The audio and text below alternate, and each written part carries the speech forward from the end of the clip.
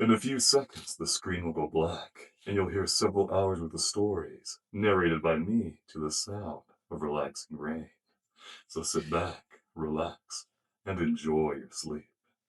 My Uncle Trent died last week. Official cause of death was cirrhosis. He had been 75 years old. Quite frankly, he made it much longer than any of us had been expecting. I know how callous that sounds, but it is what it is.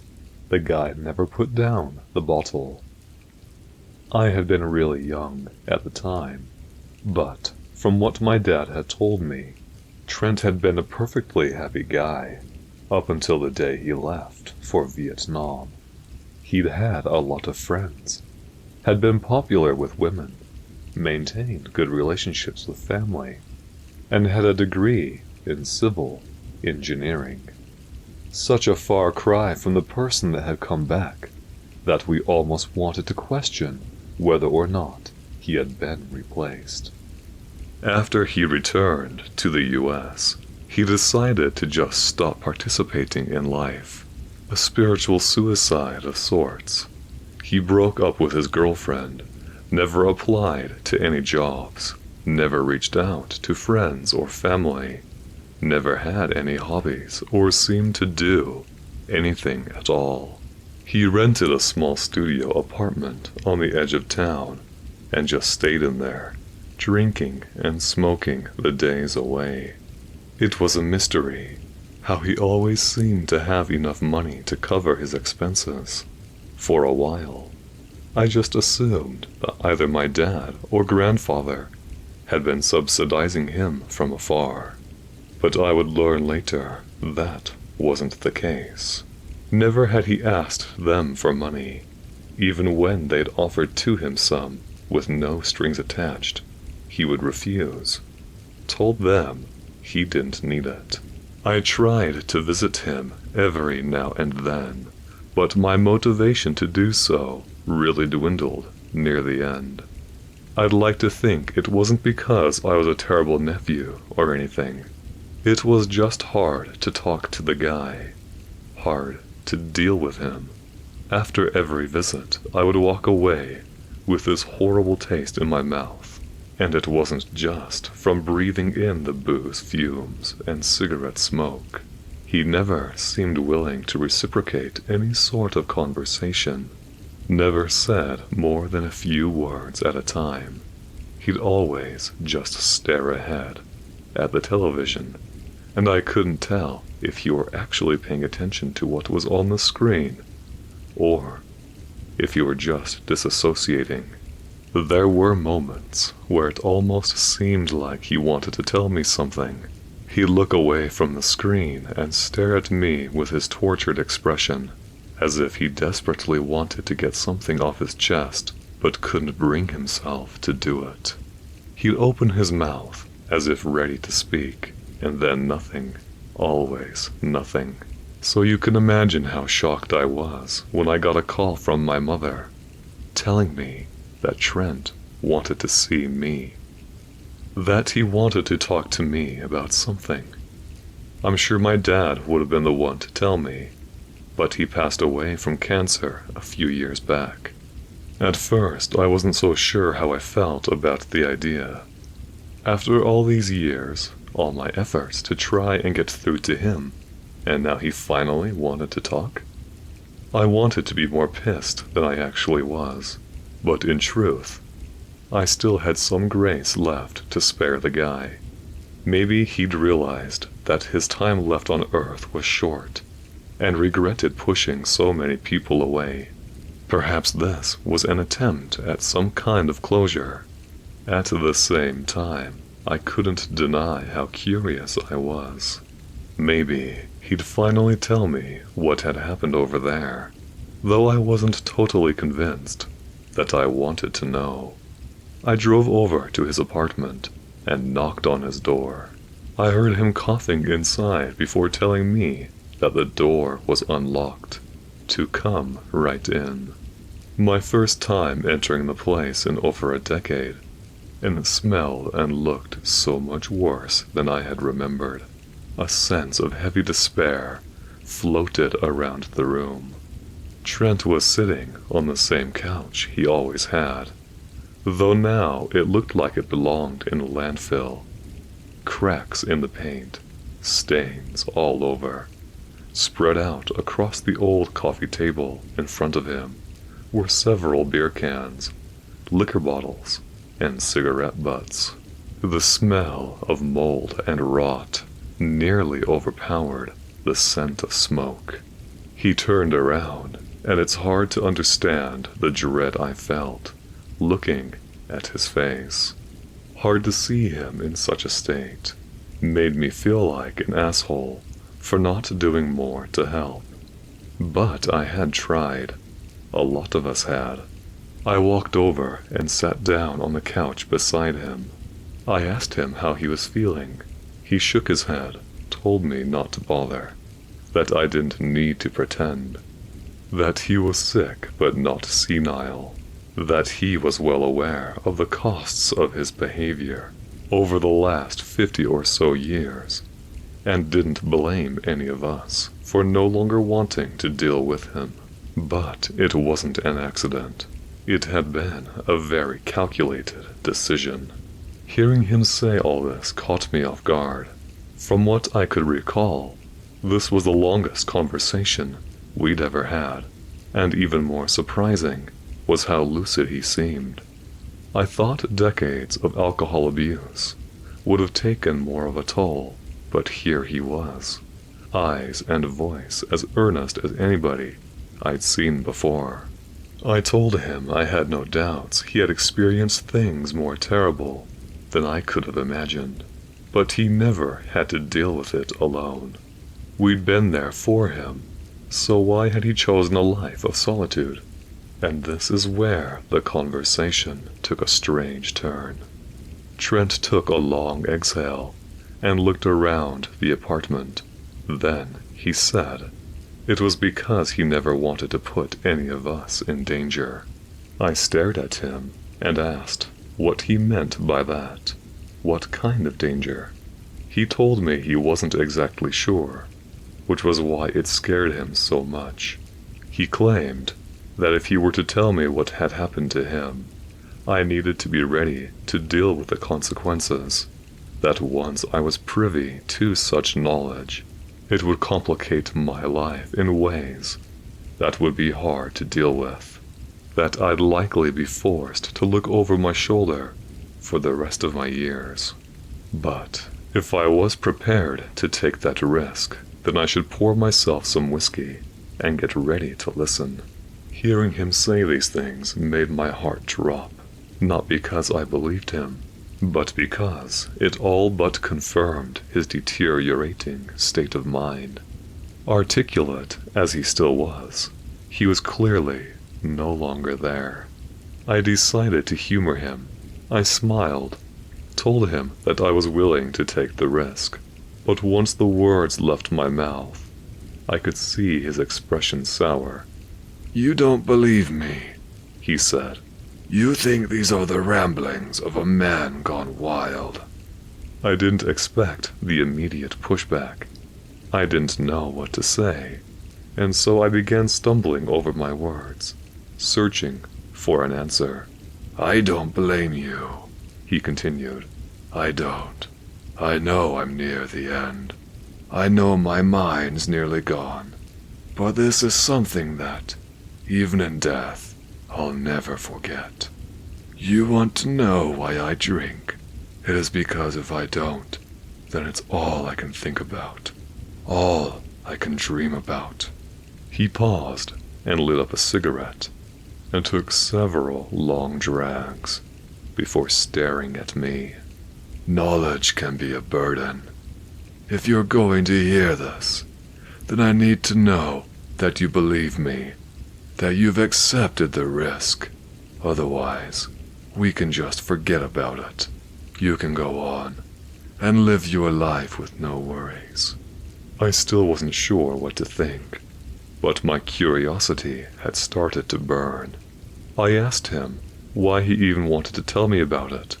If it was so dangerous, then why didn't he just keep it to himself? He said he didn't have a good answer to that. He just felt like somebody needed to know what had happened before it died with him. He said there exists a darkness in this world that's beyond anything we've been taught, anything we were familiar with, anything he had the ability to understand, and one day we might have to deal with it. It was the spring of 1967. He was in the Central Highlands, part of a platoon of about 30, trekking through deep jungle.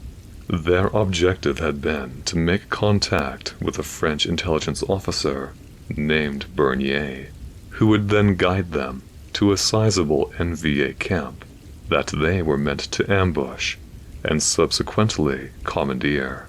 Simple directives, but to actually execute them without dying or getting maimed would have been some Herculean feat. At that point, he'd already witnessed 23 others face a variety of gruesome ends. He remembered that exact number because each one had been burned so deep into his psyche that it was hard not to keep a tally. Every moment in the jungle put him on edge. He was always paranoid, tired, scared. He said it had to be some version of hell. That particular day, the air had been hot and thick, a heavy sun blazing above. Mosquitoes were constantly swarming around their heads, while ants were constantly crawling up their boots. His arms were heavy from hacking away bamboo and large rattan vines. He could smell moss, earth, sharp and acrid odors from wildlife, sweat and gun oil from wafting off of his fellow draftees. His feet ached, hot and wet in his boots. Trench foot had become a common issue, and he feared it would reach him soon. They had been walking for a long time. How long exactly, he couldn't tell for sure, but he said it felt longer than anything he'd ever done before. When night came, they slept on the ground, covering themselves within poncho liners. Of course, sleep didn't come for any of them. As he laid on the soil, he could hear no snoring. He could hear nothing at all. Nothing. You could have heard a pin drop, which was unusual. So much so, he sat up the moment he realized this. Soon, most everybody else was awake as well. He looked around in the darkness, though he wasn't sure what he was supposed to be looking for, but he could feel the hair standing tall on the back of his neck, as if it were meant to be a signal that they were in the presence of something dangerous. They turned their flashlights on, and the soldiers stared between each other, as if their fellow man might have an answer for this strange thing they were all feeling. Before long, something shattered the silence. They all grabbed their rifles and stood, though none could make sense of the noise. It sounded like it was coming from somewhere above them. They looked up, and eventually one of their lights caught movement. Something crawling down one of the trees. He said it felt like his brain was short-circuiting when it tried processing what he was seeing. It was a human figure crawling on all fours down the trunk. That wasn't right. That couldn't be right. They weren't able to get a good look at the creature/person before it leapt onto a different tree, and then another. Soon, it was bouncing between the trees at an unnervingly fast pace, and it wasn't much longer before the first shot was fired. Chaos erupted as erratic streams of gunfire cracked through the night. There was a lot of screaming and a lot of scrambling. They were dealing with just a singular target, but one that seemed impossible to hit. At one point, The figure had jumped onto the tree directly behind Trent. He turned around, shining his light on what looked to be a pale, naked, emaciated man. His eyes were sunken in. The skin of his face stretched tight across the skull. He had bushy eyebrows and thick, dark hair, hanging off a branch with one arm like a primate. He was staring directly at Trent and smiling. His teeth were large, terribly rotten, small worms wriggling around between them. He said that his face was no further than a few feet away from his own, and he could see it so clearly that the image was instantly burned into his head. Something incapable of being forgotten. He fumbled for his rifle, but by the time he had it steady in his hands, the man had leapt away into the darkness. A piercing, foul stench lingered in the air, something like sour milk mixed with a strange industrial element. It was so intense that it made him tear up. The entire platoon stayed awake for the rest of the night. When the sun came up, they marched on, deeper into the jungle. The morning was spent moving in silence. Nobody knew what to say, but after a while, somebody suggested that they head back. It was a request that was shut down fairly quickly by Gutierrez, their platoon leader. Real hard-nosed guy. He said they had a job to do, that they were obligated by national duty to see it through, no matter what. But he didn't sound so sure about it. His words lacked conviction, as if he had tried but failed to convince himself that he wasn't confused and terrified. They moved on. Trent said that the sun seemed brighter that day. A cloudless sky above. The boiling temperatures coupled with the sleep deprivation proved to be one hell of a thing. Around noon, they came across two corpses sprawled out on the ground. NVA soldiers. And the only reason they were able to figure this out was due to the SKS carbines laid out beside them. The actual bodies were indistinguishable, mutilated to a degree that they hardly resembled people at all. Dozens of chunks of flesh had been torn away. Several limbs were missing, as if they had been ripped straight off.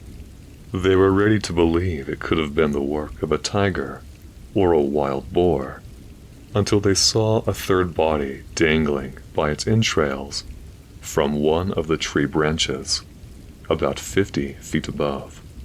Still, Gutierrez insisted that it was just that, an animal, that the thing from the night before had also been an animal, that there was nothing weird going on, and they had nothing to worry about.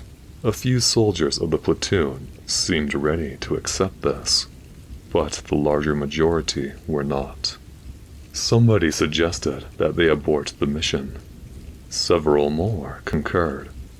Gutierrez pushed back, claiming that they were closer to meeting up with Bernier than they were to the barracks, so they may as well continue on. A lot of arguing ensued. Emotions flared. Things got heated. Ultimately, they had a vote. 7 of them wanted to turn back, while the rest thought it better to press on. Those 7 ended up going back on their own. Trent admitted that he had considered going with them, until he considered the logistics of it. They had no chance of making it back before nightfall. Better to go with strength in numbers. By the time the sun had started to set again, the tension in the air was almost palpable. He said that his legs felt heavy, and the blisters on his feet started to open, but he pressed forward, doing his best to keep up with the group. At some point, somebody walked up next to him. He introduced himself as Duncan, then asked whether or not he had seen it. Trent asked him what that was supposed to mean. Seen what? The man that had been jumping between the trees, Duncan told him. He wanted to know whether or not Trent had gotten a good look at his face. Trent nodded, told him that he had. Duncan then asked him to describe their appearance. As Trent did so, his face went pale. He told him he had seen what looked to be the same man around 10 minutes ago. He had been crouched down in the bush, a dozen feet behind the group, just staring as they walked. Duncan was about to shout when he suddenly disappeared, sinking into the ground. Those were the precise words he'd used. Sunk, straight down into the dirt. They mentioned this to Guiterres, but he brushed them off, told them to keep moving and to keep staying alert. But his eyes contradicted his words. They could see the fear in them, the disbelief, the panic he was trying desperately to suppress. An uncomfortable feeling spread amongst them as the sky began to darken, because they should have already made contact with Bernier several hours ago. Guiterres tried to rationalize this by claiming that they'd been moving too slow, that in order to make up for their lack of pace, they needed to press forward through the night. No setting up camp. And this is where things started to boil over. The rest of the platoon told him there was no way in hell that was happening. They were well over 40 hours without sleep in this blasted jungle, and their bodies were ready to collapse. They needed rest. But Guiterres wasn't so convinced. He told them that they could set up camp if they wanted to, but that he'd go ahead and make contact with Bernier himself. They tried explaining to him how bad of an idea that was, but he was too stubborn, too delirious to be placated. He ended up marching forward into the darkness alone. Nobody else joined him. They began setting up for the night, and Trent volunteered to be part of the first night shift watch. Not because he wasn't tired. He certainly was. He said it felt like his eyeballs had been left out to dry for a week in the sun. But he also knew that as long as he was out in the jungle, he wasn't getting a lick of sleep. Not after everything that had happened. The first hour or so was uneventful. He just sat there, looking up at the stars and listening to the near-deafening droning of crickets, cicadas, and whatever else was out there. He said that it managed to somewhat put him at ease, because the bugs were part of the natural environment. This is where they belonged. But that peace didn't last much longer. Soon, the silence had returned. He said it was like a switch had been flipped. He couldn't explain it. In fact, there seemed to be no possible explanation at all. Even though there was no explicit threat, they all grabbed their rifles, though they kept their lights off. Not because anybody had ordered them to do so. It just happened to be a decision they all collectively arrived at, as if turning them on might expose them to whatever the hell was out there. But nothing happened. The silence persisted as if they were left in limbo, fingers itching their triggers, but without a target to aim for. Eventually, somebody pointed out something strange. A hole in the ground in front of them. The stars were bright enough that they didn't need to ask what he was talking about. They could all see it without issue. And it was just that. A hole in the ground. It was a perfect, pitch-black circle, about the size of a manhole cover. They all just stared at it. Trent said he was really tempted to start shooting, but at what? What was supposed to happen here? Suddenly, something came flying out of it, as if somebody had been standing down in the hole and tossed it up.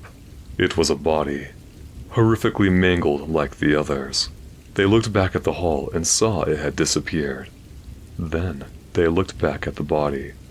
Despite the extent to which it had been mutilated, they were still able to tell exactly who it was. Gutierrez. They had been around him long enough for their brains to be able to fill in the missing details. It looked like the entire left side of his face had been brutally cleaved off, though they couldn't be sure what exactly had done it. Maybe a large set of teeth, maybe a saw. He had one eye that remained intact, and it was stuck wide open, frozen into a perpetual look of terror. Trent had been hoping that the sleep deprivation had caused him to start hallucinating, but to his disbelief, everybody else confirmed that they were seeing the same thing, that Gutierrez's body had actually been tossed up from a hole in the ground, a hole that was now no longer there. He said that he didn't remember falling asleep that night, but that he must have done so at some point, because he remembered waking up in the daylight to the sound of something sizzling, the smell of meat, garlic, and onions. He sat up, rubbed his eyes. He stared ahead and saw a man crouched over a makeshift fire pit, just a few feet away from where he'd been laying, using a stick to push around what looked like cubed slices of meat in a frying pan. He was wearing a windbreaker, cargo pants, and boots.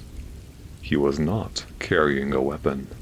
Soon the rest of the platoon was awake as well, but nobody said a word.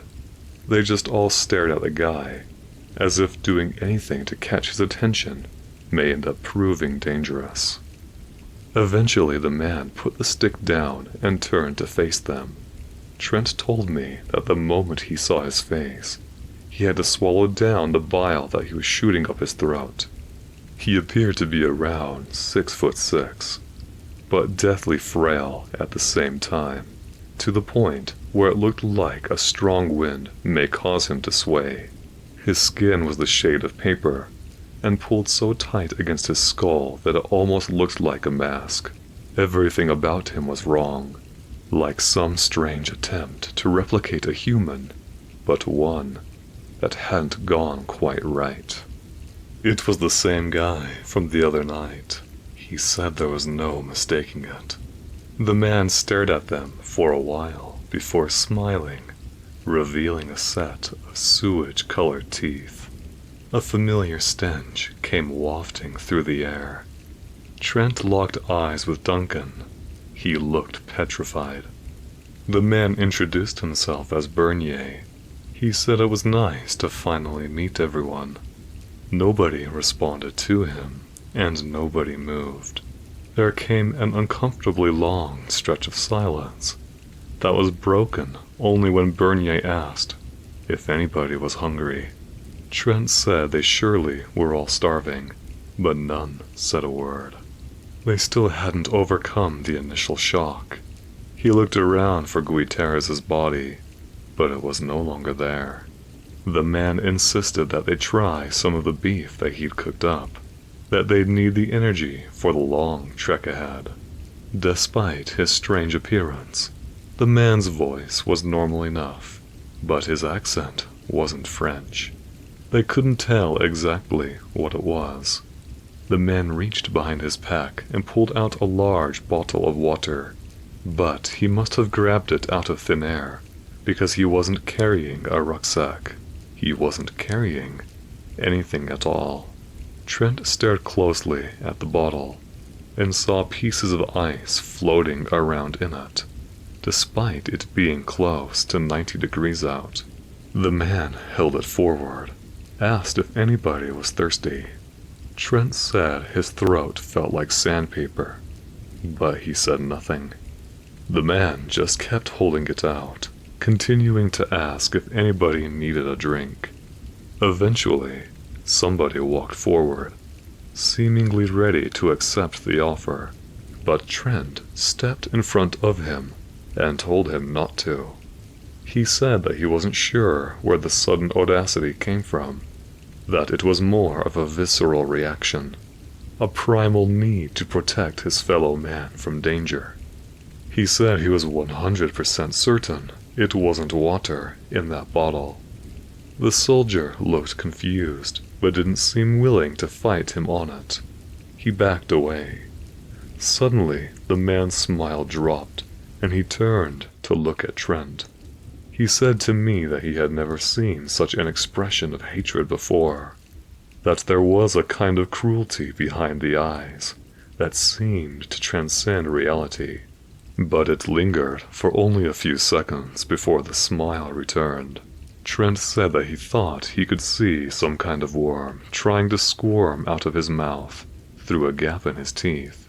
The man placed the bottle on the ground and said it was there for anybody to take, but that they had better get a move on, because they had a long trek ahead. He took a few steps to the side, as if to make way for one of them to take the lead. Behind him was a path that Trent hadn't noticed before.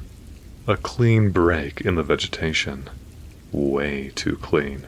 It looked unnatural, made even more so by the fact that it was too dark to see into it, as if the space were swallowing every trace of sunlight.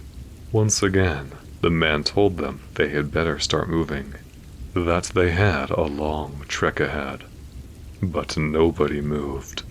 At that point, every man in the platoon had come to an unspoken understanding that before them stood an utterly evil presence, that under no circumstances could they give him what he wanted. So they just stared at him, unsure of how else to proceed. The man stared back at them, and they could see his smile slowly fading.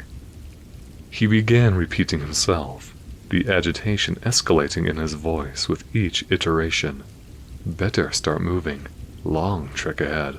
As if that were one of the few phrases he knew how to say.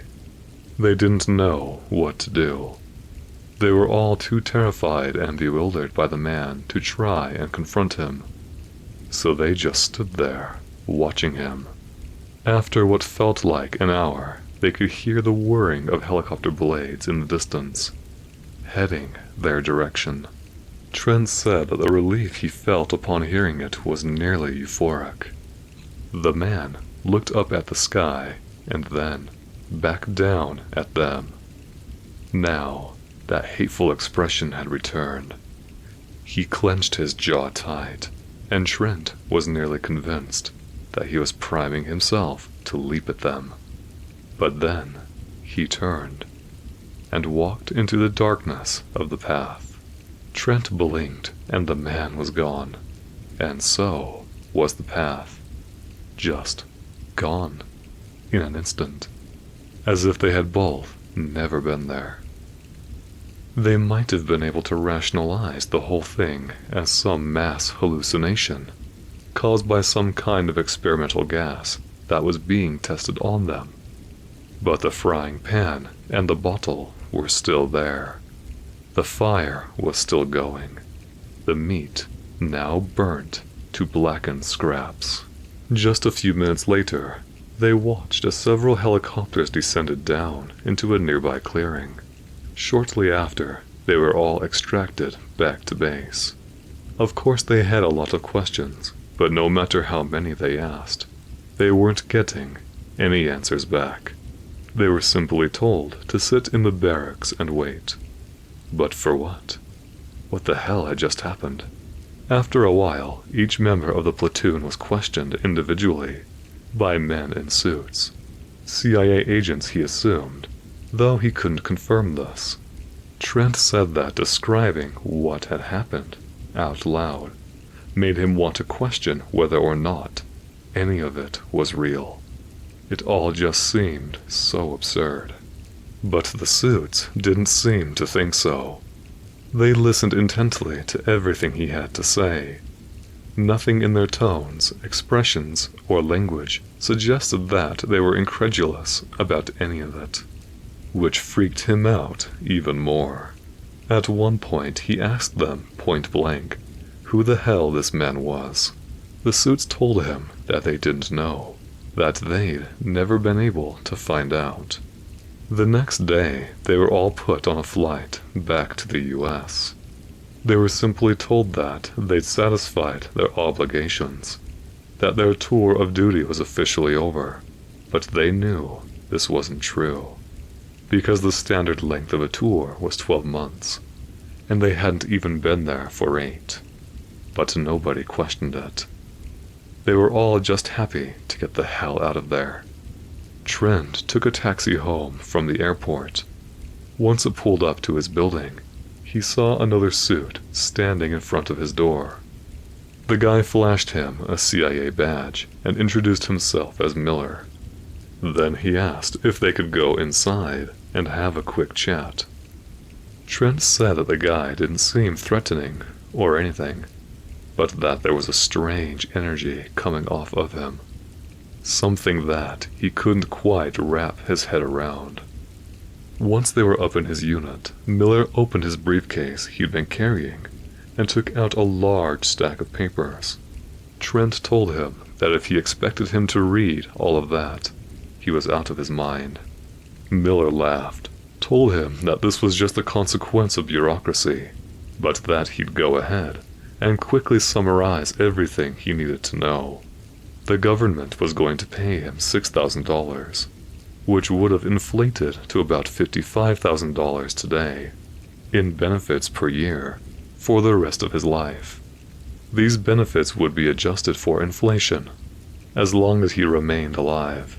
The only condition was that he could never talk about what he'd seen in Vietnam.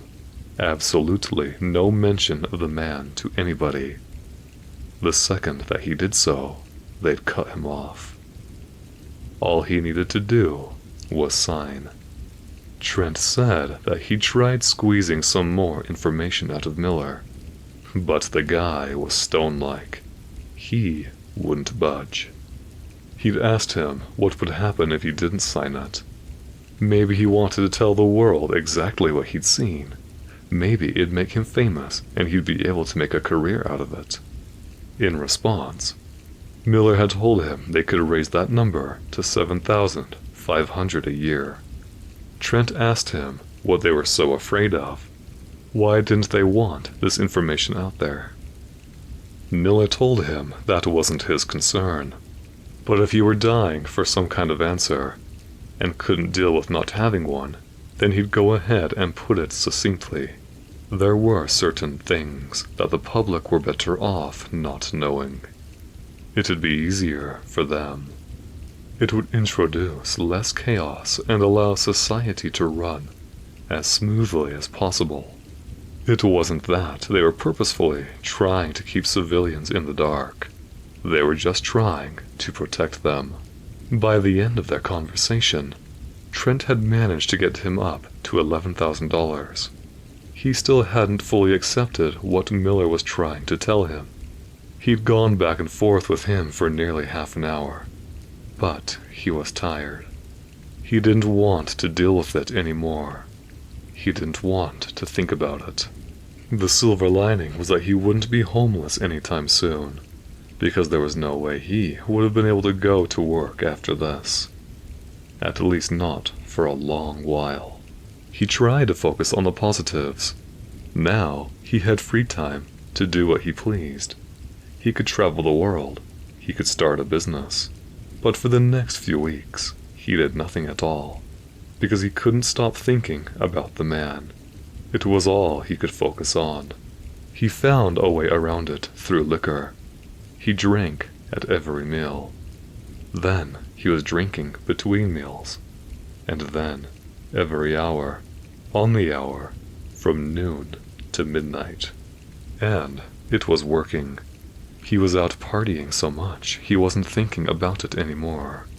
One day, he was feeling generous, and offered to fly my dad out to Hawaii. They'd lay on the beach, drink until they puked, etc. For the first few days, they were having a great time. It was paradise. And then, one evening, they were laying on the beach.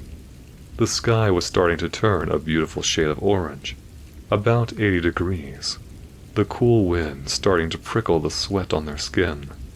As it got darker, the beach slowly began to empty out. They had nowhere else to be, so they stayed, waiting for sunset. He'd become buzzed enough that he began to tell my dad about everything that had happened. He said that keeping it pent up inside was starting to kill him. He had to let it out. He had to tell somebody. And if there was anybody he could trust, it would have been Dad. But he didn't get far with it, stopping right before he could describe the first encounter, because that's when he noticed the figure out in the water. Everybody else had left, but this person remained, standing about knee-deep in the ocean. The figure appeared to be tall and lanky. Trent said that it looked like they were wearing pants and a jacket, though they were a bit too far from him to make out any more details beyond that. But it was freaking him out, because what the hell were they doing?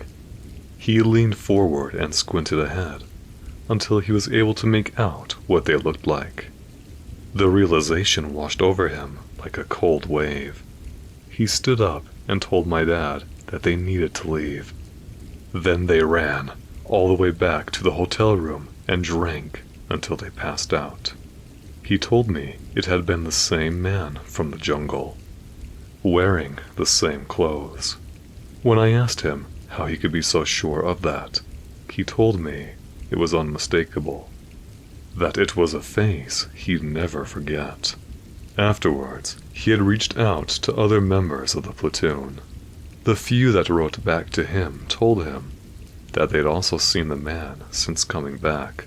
One of them had even seen him all the way out in Italy, and in each instance, they had been on the cusp of divulging the details of what happened in the jungle to somebody else, as if the man had somehow preempted their thoughts and showed up before they could. Then he began hearing some stranger things through the grapevine, like how the bodies of the 7 soldiers that had turned back had been found a week later. They had all been smashed together into a mound of rotting flesh that had been gruesomely stuffed into a foxhole.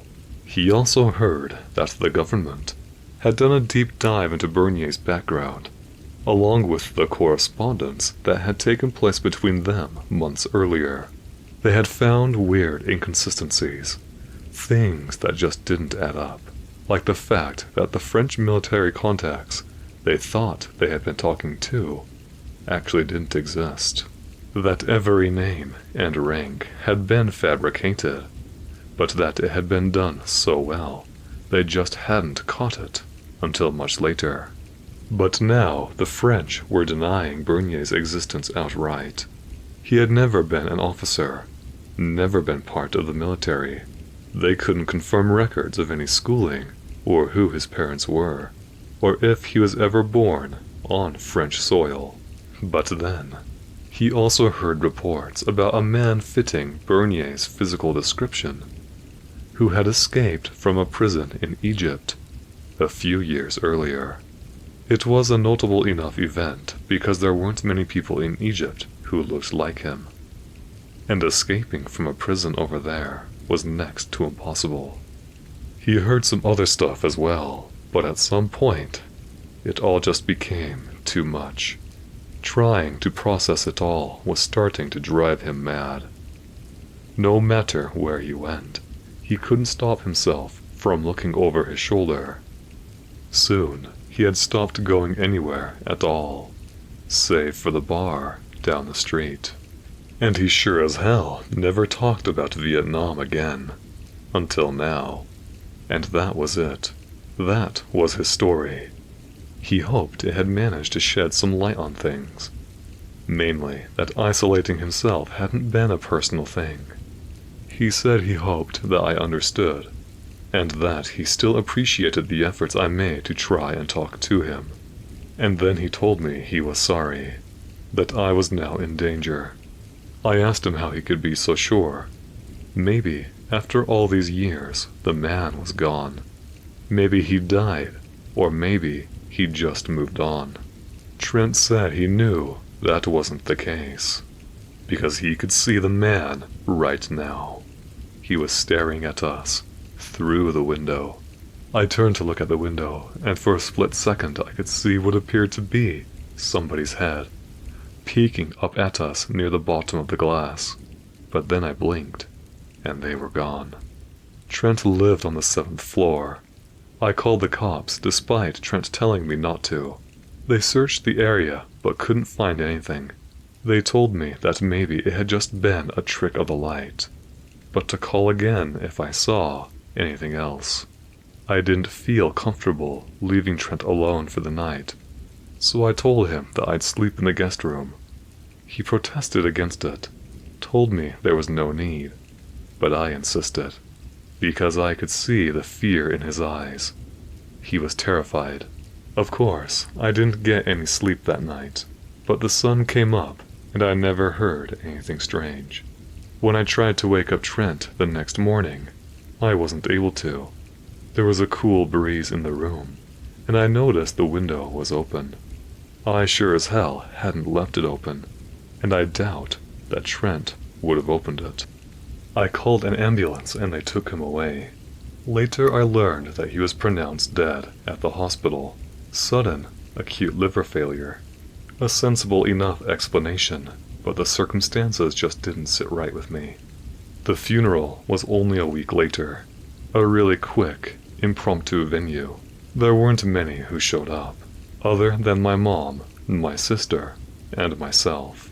There were some estranged relatives, a few of his drinking buddies, and then one other man that nobody else seemed to recognize. He was wearing an old windbreaker jacket and cargo pants that seemed too baggy for his frame. Although he was sitting down, I could tell that he was quite tall. His skin was pale, his features bizarre and uncanny, and I couldn't help but stare. What freaked me out even more was that I never actually remembered seeing him show up. It's just like he had just suddenly appeared. For a while, I thought I might have been hallucinating the guy, until my sister made a remark about how much he was freaking her out. It was an open casket funeral, and the moment that they brought Trent's body out, the man was gone. I didn't see him leaving either. Ever since the funeral, strange things have been happening.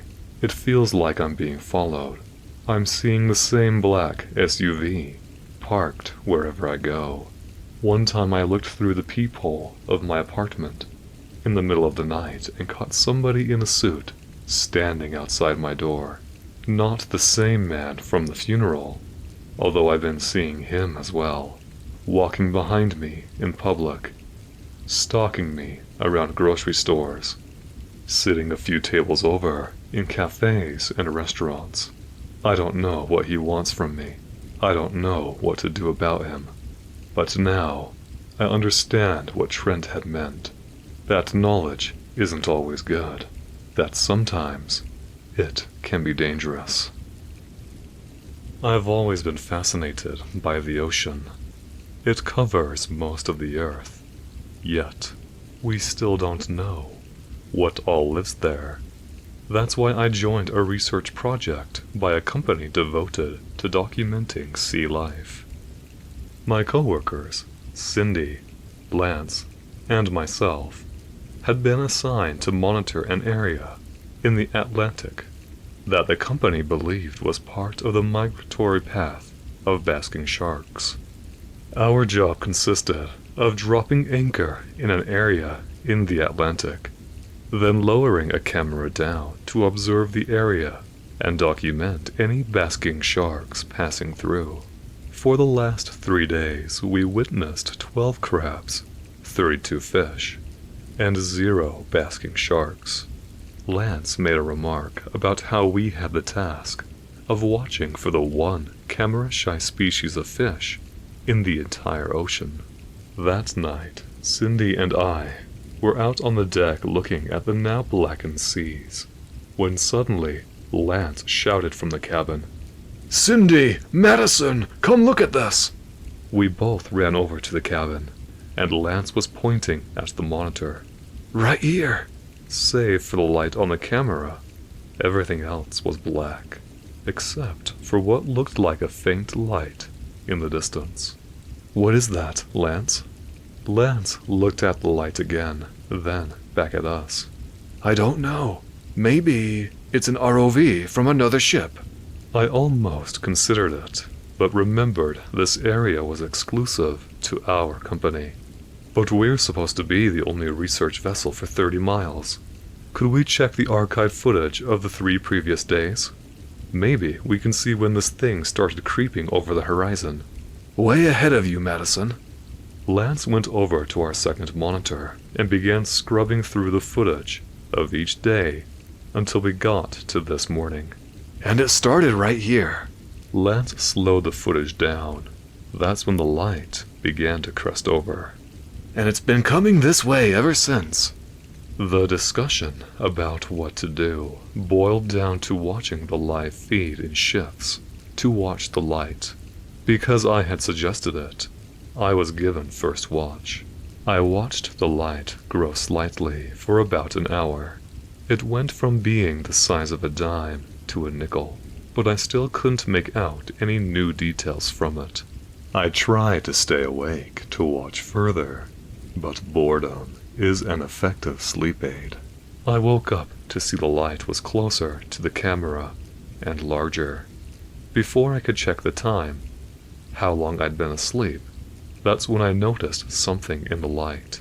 It looked like the silhouette of a man, slowly walking in the sand. I ran to get Cindy and Lance. They were dumbfounded when they saw the silhouette. Lance went on about how the man couldn't have stayed down there so long without equipment, and that the water pressure should have killed it. Cindy was more concerned about the glow it was giving off. I looked back at the feed to see that the man had stopped walking, and alerted Lance and Cindy of this.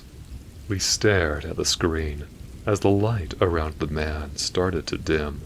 Then he turned his head to look right at our camera. Lance was the first to realize what this meant. "Someone, go to the crane and pull the camera up!" Before we could leave the cabin, Cindy pointed out that the man had stopped looking at the camera and was walking away. A moment of relief turned to terror as the boat suddenly bobbed. It had grabbed the anchor. We all ran over to the stern. Looking over the edge, we saw the same orange light rapidly rising. It was climbing up the anchor chain. Somehow, it could climb much faster than it could walk. Within minutes, the light was only 10 feet away from us. The growing orange light was followed by the water around the chain boiling. Then, as it was out to breach the surface, we stumbled back as the man's head came out of the water. Steam coming off of it as the man climbed onto the boat. What stood before us was a 7-foot humanoid figure. He was naked, but had no genitals, and was built like a bodybuilder. His skin resembled the color of burned wood, with lots of cracked, open wounds that had a faint orange glow emanating from them.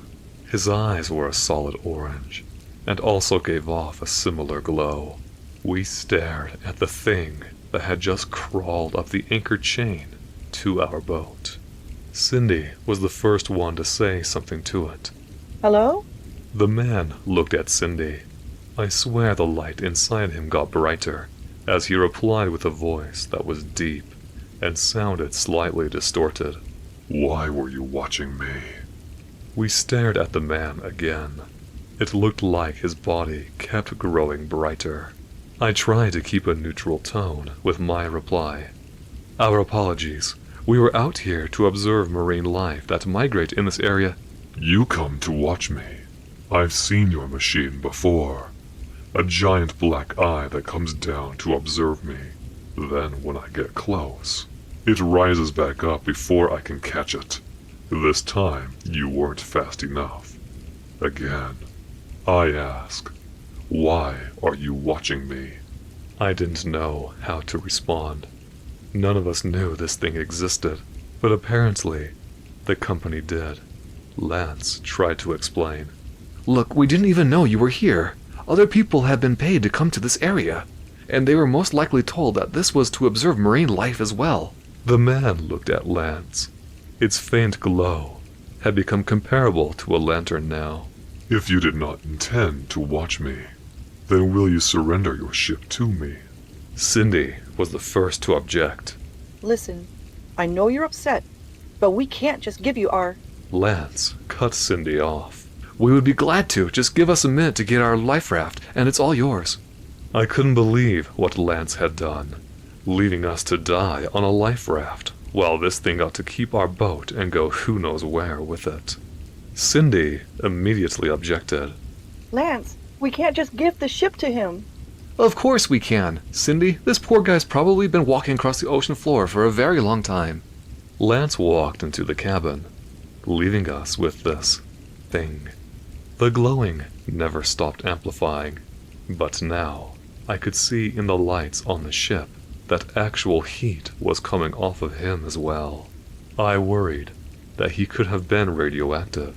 While waiting for Lance, I felt compelled to ask this thing a question. Why were you walking across the ocean floor? The thing tilted its head before responding. My purpose is to arrive at the new land and destroy it. My only way of getting there is to walk. The boats of wood could not withstand me. As he continued, I finally noticed the smell of burning wood. I looked down and saw smoke coming out from under his feet. Where is your associate? Suddenly, Lance ran out with a harpoon gun. Right here! With that, Lance fired a harpoon at the man. It reacted to the projectile with incredible speed. It grabbed the harpoon, its body glowing quickly, changing from orange to yellow, then finally blue. The cracks in its body opened further, as fire started coming out of them.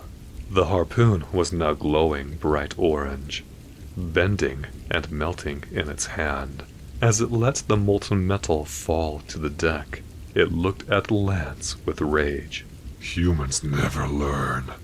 The man moved at a horrifying speed, grabbing Lance by the neck and taking him over to the starboard. The man's fire diminished because it was now enveloping Lance. We watched as he screamed and flailed in agony. I was taken out of my trance by Cindy, suddenly darting past me to get into the cabin. I turned to see if the man had noticed, but he was still burning Lance alive. Cindy came back out, holding a fire extinguisher. Get to the crane controls. I'll see if I can cool him down. I didn't question Cindy's suicidal plan. I just ran over to the controls and watched as she ran over to the man, who had just finished thoroughly burning Lance to death. Freeze, you freak! Cindy proceeded to spray the man with the fire extinguisher, causing him to drop Lance's body into the water. While I moved the crane as fast as I could towards it, Cindy ducked just as the arm of the crane struck the man, sending him into the water. His splash was followed by the area he was in steaming and bubbling. I set the cable on the crane to retract, while Cindy started raising the anchor so it couldn't climb back up. After that, we started up the motor and hauled back to the marina. We were both pretty certain the company wouldn't believe us, even with the video footage and footprints burned onto the floor of the deck. When the time came to talk to our boss, he told us the footage that we had taken was excellent, and that Lance's accidental death was a tragedy. The company had decided that Lance was trying to cook something in the cabin's small kitchen when an unknown defect in the stove created an explosion that set Lance ablaze. He ran out, leaving a trail of burned footprints, and jumped overboard to put himself out. I didn't contest the narrative. and neither did Cindy. It was obvious that the company had dealt with this thing before, and no amount of contesting would make them even partially admit what really happened. Shortly after, we were both let go as the research project was deemed complete. I eventually did get a permanent job with another oceanic research company, and after a year, the nightmare stopped. I still think about the man walking across the ocean floor. I'm not sure where the new land he was referring to actually is, but every time I see news about fires breaking out in coastal towns, a chill runs down my spine. My name is Elias, and when it comes to surviving the rigors of life, chess has always been my cope of choice. In a world brimming with chaos, deadlines, breakups, and endless doom-scrolling, the board was my realm of sanctuary. 64 squares of pure logic, where kings fall and pawns rise, all under my control. Or so I had led myself to believe. It started last fall, during one of those rainy afternoons that make you crave the old and forgotten. I wandered into an antique shop on the edge of town, the kind with dust-caked windows and a bell that jingled like an unheeded omen. The owner, an elderly man with eyes like marbles that have lost their once splendorous sheen, nodded from behind the counter. "Looking for a challenge?" He rasped, with a smirk on his face, as if he knew exactly why I was there. Tucked in a corner, half buried under tarnished silverware, was the chess set. Ebony and ivory pieces, carved with intricate details, knights with snarling horse heads, queens with crowns like thorny vines. The board itself was comprised of mahogany, worn smooth from countless games, with faint scratches that shared a striking resemblance to runes I have read about. I could not identify them, but the exquisite craftsmanship of these etchings magnified my desire to acquire this antique, a desire I struggled not to reveal on my face as I conversed with its seller.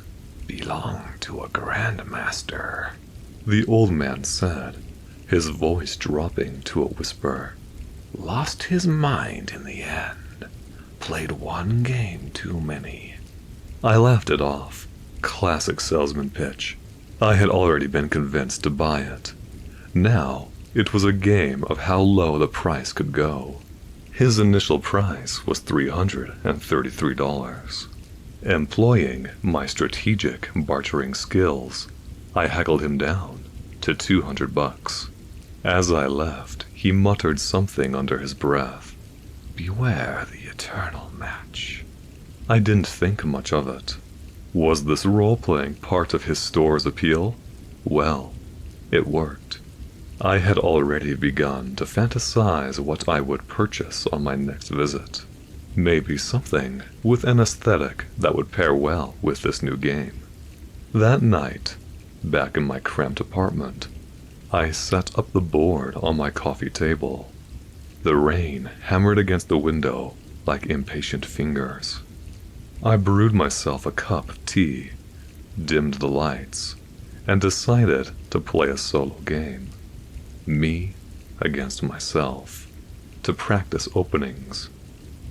I moved White's pawn to e4, the standard King's pawn opening. Then Black's to e5, mirror image gambit. But as I reached for the next piece, I froze with hesitation. The Black Knight. Had it shifted to another square? Just a fraction. From g8 to... No, it was still there. Must be the shadows, I told myself. Or My excitement of playing on such a luxurious board. Shaking my head, I continued, but the air felt thicker, like the room was holding its breath. By move 10, I was deep into the match. Queens exchanged, rooks eyed each other down across the board. That's when I heard it, a soft click, like wood on wood. I looked down. My bishop was gone from c4. Not fallen over. Gone. My heart skipped. I searched the floor, the couch cushions. Nothing. Okay, Elias, I muttered. Calm your excitement. I looked at my cup of tea, which should have been soothing my nerves, but was seemingly failing to do so. I reset the piece from memory and finished the game. White won in a checkmate that felt too easy. As I packed away the set, I swear I saw the black king be toppled over on its own, rolling under the table with a clatter. The dream started that night. I was at the board, but my opponent was a shadow, faceless, with hands like claws. Every piece I captured screamed. Tiny voices echoing in my skull. Sacrifice, it whispered. The game demands sacrifice. I woke up sweating. The clock read 3:33 a.m. My mind whirled to the board's original price, $333. Coincidence, right? The next day, I couldn't shake the anxious cloud around me. Work was a blur. I'm a data analyst, crunching numbers that suddenly looked like chess coordinates. On lunch break, I Googled the set's markings. Nothing definitive, but one forum post caught my eye. Cursed boards from the 1800s, tied to res nura, or some forgotten master. Players vanish. Bollocks, I thought. Urban legend spun up for clout. But that evening, I set it up again. This time, I played black. Move 1. The pawn advanced on its own. I blinked and rubbed my eyes. No, it hadn't. Had it? I laughed nervously and responded, but by move 5, it happened for real. The white knight had leaped forward, not slid, leaped, landing with a thud that vibrated through the table. I jumped back, knocking over my chair. What on earth? The room grew cold. Frost was creeping on the window, despite the blasting of the heater. I should have stopped, thrown the thing out, but chess players, we're addicts. The challenge pulled me in. Fine, I whispered. Let's play. I made my move. The board responded instantly. Pieces glided like they were alive, guided by invisible strings. The game was brutal. It anticipated every trap and every gambit I threw at it. I lost a pawn, and outside, a car alarm blared. My neighbors, the one who always parked too close. Coincidence. I then captured its rook. A sharp pain stabbed my finger. A splinter from the board? No. Blood welled up from nowhere.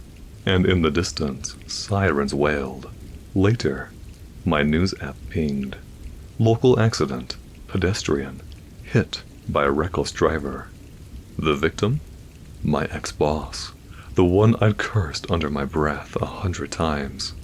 My hands shook as I stared at the board. The captured rook lay on its side, stained red. That night, the dreams intensified. The shadow opponent leaned in, its breath like decay. Each capture claims a soul, it hissed. Play to the end, or join the pieces. I woke up to find the board set up again, pieces in mid-game position. My white king was surrounded, one move from checkmate, but I had not touched it. I tried to research more, dug into chess history, stories of Paul M., the prodigy who went mad, seeing ghosts in every endgame, or the Mechanical Turk, that hoax automaton that hid a human inside. But this was no hoax. I posted anonymously on Reddit's r/chess. Haunted chess set, pieces move alone. The replies were mixed, trolls laughing, a few serious ones linking to occult sites. One user DM'd me, "Destroy it. It's the immortal game reborn, but with real immortals." I couldn't destroy it. The pool was too strong. That evening, compelled by the mystery, I sat down. The board waited, white's turn to move. As I advanced a pawn, my phone buzzed. A text from an unknown number. "Your move." My blood ran cold. I responded on the board. Click. Another text. "Good, but the queen is vulnerable." My game dragged on for hours. With each capture, reality warped around me. It took my bishop. My landlord called, screaming about a burst pipe, flooding his apartment below mine. He slipped in the water and broke his arm. Ambulance lights flashed outside. Coincidence? No. The board was feeding on the last few strands of stability my life had to offer. The irony that this board, I had assumed, like many other boards, would provide my life with peace and serenity, was injecting chaos into my world with surgical precision, was not lost on me. It captured my night. Pain exploded in my leg. A cramp? No. I collapsed, my knee buckling like it had been kicked by an assailant wearing a steel-toed boot. I limped to the mirror, a bruise forming, shaped like a hoof. Panic set in. I swept the pieces off, but they rolled back into place, one by one. The Black King uprighted itself with a defiant click. "Finish the game." A voice echoed, not in my head, in the room. Low, gravelly, like the antique shop owner, but distorted. I played on, sweat dripping onto the squares. The entity was masterful. It forced me into a zugzwang, where every move worsened my position. I sacrificed my queen to buy time. Outside, thunder cracked, and my sister's FaceTime call came through. "Elias, the power's out, and, oh goodness, the dog's not breathing." Her golden retriever, Queen, dead from a sudden seizure. I screamed, hurling the board against the wall. It landed perfectly, pieces undisturbed. The final night, I barricaded the door, but the board was there, glowing faintly in the dark. The shadow from my dreams materialized, not fully, just an outline at the table. "Resign and lose your soul. It said. Win and claim mine." We played. Hours blurred into eternity. It was the game of my life. Feints, deceptions, and undiscovered checks. I cornered its king, whispering, "Check." The shadow laughed. "Mate in 3. But I saw it. A flaw in its line of defense. With trembling fingers, I moved my rook. Checkmate. The shadow shrieked, dissolving into smoke that seeped into the board. The pieces trembled, then lay still. I had claimed victory. Relief washed over me. I boxed the set, drove to the river at dawn, and hurled it in. I watched it sink, but that night, as I lay in bed, a click echoed from the closet. I opened my closet to find, waiting for me, the board, dry. A new piece was on the white side, a pawn carved in my likeness, eyes wide in terror. The game never ends. The sacrifices are steep, and the rewards are hollow. When I was growing up, I lived in a small rural community in northern Pennsylvania. It was a community that did fall time perfectly. There were big piles of orange-colored leaves surrounding each home. There was that cold crispness in the air, along with that wood smoke smell coming from your neighbor's fire pit.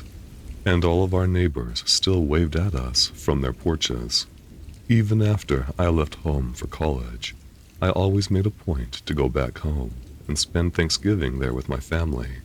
That was one tradition that I did not want to miss out on. 3 years ago, I had an experience that changed the way I view Thanksgiving forever.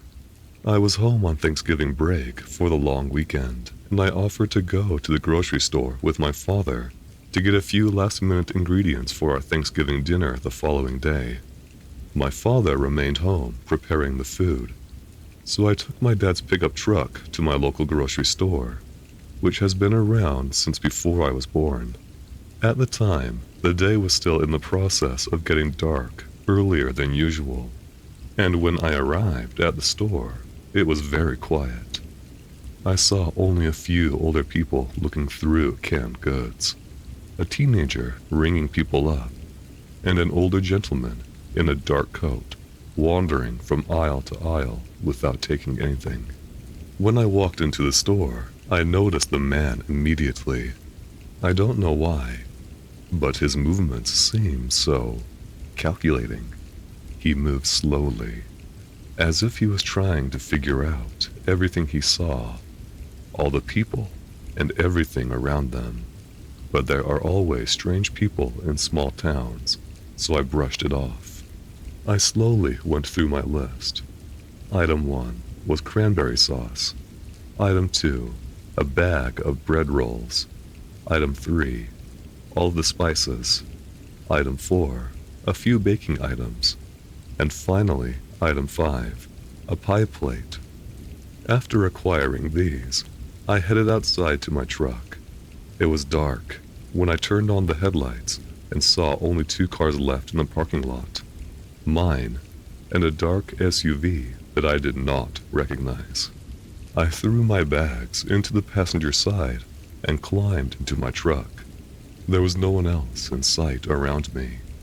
Everything was so quiet. Way too quiet.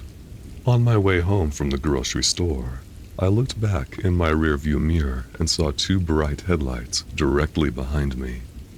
The car was so close to my truck, I could almost feel the dust and dirt from the pavement on my rear bumper.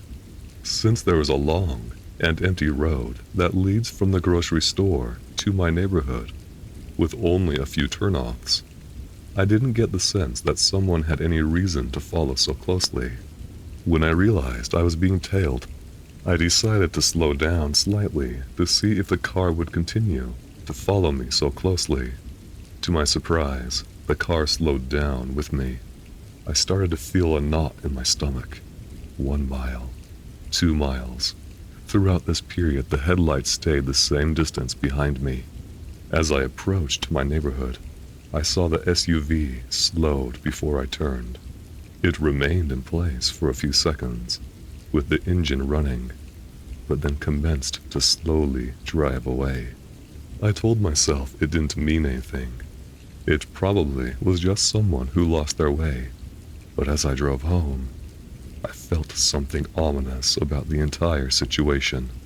Once inside the house, I was asked by my father in the kitchen why it took so long to get home, to which I responded jokingly, due to holiday traffic, and proceeded to bring in the groceries. However, the next item I looked at bothered me. One of the bags here was not mine.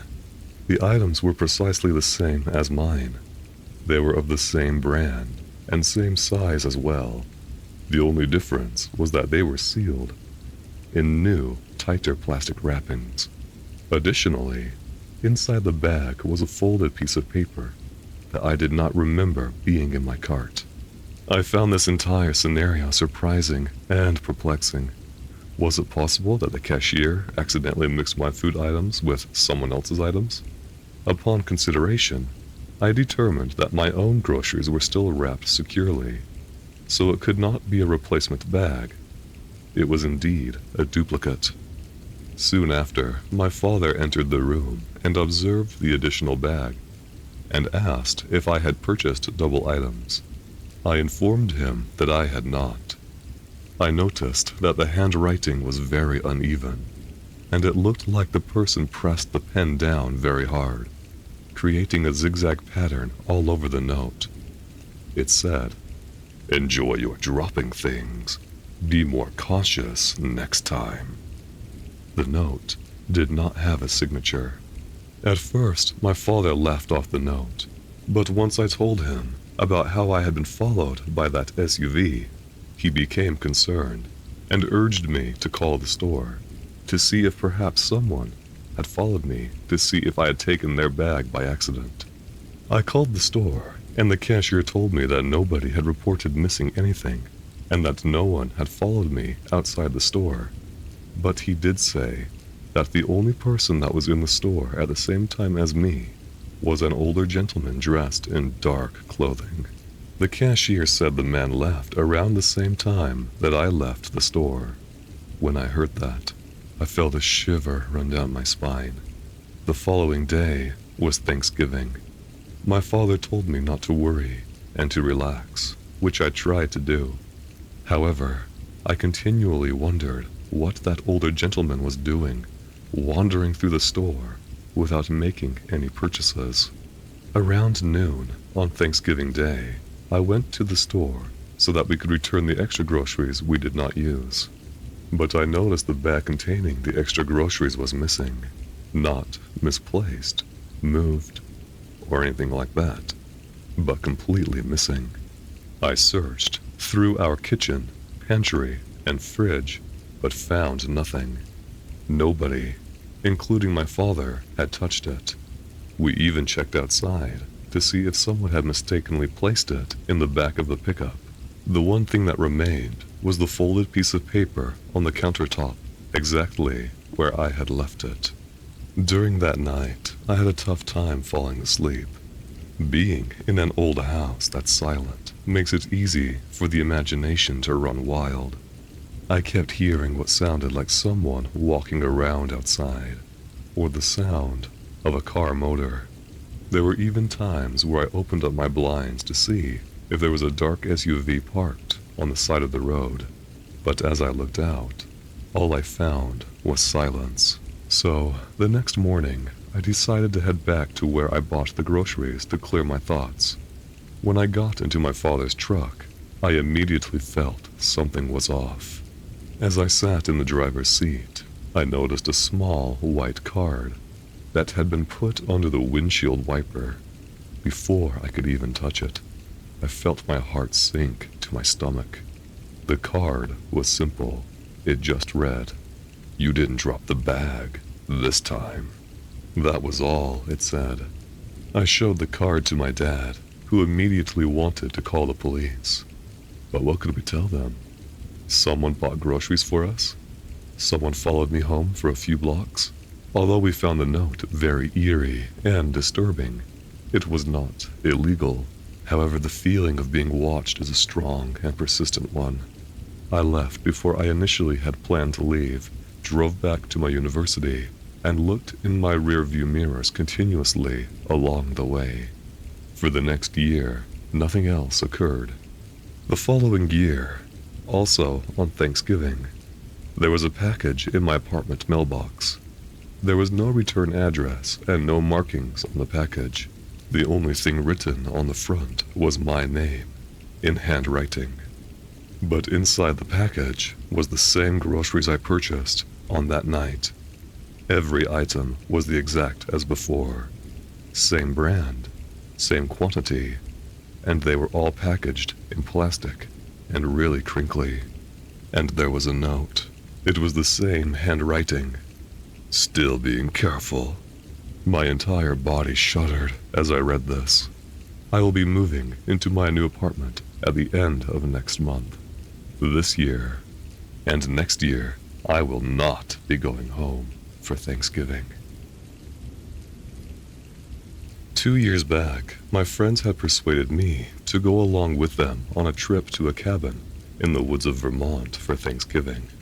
The trip was intended to provide us with a quiet and relaxing long weekend, consisting of delicious food, cold weather, board games, and the ability to build a fire every night. Given that I hadn't spent time with my friends because of work, this was going to be an ideal opportunity to reconnect with them.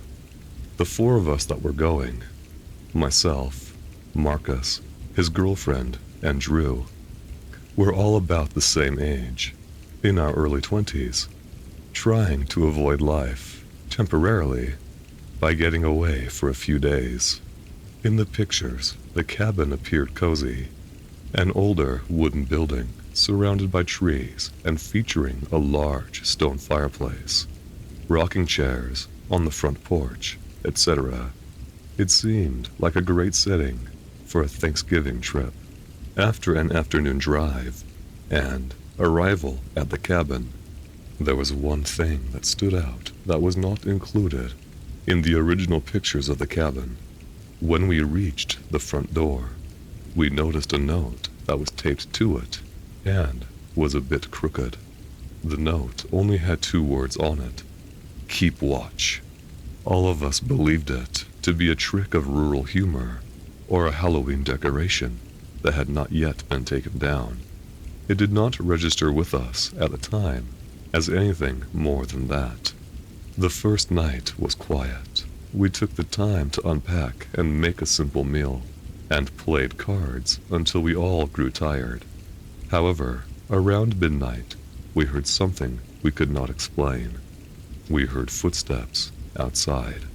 Initially, we thought it was a person moving on the porch, but they sounded slow, deliberate, and their pace was steady and consistent. When Marcus muted the music, we were all talking at the time, and we fell silent when we heard the footsteps. The footsteps stopped. They started again, this time right outside the windows. Marcus looked through a small slit in the curtains and said he saw nothing, but we assumed it was maybe an animal of some sort, like a deer walking past the porch.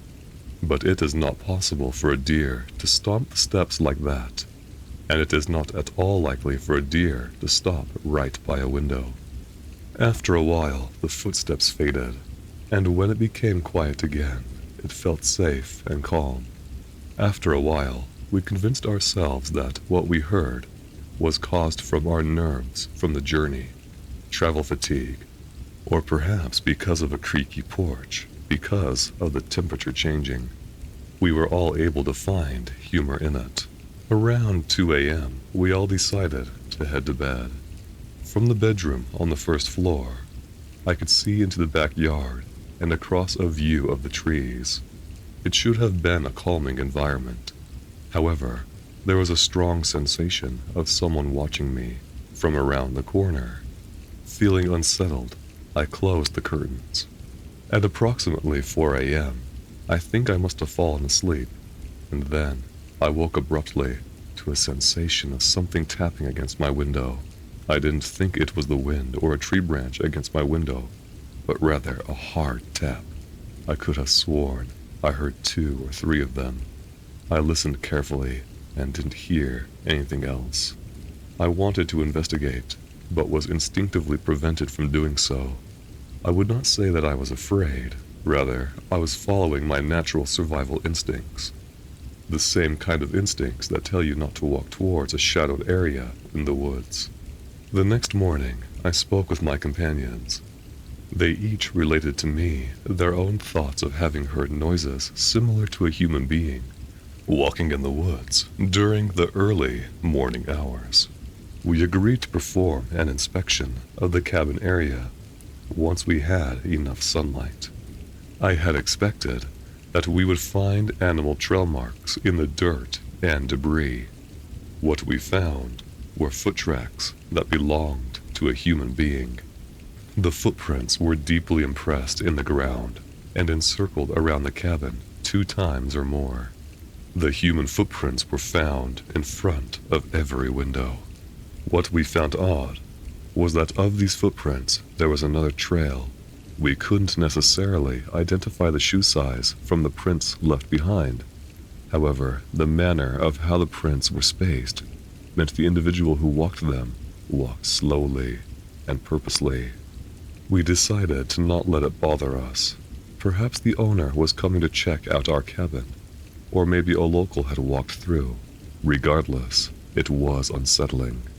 Thanksgiving Day came, and we decided to make the best of it with cooking, watching an old holiday movie, and relaxing. The air felt strangely cold after lunch, but the heater was working properly. However, it felt like something was out there, waiting for us. At around 7 p.m., we heard footsteps outside the porch for the second time. We both instantly recognized that it was not the sound of the house settling. All of us quickly went still in our seats without saying a word. Marcus took out his phone to video the footsteps, but the moment it was taken out of his pocket to start recording, they instantly stopped. There was an eerie silence in the air, the type of unsettling quietness that creates an uneasy feeling in your stomach. Drew suggested that we check the front door camera. There was not one on the cabin. However, earlier that day, Marcus had set up a motion-activated camera outside for the purpose of determining whether the footprints would show up again overnight. He accessed the app on his phone. He saw that there was something recorded. There was footage from 5 minutes before. In the recording, everything appeared to be empty on the porch. However, there were areas of the wood that were bending down, as if someone was walking across the porch step by step. Without a body being present, the wood would descend, compress, and then rise back to its original position, slowly. All of us unknowingly backed away from the door at the same time. None of us opened it. We congregated in the living room, completely at a loss as to what to do. None of us wanted to leave, but staying didn't seem to be an option. We finally reached a consensus that we would take turns sleeping, with 2 of us being awake at a time, and the other 2 being able to sleep, changing every couple of hours. It felt silly, but the camera footage provided motivation for doing this. I ended up being on the second shift with Drew, who was going to be awake with me. Around 3 a.m., Marcus and his girlfriend woke up Drew and I by tapping our arms and whispering loudly. Something was outside. We all heard it, breathing on the other side of the wall. This breath was almost continuous, as if it came from somewhere between the porch and outside at a slower rate than normal breath. The noise next was the creaking of something on the floorboards outside, then a strange, dragging noise on the side of our cabin. Drew kept watching the window. I don't think either of us did anything with the curtain. Neither of us spoke until the noises stopped. As soon as the sun was up, the 4 of us packed as fast as we could. No talk, no meals, just throwing things in the trunk. Marcus checked the videos for the last time before we left. There were several new ones. In one, the boards of the porch were bent, bending continuously, as if someone had walked around on them for several hours. Then, another clip showed the boards moving toward the door and lowering down. As we left, something caused me to turn around. In an upstairs window that none of us had touched or used, the curtain was slightly moving, almost like someone had been watching us at the moment we left and stepped back quickly. We returned the keys to the rental office, and the person at the desk didn't appear shocked when we brought up the fact that we had heard footsteps around the cabin.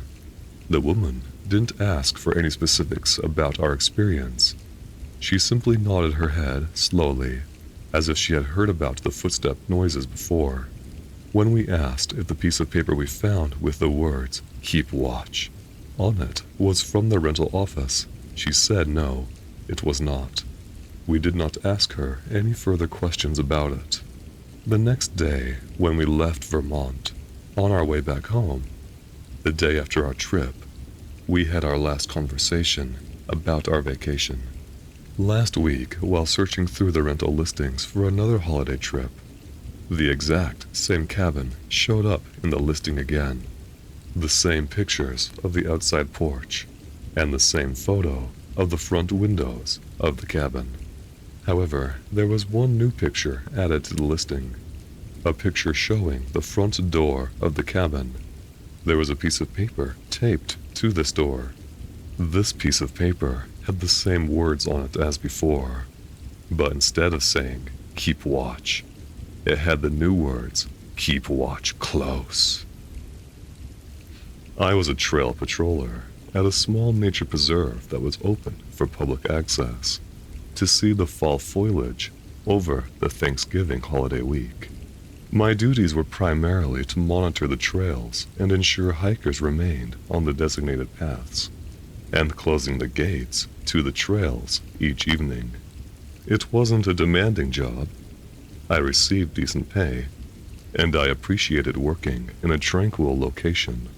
The nature preserve contained long wooden walkways, lined with tall pine trees, and it was much colder and windier than I had anticipated.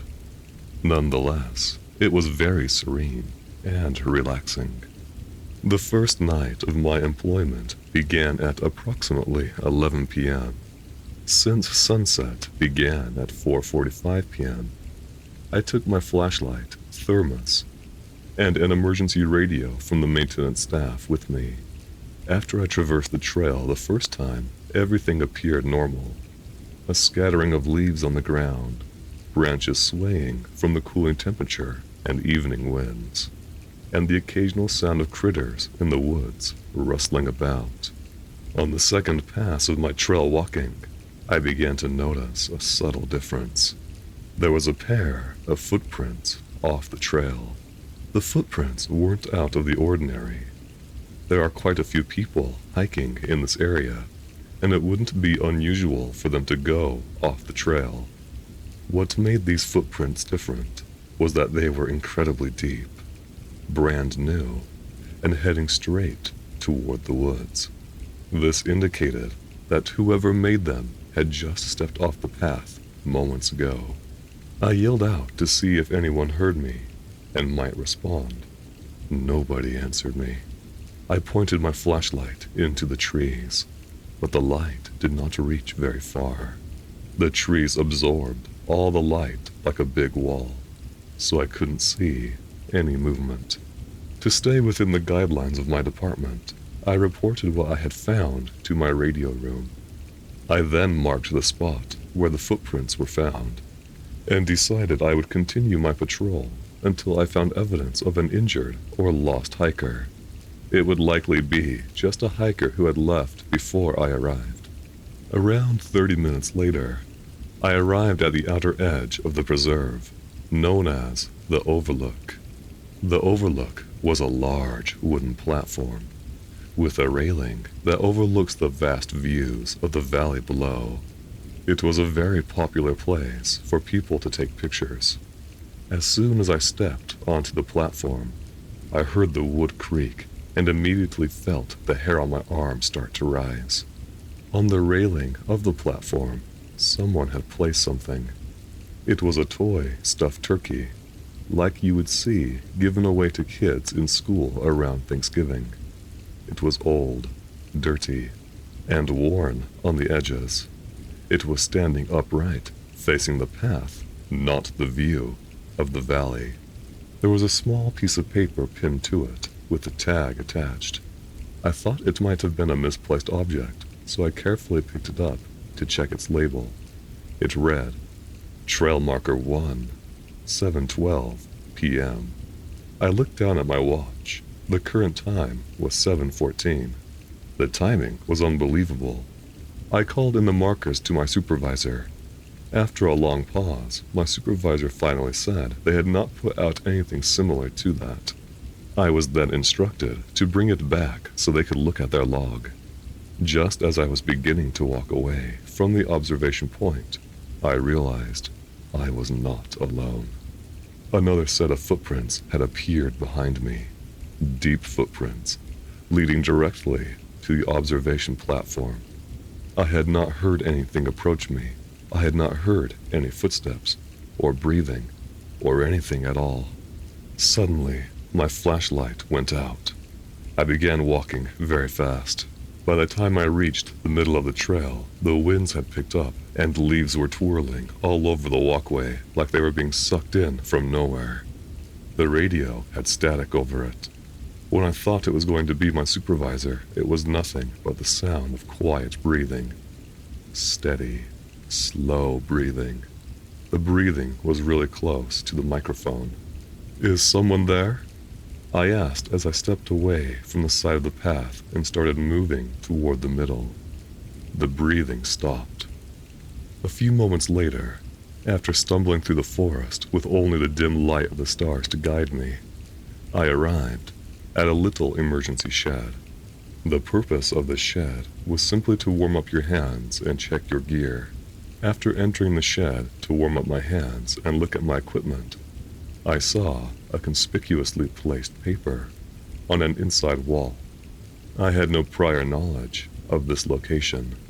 The paper contained the following words: Trail marker 2, 7:38 p.m. The watch I wore at the time read exactly 7:38, eerily synchronized with the paper. I did not want to jump to any conclusions, but I was beginning to feel as if whoever this was traveling much faster than me through the reserve and placing these markers right before in locations that he knew I would go to. This individual left no evidence of their presence until now. The forest I was in was eerily quiet now, without a single insect buzzing or animal chirping. There wasn't even a leaf blowing in the breeze. In fact, the lack of noise or any movement in the forest left me with a sense of extreme unease. Carefully opening the door and shining the new flashlight I acquired from the shed down the path ahead, I did not initially see anything strange. However, once I angled the beam of light down, I found fresh footprints again. I followed these footprints until they led me to a gate entrance at 8:10 p.m. I was instantly flooded with emotions as I spotted a second object on the ground. Standing upright like a long-forgotten stuffed turkey, this old and dusty toy looked as though it had been left behind by someone in a hurry. The label attached to it read, Trail marker 3, 8:10 p.m. Just like the previous item, it was right on time. There was no doubt. Someone was following, or rather, anticipating my every move. There were numerous tracks, clearly marked on the ground in a perfect circle around the second marker. Disturbed, I looked over my shoulder and found new tracks, leading all the way up behind me. They were deep, and the same size as the ones I thought I was following. I came to the shocking realization that the person that had followed had been right behind me, and I had never once heard them approach, or heard them leave. I left this marker and continued walking without stopping for any additional markers. As I approached the visitor booth, I noticed that someone had left it open for me. This booth was not open to the public at these hours, and there was no one else working. It would have had to have been opened without a key. The visitor booth was dark. When I stepped into it, I stopped in place. On the counter sat a third stuffed turkey, its head hanging down to one side, appearing as though it were watching the entrance door. A tag was attached to the turkey. It wasn't a trail marker this time. It was simply a note that read, "You were late." It was 8:27 on my watch. I carefully backed away from the booth and radioed the supervisor a second time. Instead of static like before, a light tapping sound was in the background, possibly from someone tapping on a piece of clear plastic. Then I heard the sound of breathing again. I turned off the radio and hurried over to my vehicle, which was parked near the visiting booth. While approaching my car, I noticed something on the hood of the vehicle, resting just above the front of the car. Yet another stuffed turkey toy. The final one. I did not pick it up. After getting in my car and locking the doors, I drove away at a speed too fast for safety. But I didn't care. I had to get away. Later that night, I sent an email to my boss informing her of my resignation. A week later, they reposted that same seasonal job opening with the same previous advertisement, the same written job description as before, and also the same photo from the cabin located at the entrance to the trail. But there was something different with the advertisement this time. In the photo, I noticed an image of a stuffed turkey toy visible from the cabin's window. An image of the stuffed turkey toy staring back at me, wanting to be picked up and taken home. My Thanksgiving in 2021 was supposed to take place at my cousin's in Washington State. The distance was quite far from where I live in Oregon. This was supposed to be a peaceful and inspirational trip while I traveled alone, where I could enjoy the autumn colors, empty highways, and clear my mind before the long weekend. My cousin's house is located about an hour away from Olympia in a small rural community. The sections of the road leading into this portion of the state are wooded and become dark before one would normally expect because of the dense forest that surrounded these areas. By 5 p.m., the darkness had settled in deep. I was not concerned by this, as I had previously made this drive a couple of times before. After an hour into my drive, my GPS indicated that it was rerouting me due to the holiday traffic that I would encounter on my route. The house looked relatively open, but I had not seen any other vehicles since leaving my house around 4 p.m. The detour that my GPS took me on went through an unmarked and hardly traveled route that I had never been on before this trip. As the road appeared to be paved and well maintained, I continued to follow the previously provided route. After about 10 minutes, I saw something that caught my attention. It was an unusual decoration that was located under a tree line.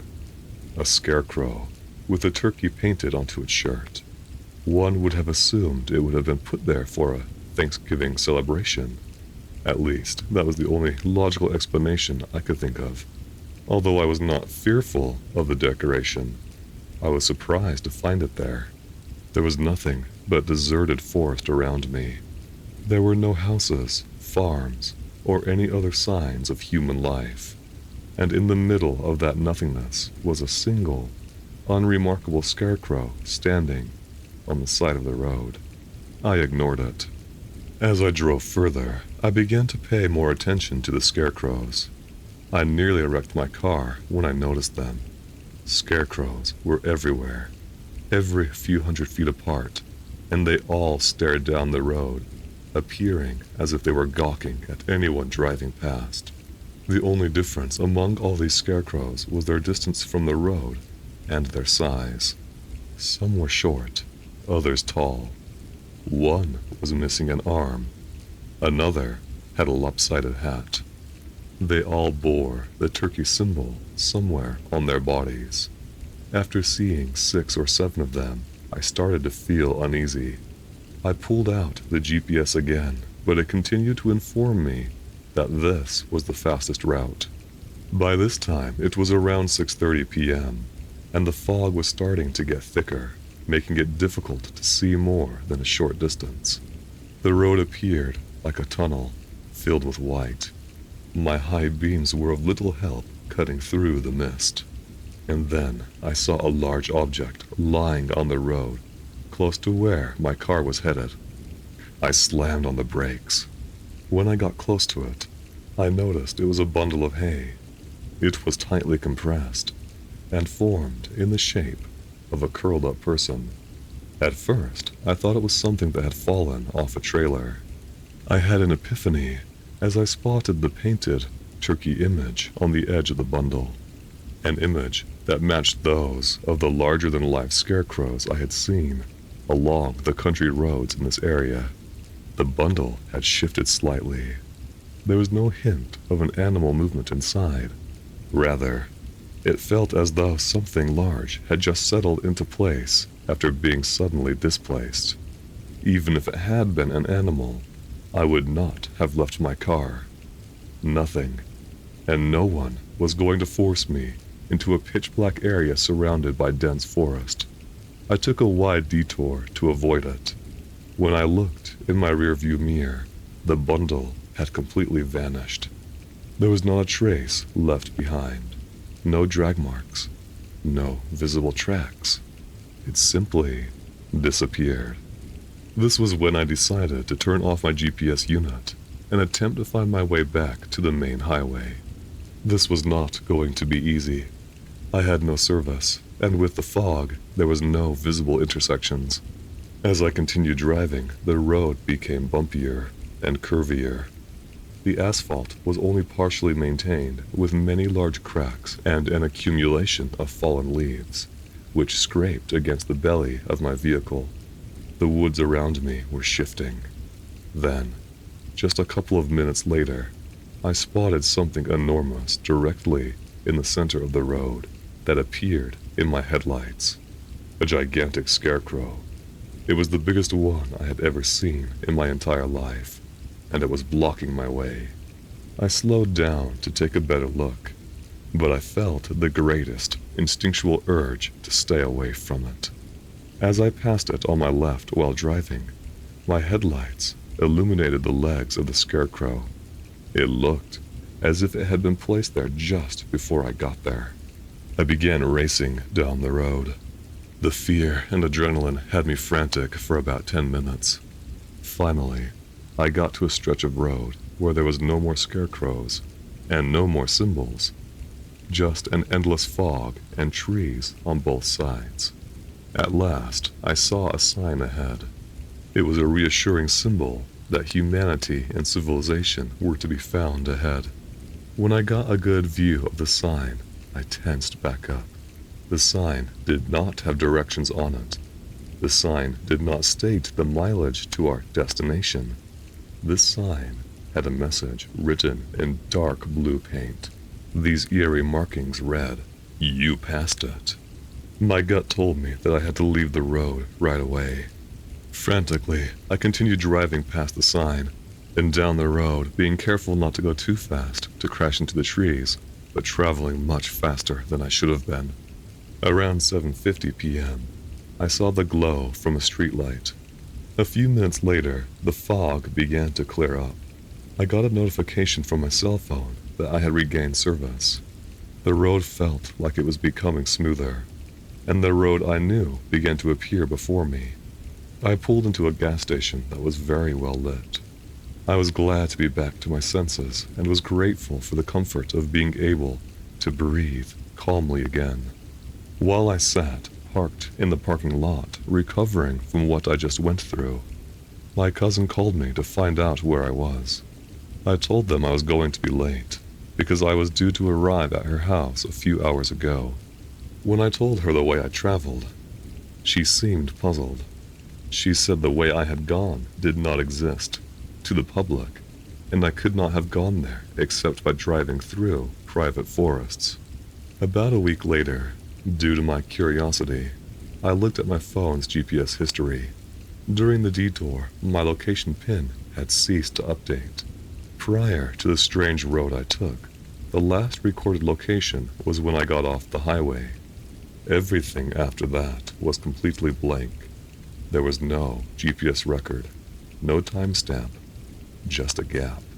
If this was all there was to the story, it would be easier to convince myself that the gap was due to stress, or that I was imagining things. A few days later, after I returned home, I received a small padded envelope that had no return address. It was in a small patch, stitched by hand. A design I recognized immediately a turkey symbol, the same symbol that had been painted on nearly every scarecrow, the same symbol that was found on the hay. Also included with the patch was a note. The note was not handwritten, but was stamped. "You were supposed to stop." The Terrible Old Man, written by H.P. Lovecraft. It was the design of Angelo Ricci and Joe Zanuck and Manuel Silva to call on the terrible old man. This old man dwells all alone in a very ancient house on Water Street near the sea, and is reputed to be both exceedingly rich and exceedingly feeble, which forms a situation very attractive to men of the profession of Mezzers. Ricci, Zanuck, and Silva, for that profession was nothing less dignified than robbery. The inhabitants of Kingsport say and think many things about the terrible old man, which generally keep him safe from the attention of gentlemen like Mr. Ricci and his colleagues, despite the almost certain fact that he hides a fortune of indefinite magnitude somewhere about his musty and venerable abode. He is, in truth, a very strange person, believed to have been a captain of East India clipper ships in his day, so old that no one can remember when he was young, and so taciturn that few know his real name. Among the gnarled trees in the front yard of his aged and neglected place, he maintains a strange collection of large stones, oddly grouped and painted so that they resemble the idols in some obscure Eastern temple. This collection frightens away most of the small boys who love to taunt the terrible old man about his long white hair and beard, or to break the small paned windows of his dwelling with wicked missiles. But there are other things which frighten the older and more curious folk who sometimes steal up to the house to peer in through the dusty panes. These folks say that on a table in a bare room, on the ground floor are many peculiar bottles, in each a small piece of lead suspended pendulum-wise from a string.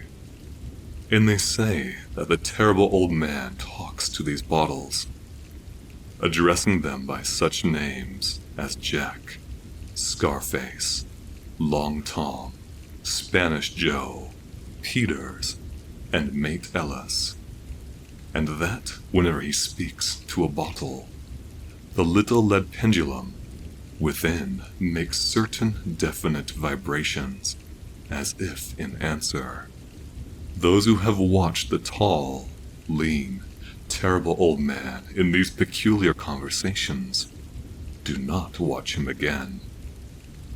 But Angelo Ricci and Joe Zanuck and Manuel Silva were not of Kingsport blood.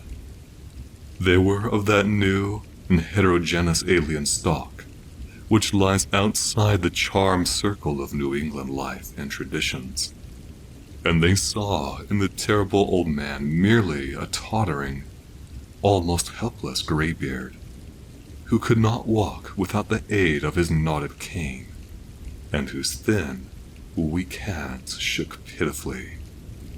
They were really quite sorry, in their way, for the lonely, unpopular old fellow, whom everybody shunned, and at whom all the dogs barked singularly.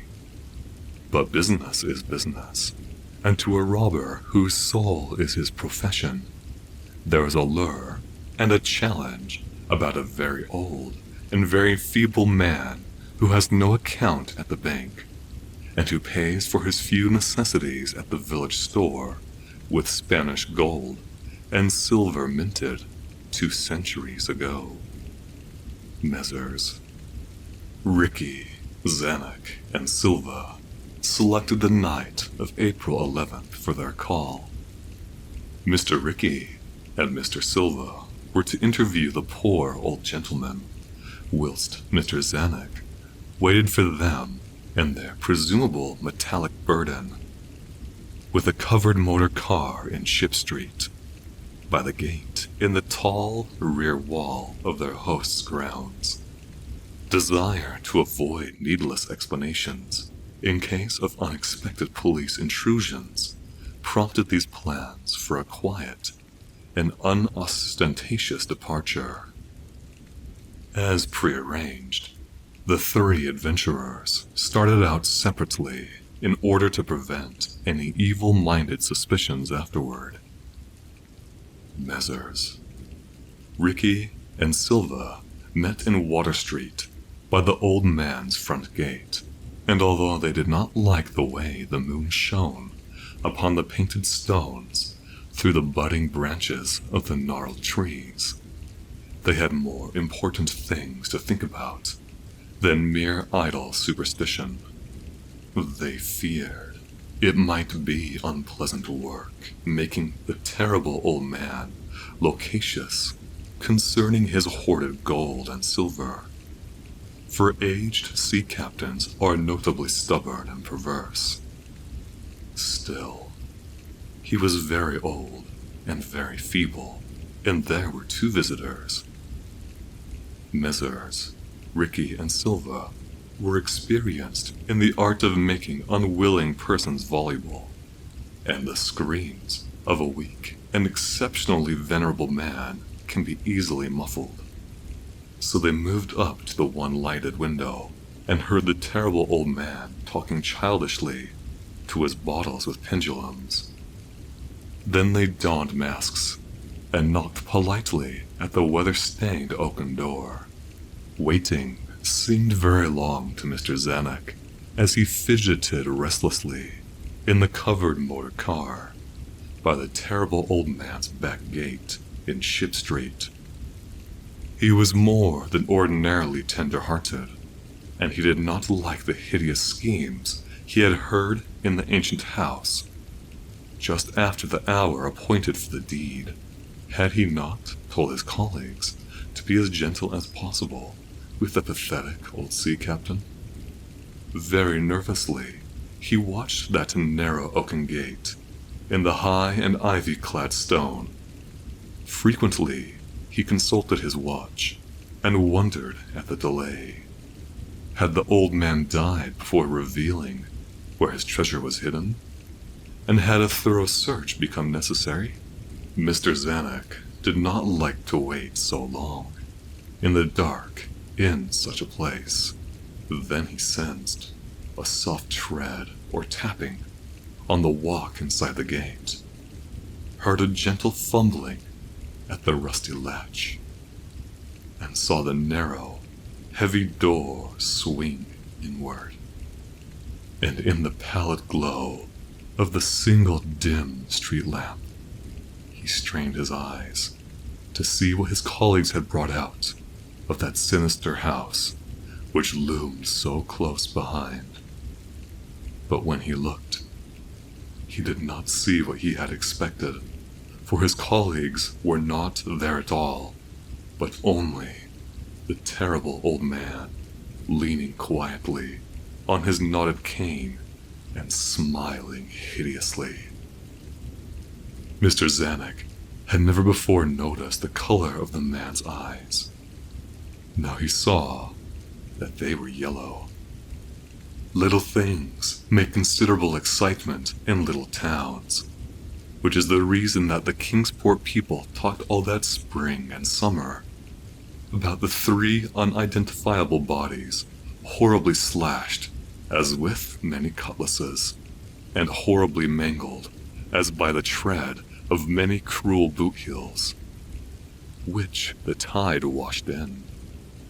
And some people even spoke of things as trivial as the deserted motor car found in Ship Street, or certain especially inhuman cries. probably of a stray animal or migratory bird, heard in the night by wakeful citizens. But in this idle village gossip, the terrible old man took no interest at all. He was by nature reserved, and when one is aged and feeble, one's reserve is doubly strong. Besides, so ancient a sea captain must have witnessed scores of things much more stirring in the far-off days of his unremembered youth. The drug market's never been the same ever since it went digital. You don't need all those fancy herbs and powders to get yourself the perfect high anymore. All that was needed was the right string of code and a special pair of headphones. Enter the world of Synapse, a digital drug unlike any other. You don't shoot it up, and you don't sniff it up, you just have to listen up.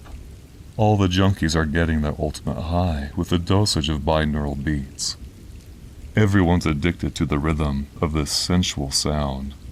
Those who use Synapse say they can feel their minds wander to whole new galaxies and fantasies. Synapse can be customized in a multitude of ways. It can bring color to a monochrome life, or become the serene reprieve in a moment of chaos.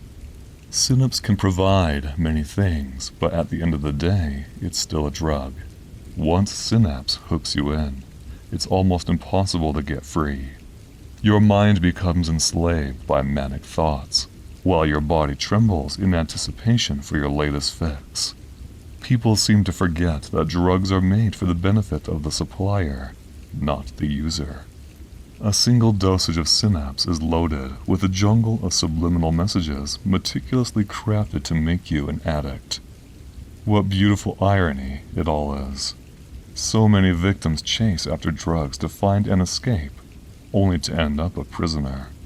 Whether it be digital or pharmaceutical, society is pumping out a cancerous poison at an alarming rate. That's where I come in. The name is Jaden Taylor. I'm the one dealing out this drug to your neighborhood. It's not like this is a life I chose to live. Growing up in Neo, New York, I learned from a young age that this city has no room for average folk like me. You have to be part of the movers and shakers to see the next day. I wasn't much for brains or brawn. I was just some normal guy, part of the same rat race as everyone else. My high school friend Jason was different though. He excelled in most things he did, and had a natural charm that made everyone orbit around him. He promised me one day he was going to run this city after graduation, and he certainly made true of his words. Jason started up a gang that specialized in redistributing Synapse. With a crew of well-trained code divers at his side, Jason made some major profit from the drug. He offered me a spot in his gang since we were so close. I became his pack mule. My job was delivering Synapse to his clients and making sure none of it got traced back to him. Like I said earlier, I don't stand out from a crowd. The only thing I'm good at is going through life unnoticed. I know all the best low-traffic areas in the city and stay away from security cameras on every run I make. Everyone's so caught up in getting the newest car or hoverboard, they never take a moment to get to know their city. In the shadows of this neon hellscape, I weave through narrow alleyways and jump over ledges in search of my clients. It is the seediest areas of New York that have the most lax security. I'm guessing all the bigwigs decided that if something happens to a bunch of good-for-nothing hoodlums, it wouldn't be worth their time to investigate. It works in my favor, so you won't hear me complaining. Getting caught with Synapse can get you a pretty hefty jail sentence. We all know how the government hates unregulated products and anything else they can't put a harsh tax on. Sending the Synapse code line is too risky, so it usually gets delivered in the form of a USB. It's inconspicuous enough that I can hide it in my sock on the off chance I get stopped by the police. I don't know exactly what it feels like to try Synapse, but my clients always look so strung out whenever I meet them. They'd have heavy eye bags, vacant eyes, and stare off into the distance. with jittery body language that made them look possessed.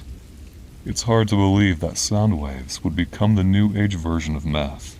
Over the past few months, there's been a steady uptick of synapse-related incidents. The news cluttered with stories of people having hallucinations and psychotic breaks in public.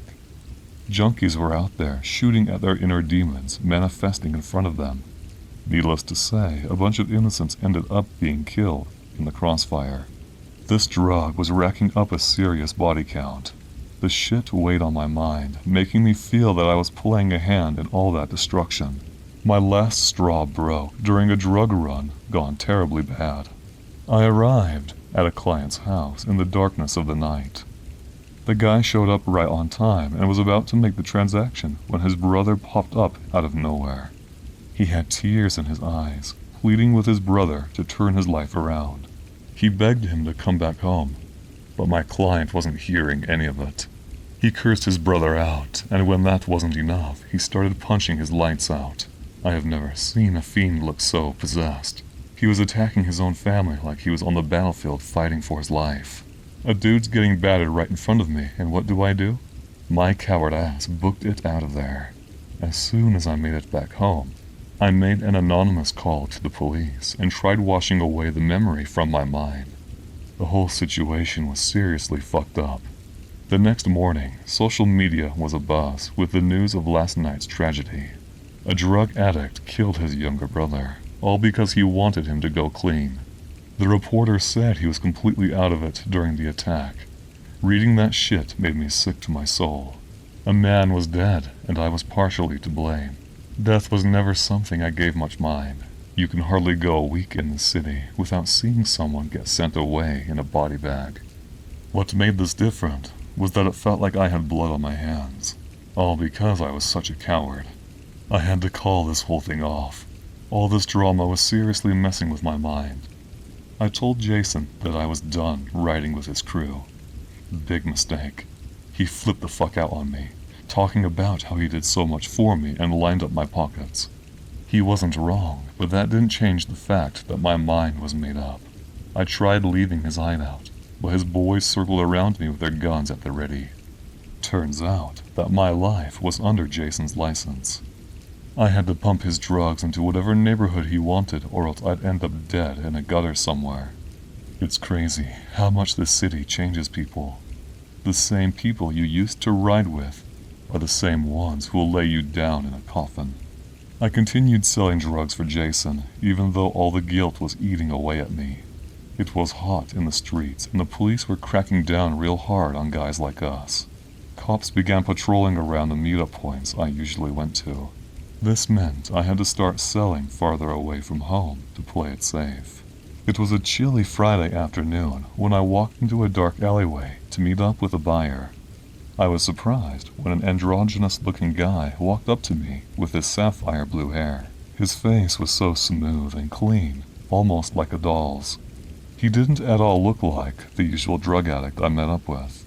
That's because he wasn't. The whole thing was a setup.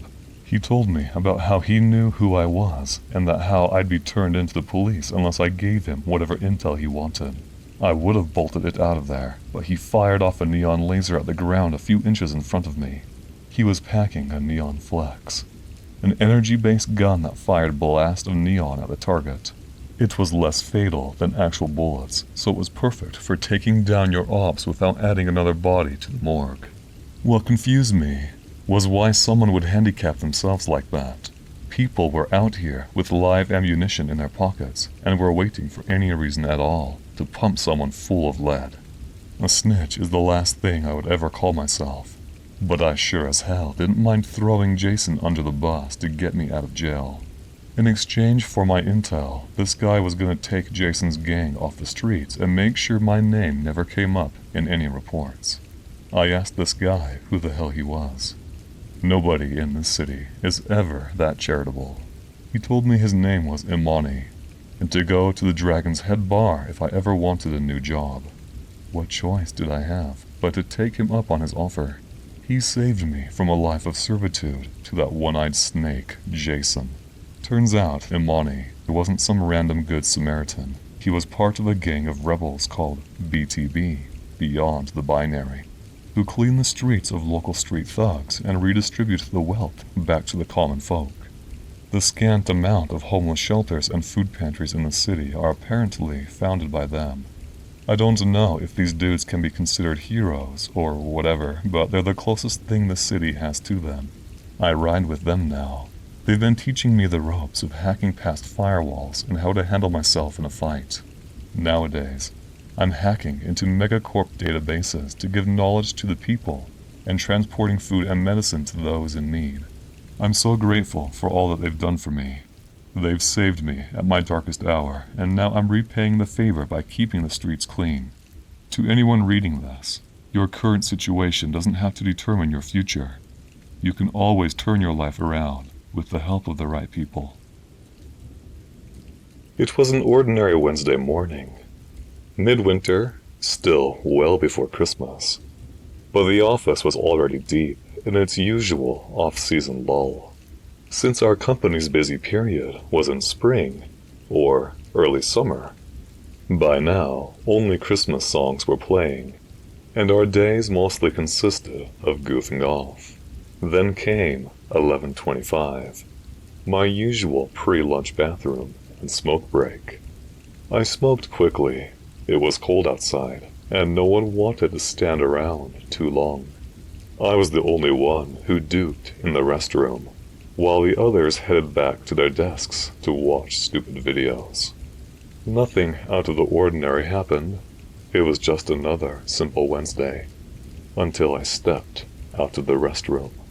The coworkers I'd just been smoking with were still standing in the hallway, dressed in winter coats and hats. One of them was halfway through opening the door, frozen mid-motion, as if time itself had paused. They were just standing there, all of them, frozen stiff. At first, I thought they were joking. Maybe they'd seen some meme and were trying to prank me. But as I walked closer, it all started to feel weirder. 4 of them were standing in the doorway, completely still. None of them even twitched. Nothing. "What the hell are you guys doing?" I asked with half a laugh, but no one answered. They just stood there, completely still. "Guys, what are you doing?" Still nothing. I reached out and grabbed one of my coworkers by the shoulder, gave him a shake. It felt like I was trying to move a mannequin. That's when I started to freak out a little. What the hell was wrong with them? Had something happened? Were they sick? No matter who I spoke to in the hallway, no one reacted. Their faces were frozen, staring blankly ahead, like prisoners of the moment. Panicked, I hurried into the main office. I had to tell someone. Something was wrong with the others. But as soon as I pushed open the door to the large open workspace, I froze again. No one moved.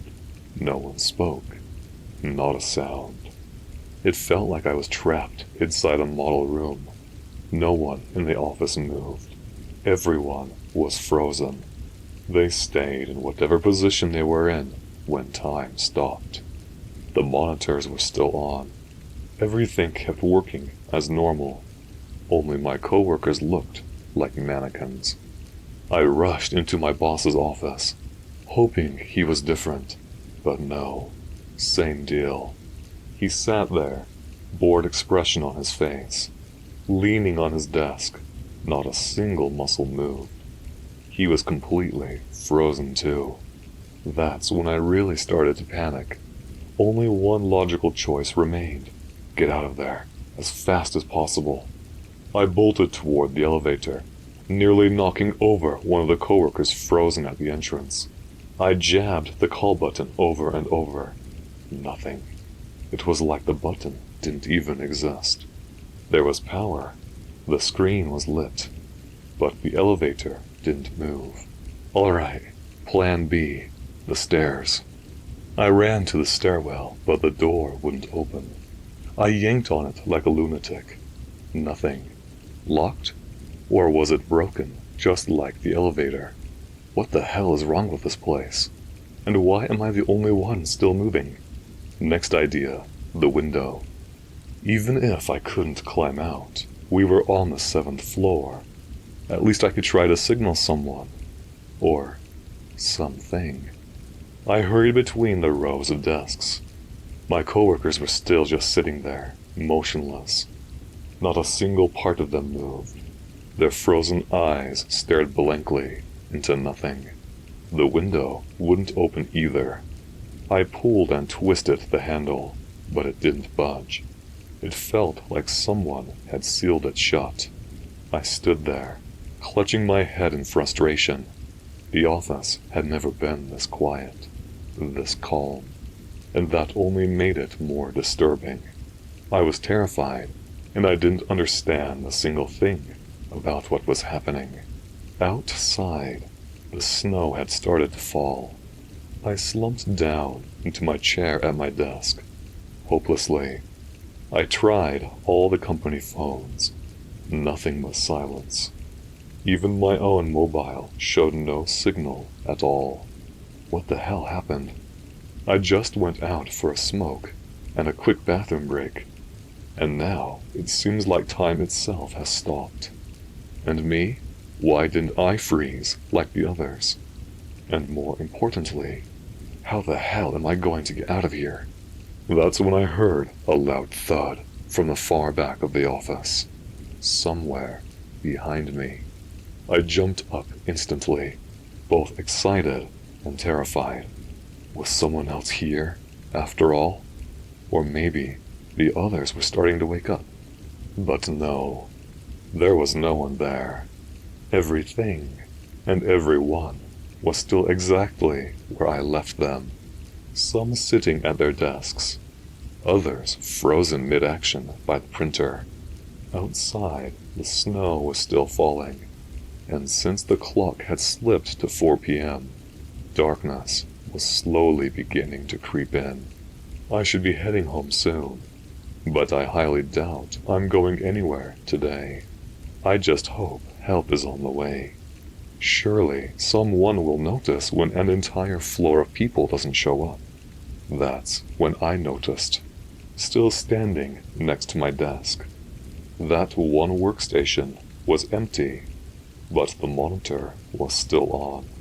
If I remember right, that's where Sandra sits. A kind, middle-aged woman. She always brings muffins at Christmas. We had coffee together just this morning, and now she was gone. Could that thud have been her? Cautiously, I hurried over to her desk. It was just a few rows down. No sign of Sandra. Her chair was knocked over, and her cat-themed coffee mug lay on the floor. The last bit of her drink spilled out across the tiles. "Sandra!" I called out loudly, hoping she was still nearby. "Where are you, Sandra?" But no reply came. Just the same graveyard silence as before. The hum of the machines was the only sound, until the fluorescent lights suddenly began to flicker. And then it happened. The thing I'd feared most. All the lights went out. Outside, it was nearly pitch black. Massive snowflakes drifted down slowly, almost majestically. Inside, the office was plunged into near darkness. The overhead lights were dead, but the monitor still glowed, casting a grotesque, cold light across the quiet room. My co-workers' frozen bodies looked even more disturbing now, faintly illuminated in that ghostly glow. It would have been better if they were at least working, or talking, or if I could hear them breathing. But there was nothing. Then I heard it. The door to the supply closet at the back of the office creaked open. Every part of me wanted to run. But where? I crept back over to my desk.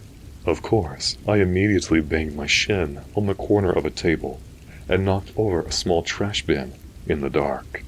But at least there, I felt a little more comfortable. It was my desk, my spot. I stared at the supply closet door.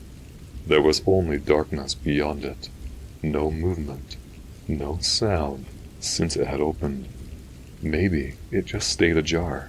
Maybe a draft pushed it open. But the windows didn't open either. So what did? And then I saw it. The horror.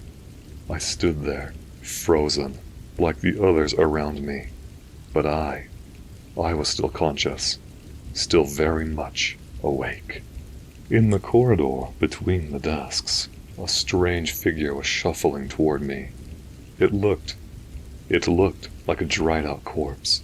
Its skin was pure white, clinging tightly to its bones. Its face was sunken, eye sockets dark and hollow. It had no mouth at all, but its bony arms were so long they reached the floor, ending in huge, knobby fingers.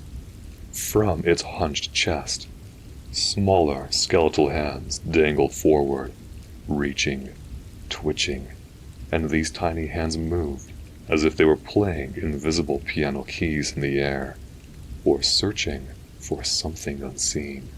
I couldn't move a muscle. I didn't scream. I didn't throw anything. I didn't even try to hide. I just stood there in my stupid shirt, staring as the monitor's glow lit up the grotesque figure, inching ever closer to my desk. It was almost upon me when, with a sudden instinct, I ducked down and crawled under the desk. I didn't know what drove me. I didn't know why I thought it was a good hiding spot. But, at the time, it felt like the only one I had. My coworkers' frozen bodies still sat in place at their desks. It was all absurd, at least, as much as I could make out in the dim light. Then, in the blink of an eye, the creature was right there, standing at my desk. I saw its massive, bony feet. The nails were like knives. Its body was tall and gaunt, so skeletal it seemed to stretch all the way to the ceiling. I crouched under my desk, holding my breath. Damn cables dangled around my neck and between my bag and the chair. I barely had space to fit. But the creature didn't notice me. It just stood there, waiting. Maybe for me, maybe for something else. Then it moved. Its enormous hand rested on the head of the man who sat behind me. Pete. Pete was the guy in the desk right behind mine. A brown-nosing little machine. No one really liked him. But even so, I didn't want to see what that thing was about to do to him. I trembled as I waited to see what would happen. The monster simply squeezed Pete's frozen head, then tipped him out of his chair. Pete lay on the floor, staring at me. I didn't make a sound. The creature reached down, feeling for Pete's body. With its long, skeletal fingers, it grabbed hold of his face and dragged him away.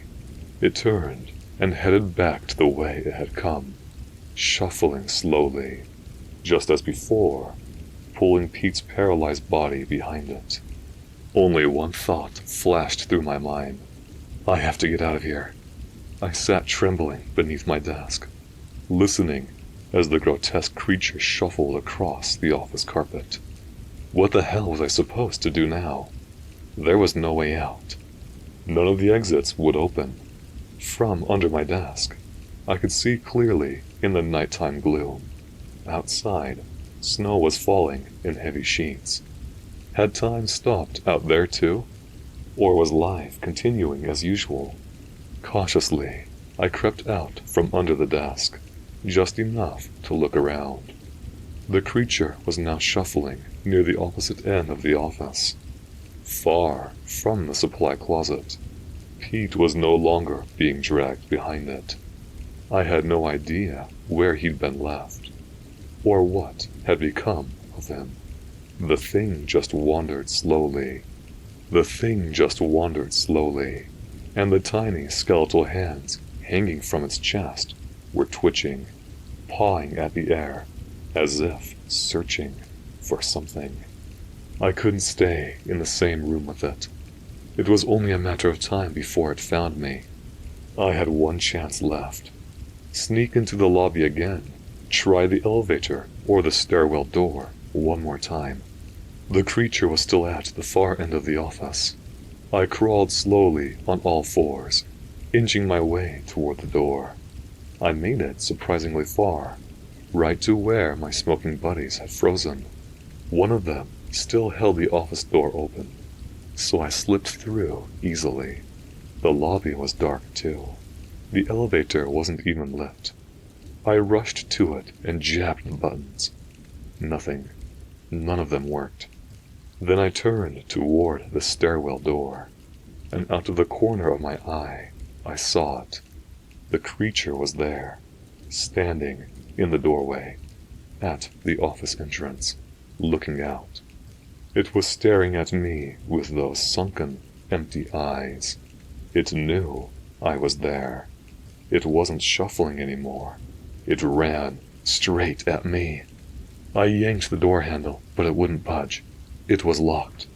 This is where I'm going to die. But then, as the creature's thundering footsteps shook the floor of the lobby, I saw it. The light was on in the restroom. With one desperate leap, I sprinted over, jumped inside, and slammed the door shut behind me. I darted into one of the stalls and locked it tight. The monster smashed through the restroom's main door. I was gasping for breath, crouching in the stall, trying to stay as silent as I could, but the thing knew exactly where I was. It started pounding on the stall door. Its massive hands slammed against the metal, making the entire room tremble. The door bent inward. It looked like it could burst open at any second. There was nothing else I could do. I screamed from pure fear. And then, a familiar voice spoke. Matt, are you okay in there? At first, I didn't even notice. The creature's pounding had stopped. The stall door no longer shook. There was silence. Calm. Familiar. Just like the restroom always used to be. And then someone spoke again from just outside the stall where I was hiding. Matt, is that you in there? What the hell are you doing? I was terrified. My shirt was soaked with sweat. I was shaking like a leaf. With trembling hands, I opened the stall door. It creaked slowly outward, and standing there was a familiar face. Dave, my friend. The guy I always went out for a smoke with. The same guy who, just a moment ago, had been frozen in place by the hallway door. Now he was standing there, staring at me, with suspicion, holding a coffee mug. I was crouched on the toilet seat, drenched in sweat, pale as a corpse and shaking uncontrollably. Slowly, without saying a word, I climbed down. I stumbled out of the stall, staggering toward the door. Dave didn't say anything. He just looked at me like I'd lost my mind. I staggered back into the office. Everyone was back in place. Some were working, others just chilling. The clock said 4:30, half an hour left until the end of the day. Dizzy and disoriented, I started looking for the ones the creature had taken. The chair behind my desk was empty. Pete's stuff was gone. No picture of his dog. No stupid motivational calendar. Dave and a few others stood behind me, staring, confused. What the hell was wrong with me? Suddenly, I spun around like a madman and whispered, "Where's Pete?" No one answered. They just looked at each other, puzzled, as if they didn't know who I meant. "Dave," I said, stepping closer. "Dave, where's Sandra? Muffin Sandra, you know what I mean." Dave just shook his head. "Matt, there's no one named Sandra who works here." I looked around, panic rising in my chest. What the hell is going on? And then one single thought filled my mind. I need to get out of this place. Imagine Awakening to your home being sealed as a prison. Plastic barriers trapping you inside. Silent guards enforcing your solitude. Confusion turns to dread as your body begins changing in unreversible ways, awakening something monstrous within. Welcome to The Keeper. Tonight, I will delve with you into nightmares where reality unravels. Dim the lights, lock your doors, and brace for I was quarantined in my own apartment. Now, I'm not sure I'm human anymore. Day 1. I woke up sluggish and heavy. Maybe it's the weather. This early winter darkness always gets to me. The window was fogged up from the inside, and I could barely make out the street from my bedroom. A quick shower, clothes on, and I went to the kitchen for breakfast. Buttered toast and a bit of cheese. Lately, I've developed a taste for the fancy kinds. Makes me almost feel like a gourmet. I finished my coffee, brushed my teeth, and within half an hour, I was ready for work. I wanted to get to school early today. There were a few papers I'd left behind that needed grading before winter break. I wanted to return the biology tests that hadn't gone so well, so the students could redo them after the holidays. Shoes on, brown wool coat, buttoned. I was ready to go. One last glance around the apartment. Just habit. Then I opened the door. And that's when I got my first surprise. The doorway was sealed. A thick, transparent sheet of plastic covered the exit. The door opened inward, but the frame had been hermetically sealed. At first, I thought it was a mistake. Maybe construction work in the building. Maybe a mix-up. I reached out carefully to touch it.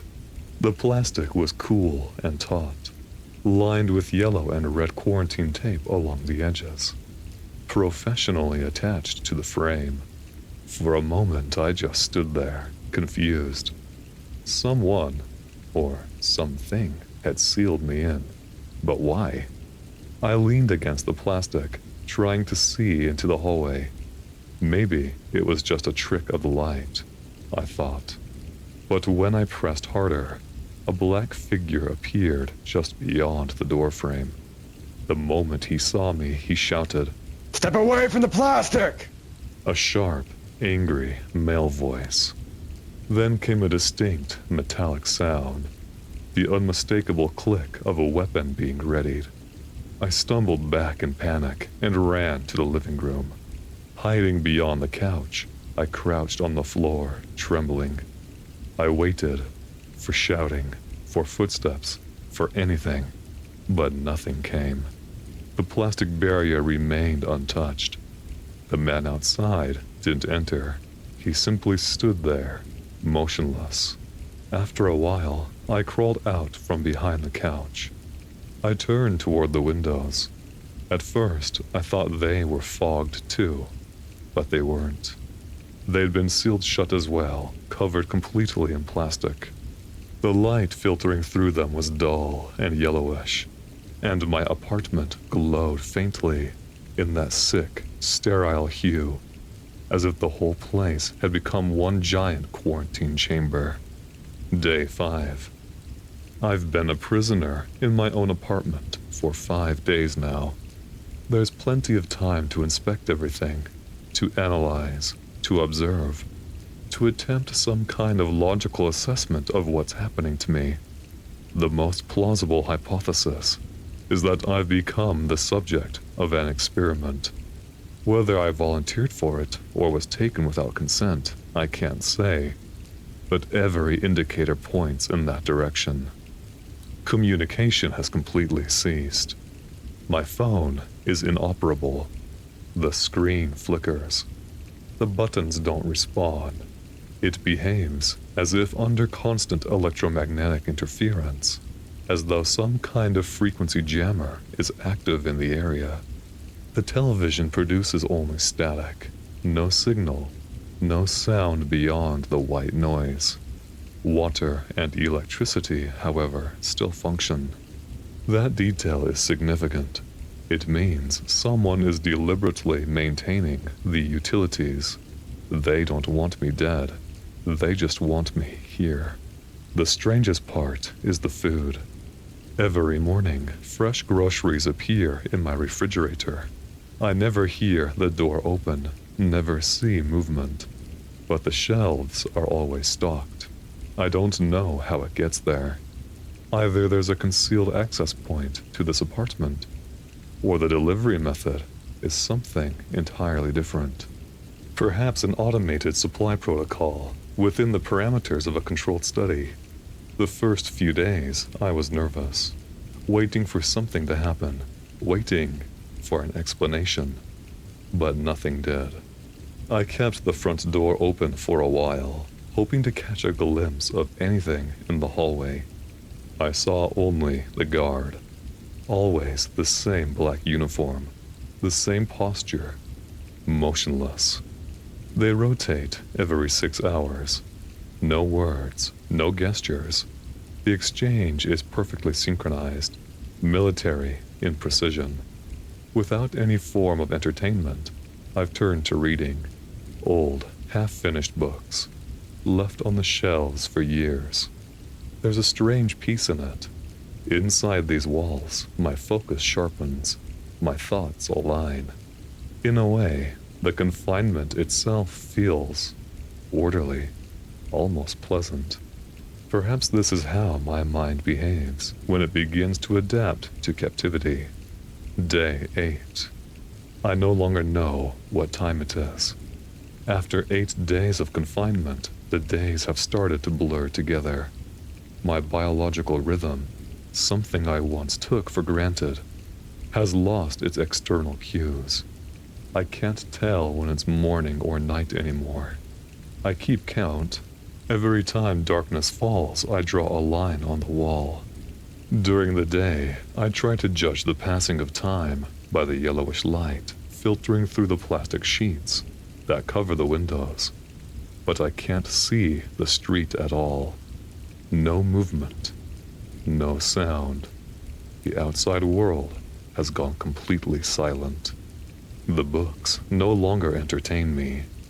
Their words are still there, neatly arranged, but their meaning feels hollow. My days have turned into a monotonous cycle. I hate sitting on the couch, waiting for something, anything, to happen. I've tried to talk to the guard outside. I called out, asked questions, even begged him to answer me. But he didn't. Not a word, not a single gesture. So I sit for hours in the living room, watching the faint yellow light seep through the plastic and wash over the walls. The color is sickly pale, as if someone had filtered the life out of sunlight itself. Since yesterday, I've had a splitting headache. I don't know what's causing it. Maybe it's the lack of fresh air, or a psychosomatic response to prolonged confinement. The pain fluctuates, a rhythmic pressure behind my temples, sometimes followed by dizziness. Water and power still work. Each morning the fridge is restocked, but even the food has lost its appeal. The flavors are muted. Everything tastes the same. Day 10. For the past 2 days, I've felt terrible. The headache hasn't gone away. In fact, it grows worse by the hour. It feels as though something inside my skull is expanding, as if my brain were under pressure, trying to burst free from the confines of the bone. If that weren't enough, new symptoms have appeared. Severe nausea, vomiting, complete loss of appetite. I can't keep foods or fluids down. More than once, I've lost control of my bodily functions. I tried to take a shower, but even simple movements exhaust me. I'm probably running a fever. My entire body trembles. My muscles spasm involuntarily. My skin feels cold to the touch. yet inside I burn with heat. When I looked in the mirror, my pupils were dilated, my eyes bloodshot, and my face pale. Based on these observations, I suspect an acute infection, or perhaps a toxic reaction, possibly to something in the food supply.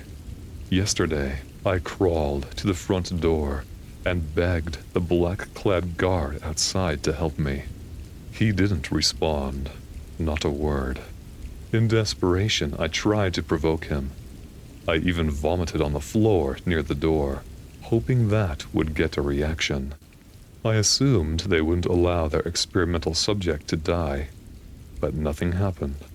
Only silence. That's where I lost consciousness, right there by the door. When I woke up, I was in my bed. The apartment was spotless. The air was fresh. The bedding changed, and the floor scrubbed clean. No trace of anything that had happened remained. Every surface was dust-free, disinfected. I have no idea how I got back into bed, but someone, or something, must have entered while I was unconscious. Curiously, I feel better now. The headache has dulled, and the fever subsided. It's strangely comforting, this state of recovery. My body seems to be regenerating, though I don't understand how, or by what mechanism. Perhaps I'm being monitored, and they intervene only when my system reaches a critical threshold. Day 14. It's been 4 days since I last received any food.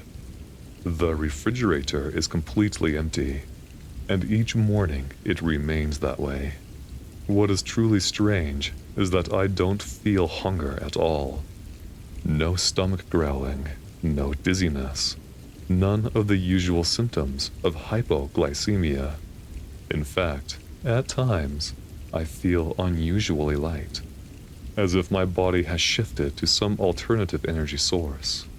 Objectively, this contradicts every known physiological principle. The human body, in such deprivation, enters a catabolic state, first depleting hepatic glycogen stores, then consuming muscle tissue and fat reserves. The process is inevitably accompanied by fatigue, muscle pain, and cognitive dullness. But I experience none of that. Only visible physical change, while my mind remains clear. I've lost significant weight. The bones beneath my skin are sharply defined. The muscles nearly gone. Yet I feel no pain. It's as if my nociceptors have shut down, or a central inhibitory mechanism in the nervous system has become permanent. It appears that the neurotransmission pathway for hunger between the brainstem and the hypothalamus has been disrupted, or possibly reorganized into an entirely new feedback pattern. My metabolism no longer behaves like that of a human being. This morning, I looked into the mirror again.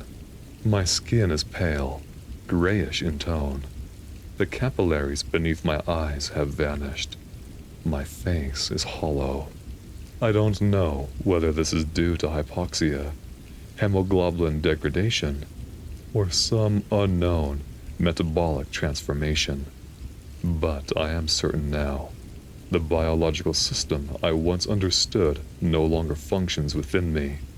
My body has begun to obey different rules, and despite my fear, I need to understand what those rules are. Day 15. My body has changed. I don't know what triggered it, but the transformation is undeniable. Over the past few days, I've conducted several observations on myself. It's been more than 6 days since I last ate or drank anything. By all physiological standards, my body should have already collapsed. Renal failure, dehydration, and metabolic disruption forming a fatal triad. Yet, I'm still here, fully conscious, sitting in the living room, staring at the covered windows. I can no longer tolerate light. Even the smallest ray of sunlight causes a sharp, burning pain in my eyes, as if my retinas had become hypersensitive to the visible spectrum. A physiological explanation might be melanin depletion or retinal degeneration, but it's equally possible that my nervous system has begun responding to photic stimuli in an entirely new way. The pain is unbearable, so I've covered every window with blankets. The apartment now exists in a state of perpetual dusk, but at least the burning has stopped. My second observation: this isn't my apartment. Every detail looks the same, a near-perfect copy, but the discrepancies are subtle and consistent. The walls have no cracks, though they've been there for years. The bedroom door, which used to stick and never quite close, now fits perfectly in the frame, as if newly installed. Even the floorboards sound different beneath my feet. The entire space feels reconstructed, as if someone replicated the environment of my life, but not quite accurately. I've left the front door wide open. I no longer care that the guards are standing outside. The fear I once felt is gone. I'm not sure if this is apathy, neurological desensitization, or simply the shutting down of the human instinct for self-preservation. My body is something else now, and the space around me, it feels like a controlled environment, a laboratory replica of reality, where I am being studied while I try to determine how much of me remains human. Day 17. My body continues to change. I don't know what precisely initiated the process, but the biological pattern is unmistakable. The earlier symptoms, light aversion, reduced body temperature, loss of hunger, and thirst, have now been joined by new, striking signs. This morning, all my teeth fell out. There was no pain, no bleeding. They simply loosened and slipped soundlessly from their sockets, as if the periodontal ligament cells have received a signal for self-dissolution. When I ran my tongue across the gums, the surface felt smooth and cold. A few hours later, new teeth began to emerge. They are far sharper and longer than a human dentition should be. The incisors taper to points, the canines have grown disproportionately, and the molars are rigid, predatory, almost serrated. Anatomically, such regenerative speed would be impossible. The new tissue is likely not calcium phosphate based, like normal enamel, but composed of some harder, unknown biopolymer, perhaps the result of an alternative mineralization process. My hair has begun to shed en masse, not in patches, but uniformly, as if the follicles had simultaneously received an apoptotic signal. My scalp is now smooth, pale, and cold to the touch, like the surface of a wax figure. The photosensitivity has become extreme. Even the faintest beam of sunlight pierces my vision with searing pain. My skin itches violently, as though undergoing a photon-induced allergic reaction. My pupils remain fully dilated, and my retinas seem to have adapted entirely to darkness. I can distinguish even the smallest light sources with unnerving clarity. I've blacked out every window. Only a faint glow filters through the open doorway, and even that is intolerable. Darkness is no longer an enemy. In fact, it feels as though my eyes function best within it. I still attempt to interpret all this with scientific parameters, but the biology I once knew offers no explanation.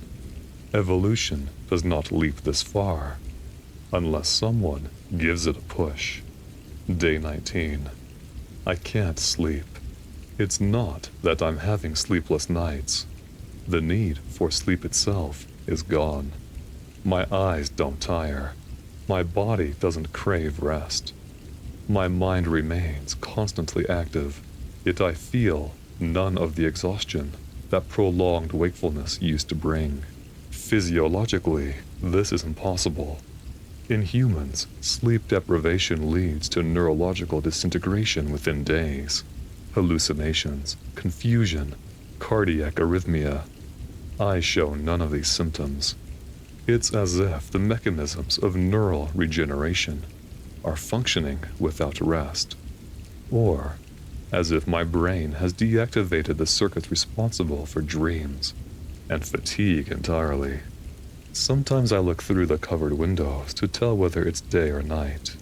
The faint yellow glow is my only reference point, but my sense of time is gone. Day and night have become indistinguishable, as though the world has forgotten how to turn. But today, something happened. I had just begun to pull back the blanket covering the window when I heard footsteps in the hallway, followed by the rustling of the plastic sheet. 2 armed soldiers in black uniforms stepped into the living room.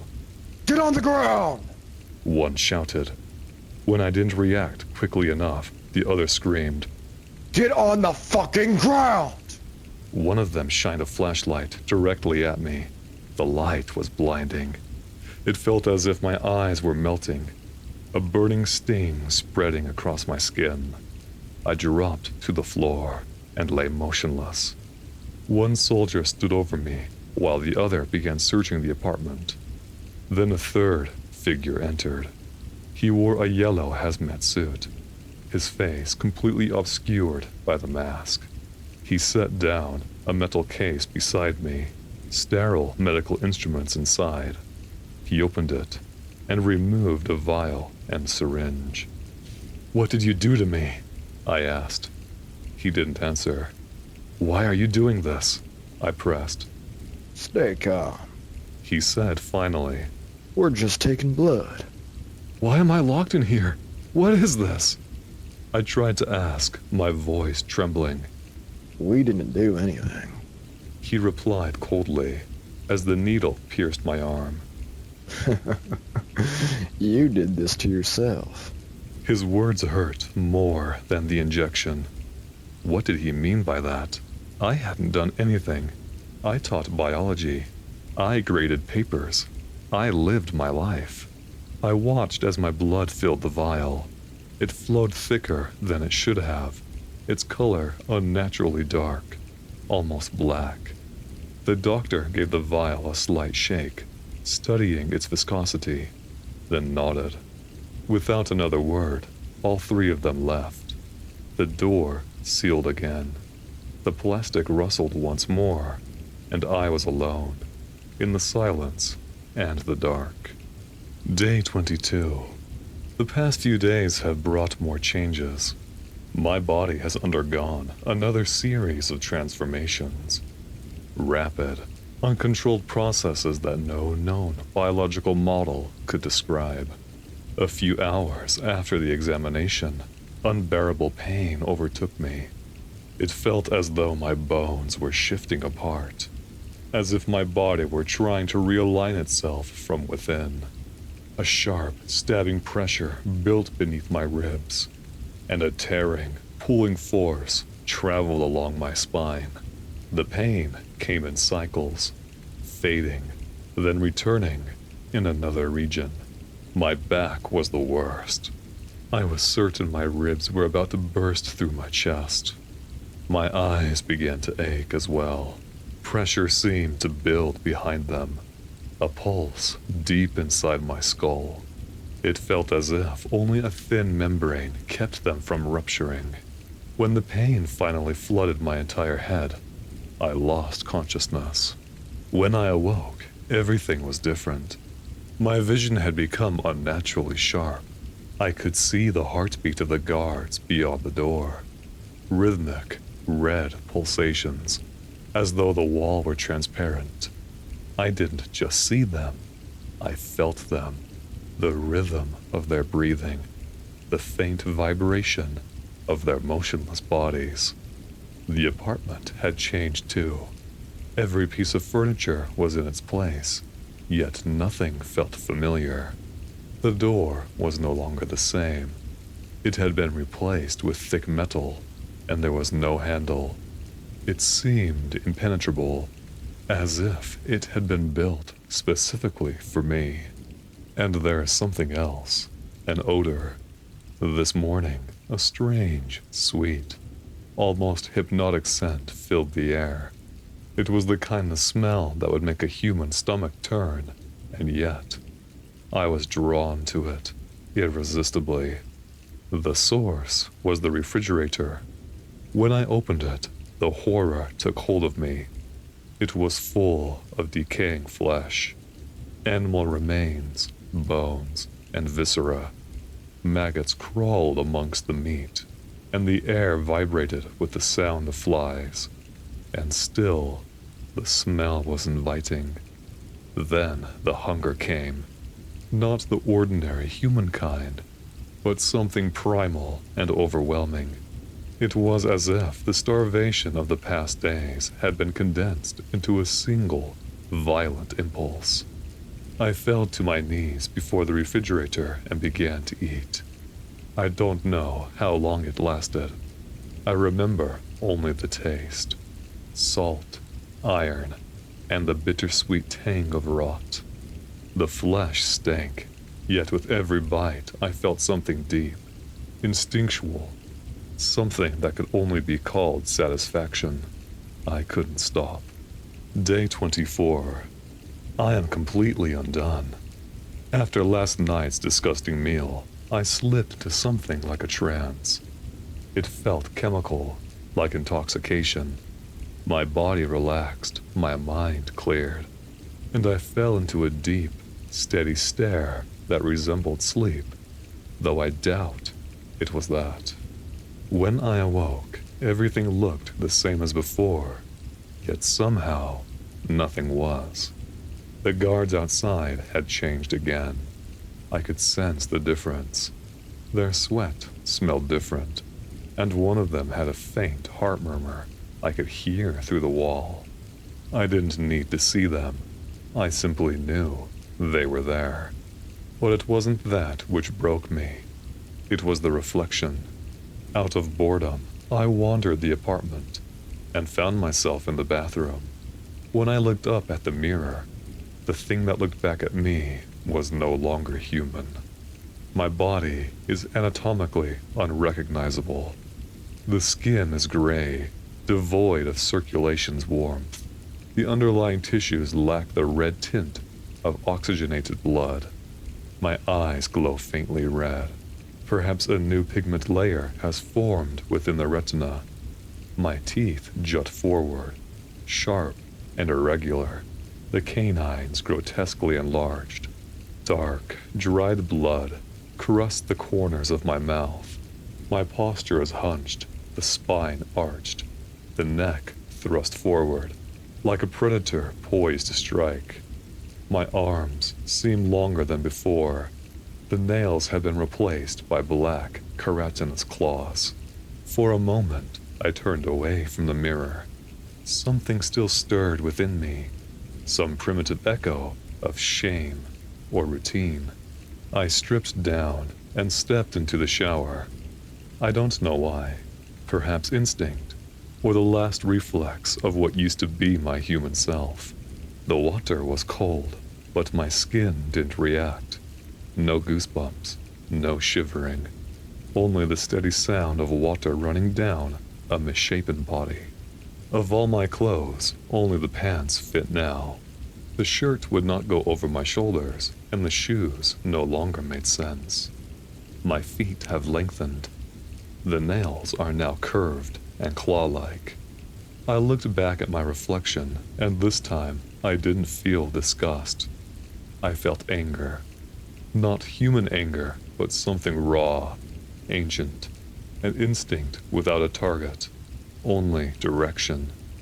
Deep within me, below thought and language, something old has awakened. It isn't emotion. It isn't reason. It's a simple, undeniable fact. I exist. And something unimaginably ancient within me is hungry. Day X. I no longer know how many days I've been locked in here. The concept of time has lost all meaning. My biological clock, the system that once regulated my sleep-wake rhythm, has completely collapsed. I don't know if it's day or night. In fact, I'm not even sure where I am anymore.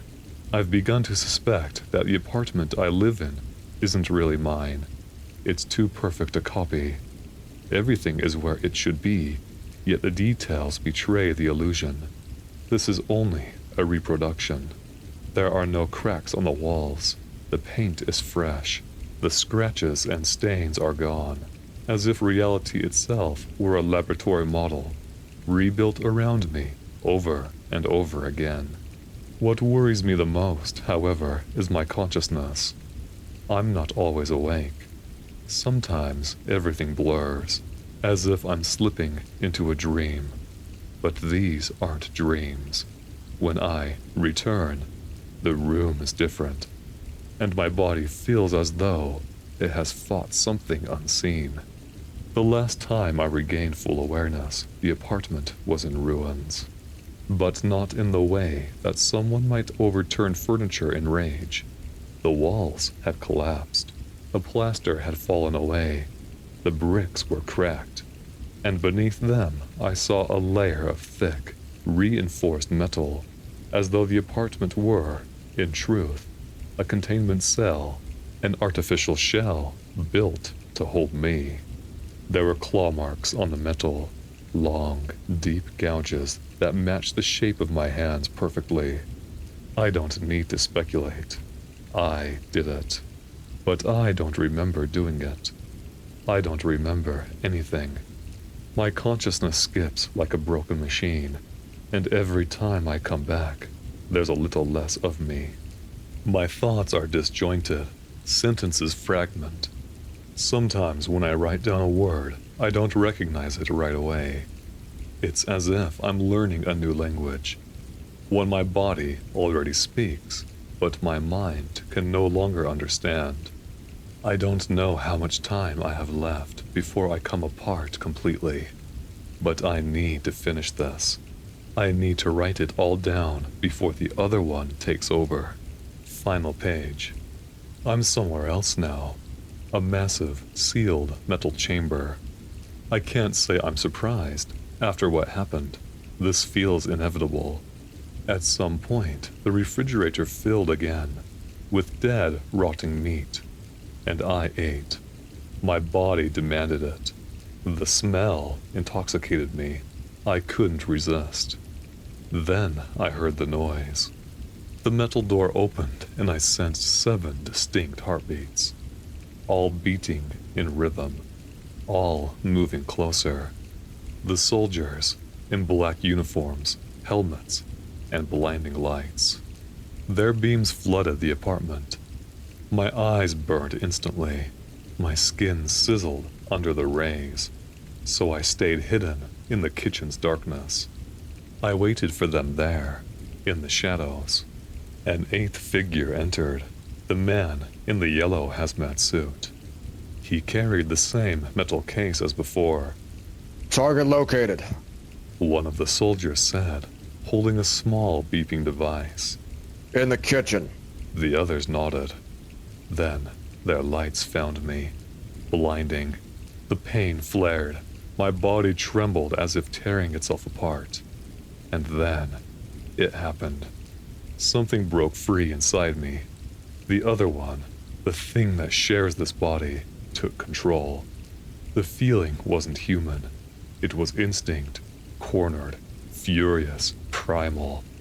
I heard myself growling, but I no longer knew if the sound came from me. My mind dimmed, but my movements were fast, precise. In a single motion, I reached the nearest soldier and snapped his neck. The beams burned. Bullets struck my flesh, but my body didn't respond. I felt the impacts, but not pain, only rage. One by one, the soldiers fell. The room reeked of blood and metal.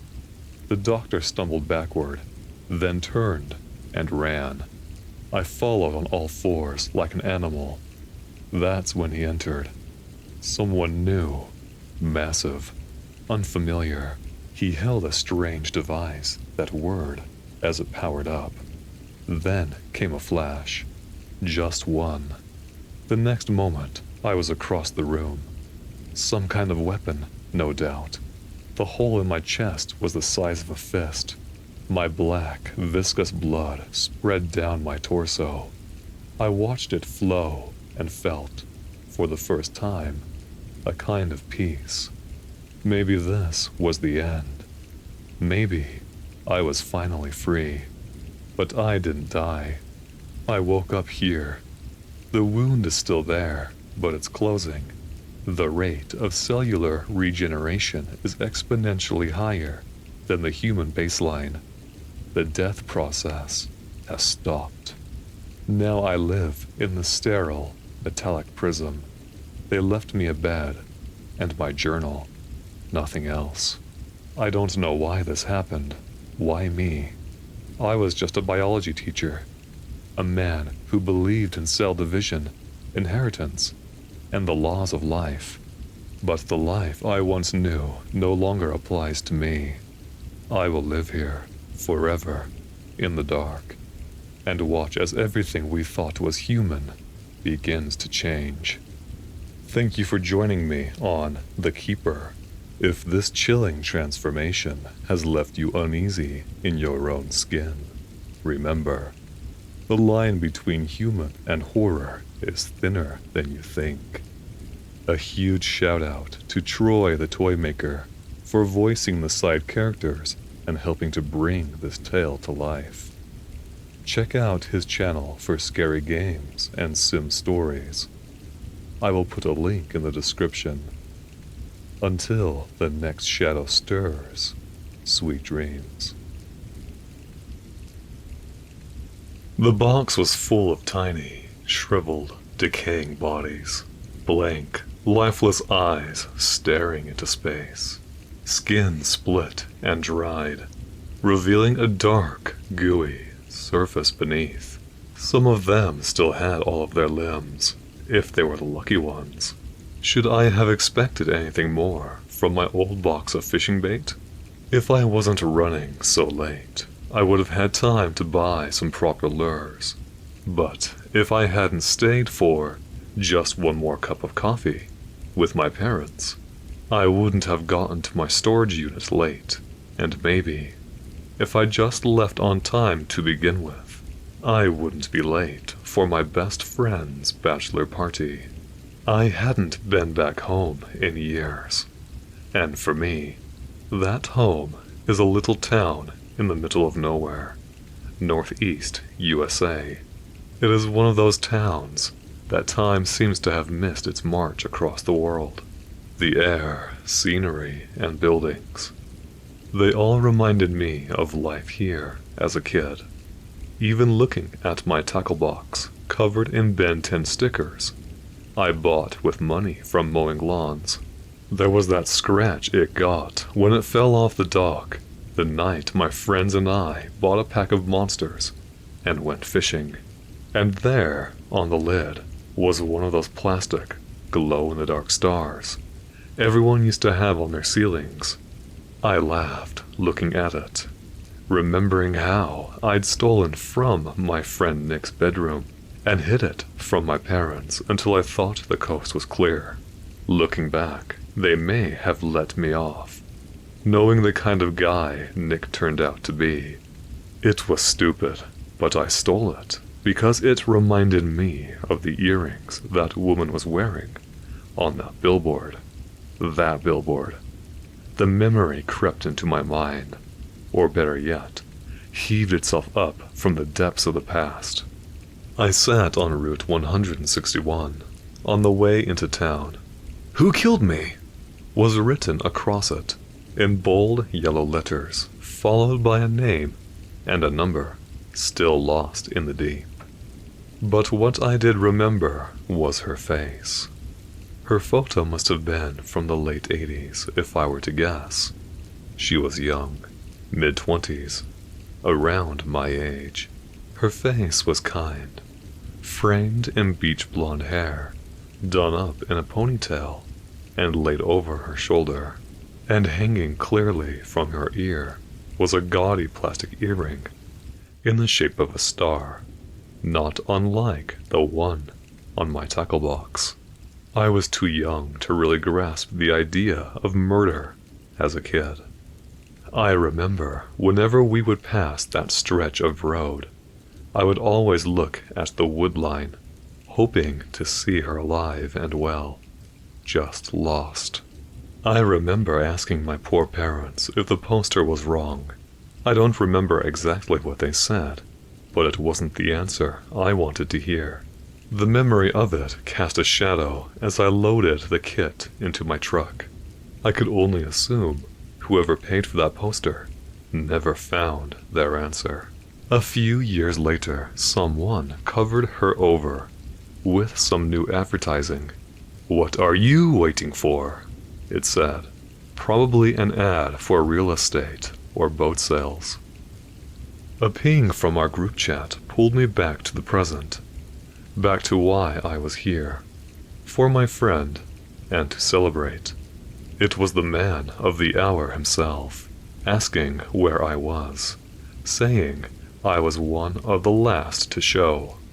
I texted back that I was on my way, before turning over the engine and pulling out of the parking lot. The sky was painted in one of those orange and purple sunsets. Leaves swirled in the air behind my truck, and I took off down the road. It was a back roads kind of evening, and, just my luck, the back roads would take me where I needed to go. I turned off the main paved drive onto Old Bog Road, which dipped down to the flatlands of the valley, and came out by where we'd be staying. The further I drove, the more of the darkness of twilight filled the valley like a rising, murky tide. I turned on my headlights, which beamed out into the growing night. The air cooled, the woods deepened. It was an offness, like waking up as a kid and finding your nightlight off, or, as an adult, falling asleep by wood fire and waking up in the dark. I rolled up my windows as the sun gave way to moonlight, and unease I had of night driving set in. I began looking out for deer, or anything else that might step out from the woodline. When I rounded a turn, the bright red flash of a silver BMW's reflectors grabbed my focus. It was pulled over to the side of the road, lights still on. Driver's side door open. For the moment, I assumed someone stopped to take a leak, though he'd have to be desperate to do that here. Murky wetlands bordered both sides of the road, and the forest opened into a great bog, dotted with clusters of trees and debris, muddy, brown, and ripe in the decay of autumn. The water was flat as glass, reflecting the moon in near perfection, barely disturbed by some movement. I tried to make out what it was. It didn't dash like a fish, but it was too glossy to be any sort of log. I took my eyes from the road, just for a second. A flash of color emerged into my headlights. I swerved, slamming my brakes and skidding down the road. I didn't think I hit something, but I gripped the steering wheel white-knuckled and turned on my hazards. Behind me, About 20 feet back was a person. I could just make her out as the lights flashed. I got out, stumbling over my words in apologies, but she just waved her arms dismissively, staggering in place, drunk, clearly. The BMW suddenly made sense. Rich tourists loved getting on benders at the lake house down here. Them and druggies alike. I was equal parts pissed and sympathetic. "Hey!" I shouted. "Look, just stay where you are. I don't want you falling in. Is there someone I can call to pick you up?" She began to stumble her way towards me, getting closer with each hazard blink. "I can give you a lift. You are in no state to drive." She said nothing, but came closer. At this point, I leaned back into my car. Whoever this was, she was drunk at best, and at worst, had someone waiting in the woodline to jump me. I'd have to be late. The cops could deal with this, but I'd wait to make sure she didn't fall in. Looking back to her, she'd stopped, stooped down where the water ran beneath the road in a culvert, fiddling with some rope that went off into the bog, tugging on it and wrapping it around her wrist. When, in between blinks, she was gone.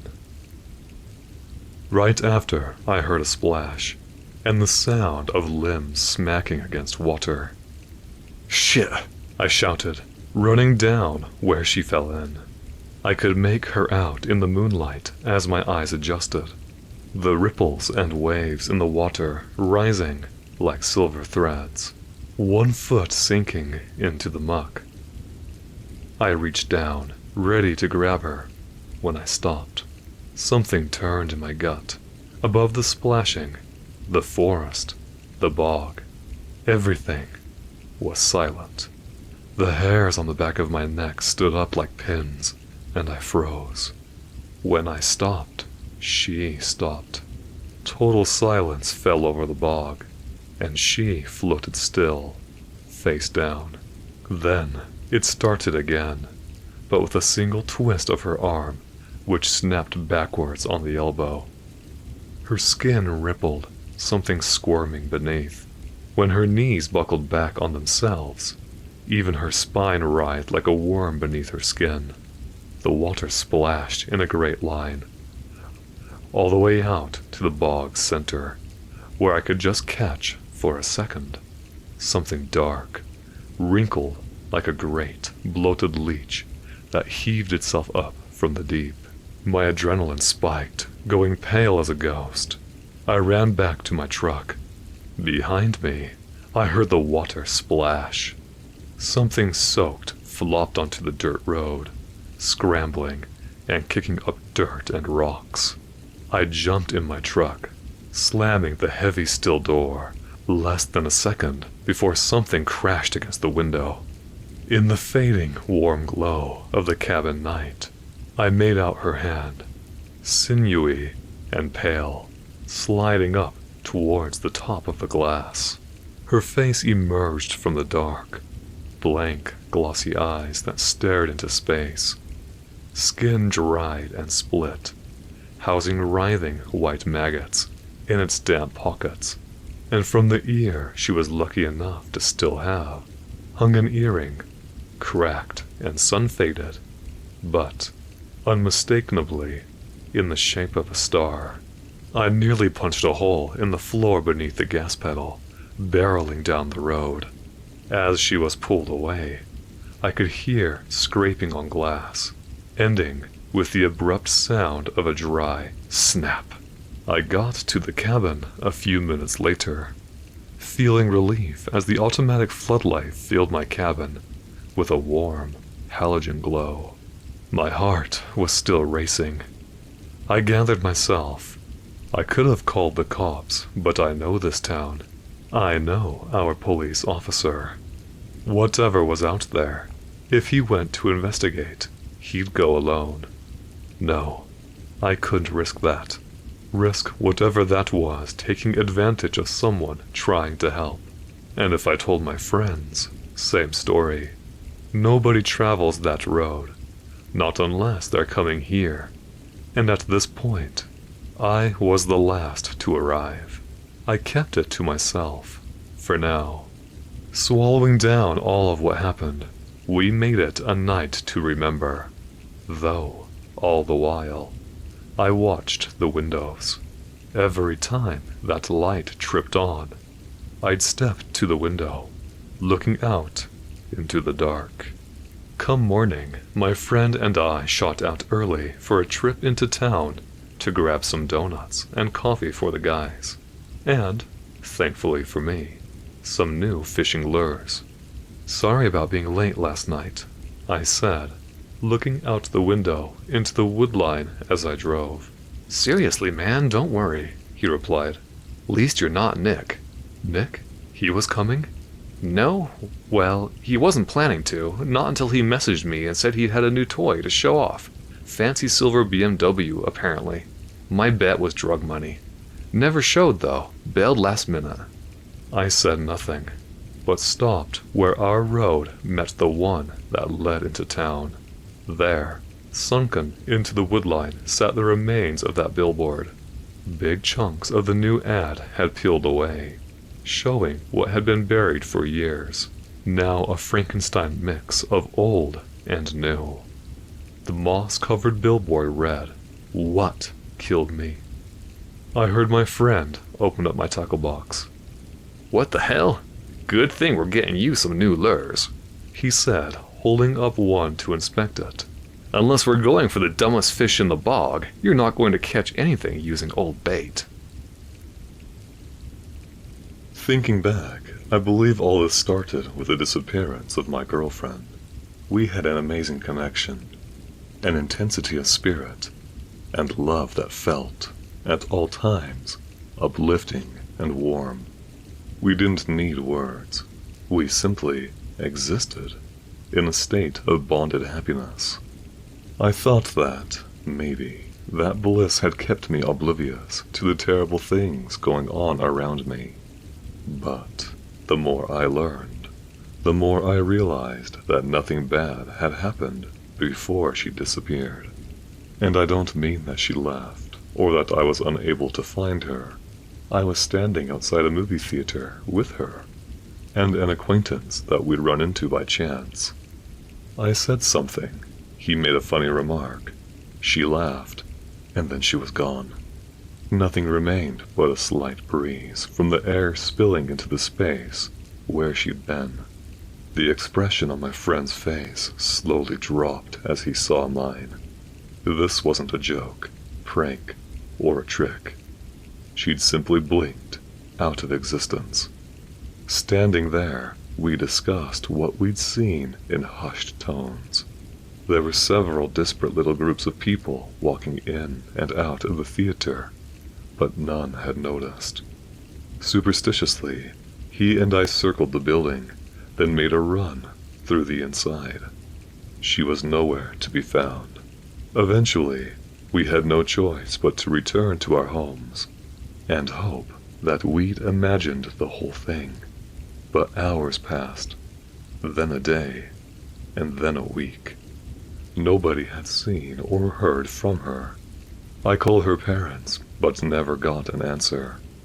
I went around to their place, which I vaguely remember from a holiday visit, at the same time in the past, peering in the windows. I saw the dining room that I remembered, complete with furniture and settings, but the rest of the house was completely empty. Had they moved out? If so, why was the dining room still furnished? I looked around for passerbys, but the quiet suburban street sat desolate and lonely. I went by her work next. The grocery store and the bakery in which she worked ran lively with bustling energy.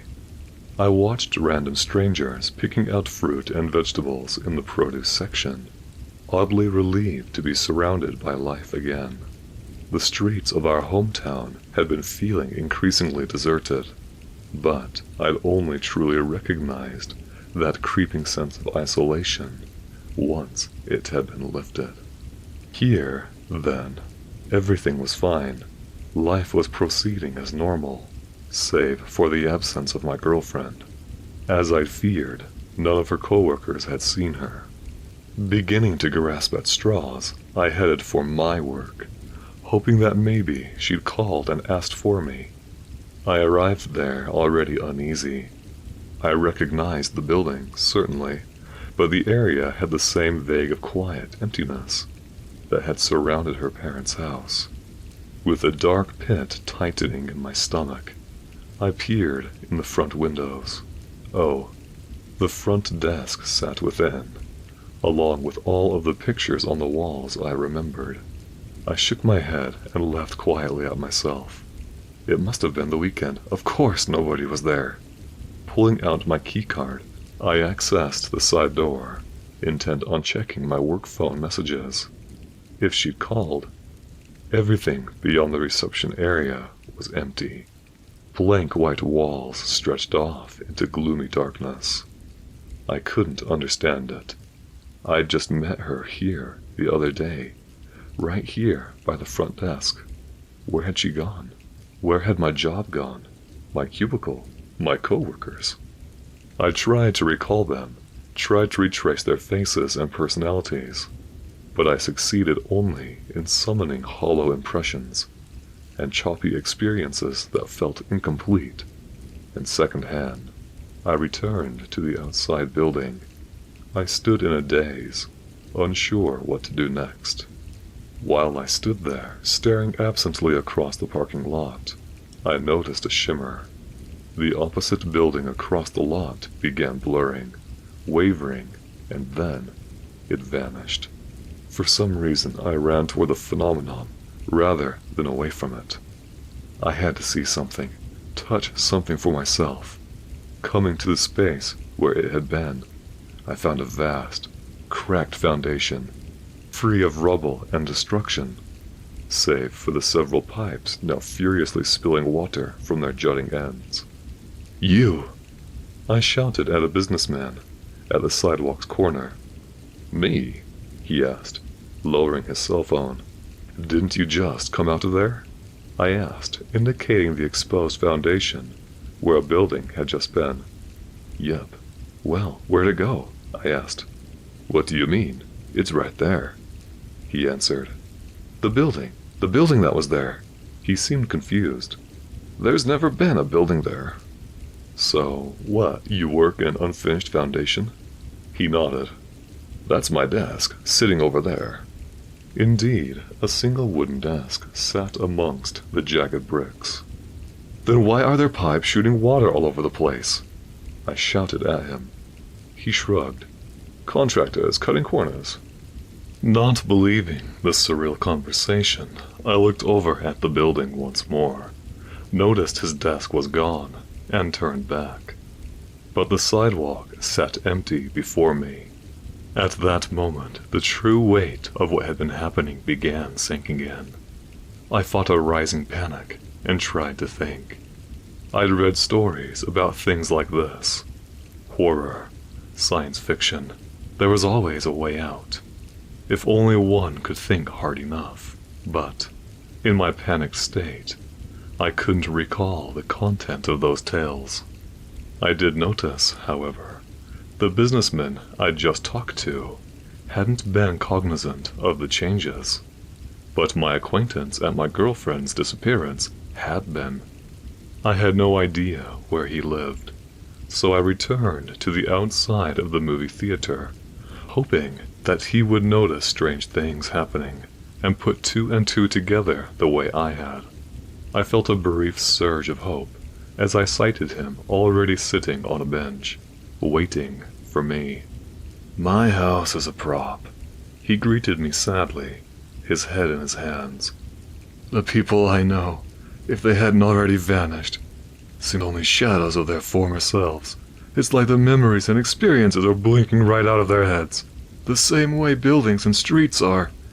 "Does anyone else notice?" I asked, sitting next to him on the bench. I chose not to comment on his overly loud despair and uneven tone. I talked to one guy who remained convinced nothing weird was going on, right up until he disappeared too. He shook his head slowly. For a time, we sat in silence, just thinking. Across the movie theater parking lot, one of several trees shimmered, wavered, and vanished. He glanced over at me, and I nodded, confirming that I'd seen it too. Another tree went a few minutes later, leaving a slight section of elevated highway visible. The highway blinked out of existence soon after. The entire sky, bright blue, white clouds, and burning sunlight, all began shimmering and wavering. He and I both straightened at the same time. It's symbolic, he realized aloud, mirroring my thought. Units of meaning disappearing one by one. How else could ideas, memories, even the damn sky? Hurricane winds blasted and buffeted us as the sky itself blinked out of existence, leaving only blank, barren blackness overhead. "What could do this?" he shouted, gripping the bench. I shook my head. I had an idea, based on what I'd seen since she disappeared, but it was insane. "Do you think?" I yelled, over the loud winds. "What?" "We think, therefore we are, right?" I shouted. "I know I think. Do you?" I think so," he yelled back. "Then we must really exist." I told him, hanging on. "That means there's hope."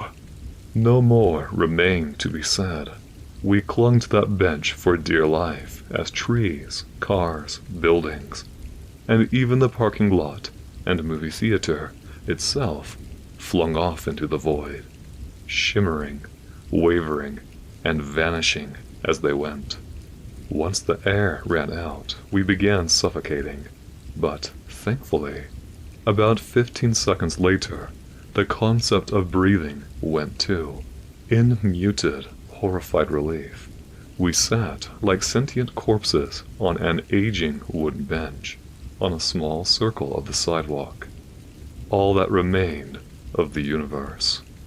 "Come on, please," I said without breath, without words. We had some time left. It wasn't quite the end. She appeared with a few minutes to spare. In the exact spot she'd vanished, my girlfriend blinked back into existence. Her arrival bringing a massive wave of restoration, a split-second sphere of ideation and creation, brought everything we'd known back in a roaring moment. Running up to her through the dying breezes of renewal, I grabbed her by the shoulders. "You're back!"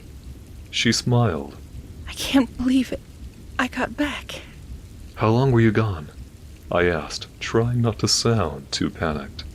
It took me a few minutes to fall asleep again. She replied, excited.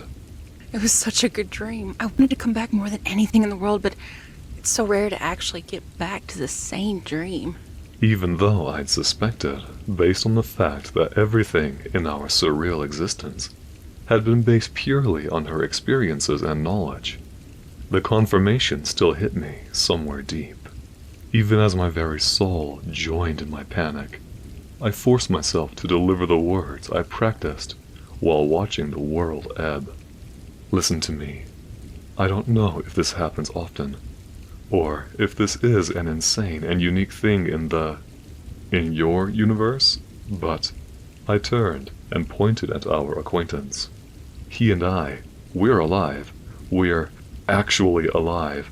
When you woke up, your dream started falling apart, but we remained, and we experienced every moment of it. I'm actually thinking.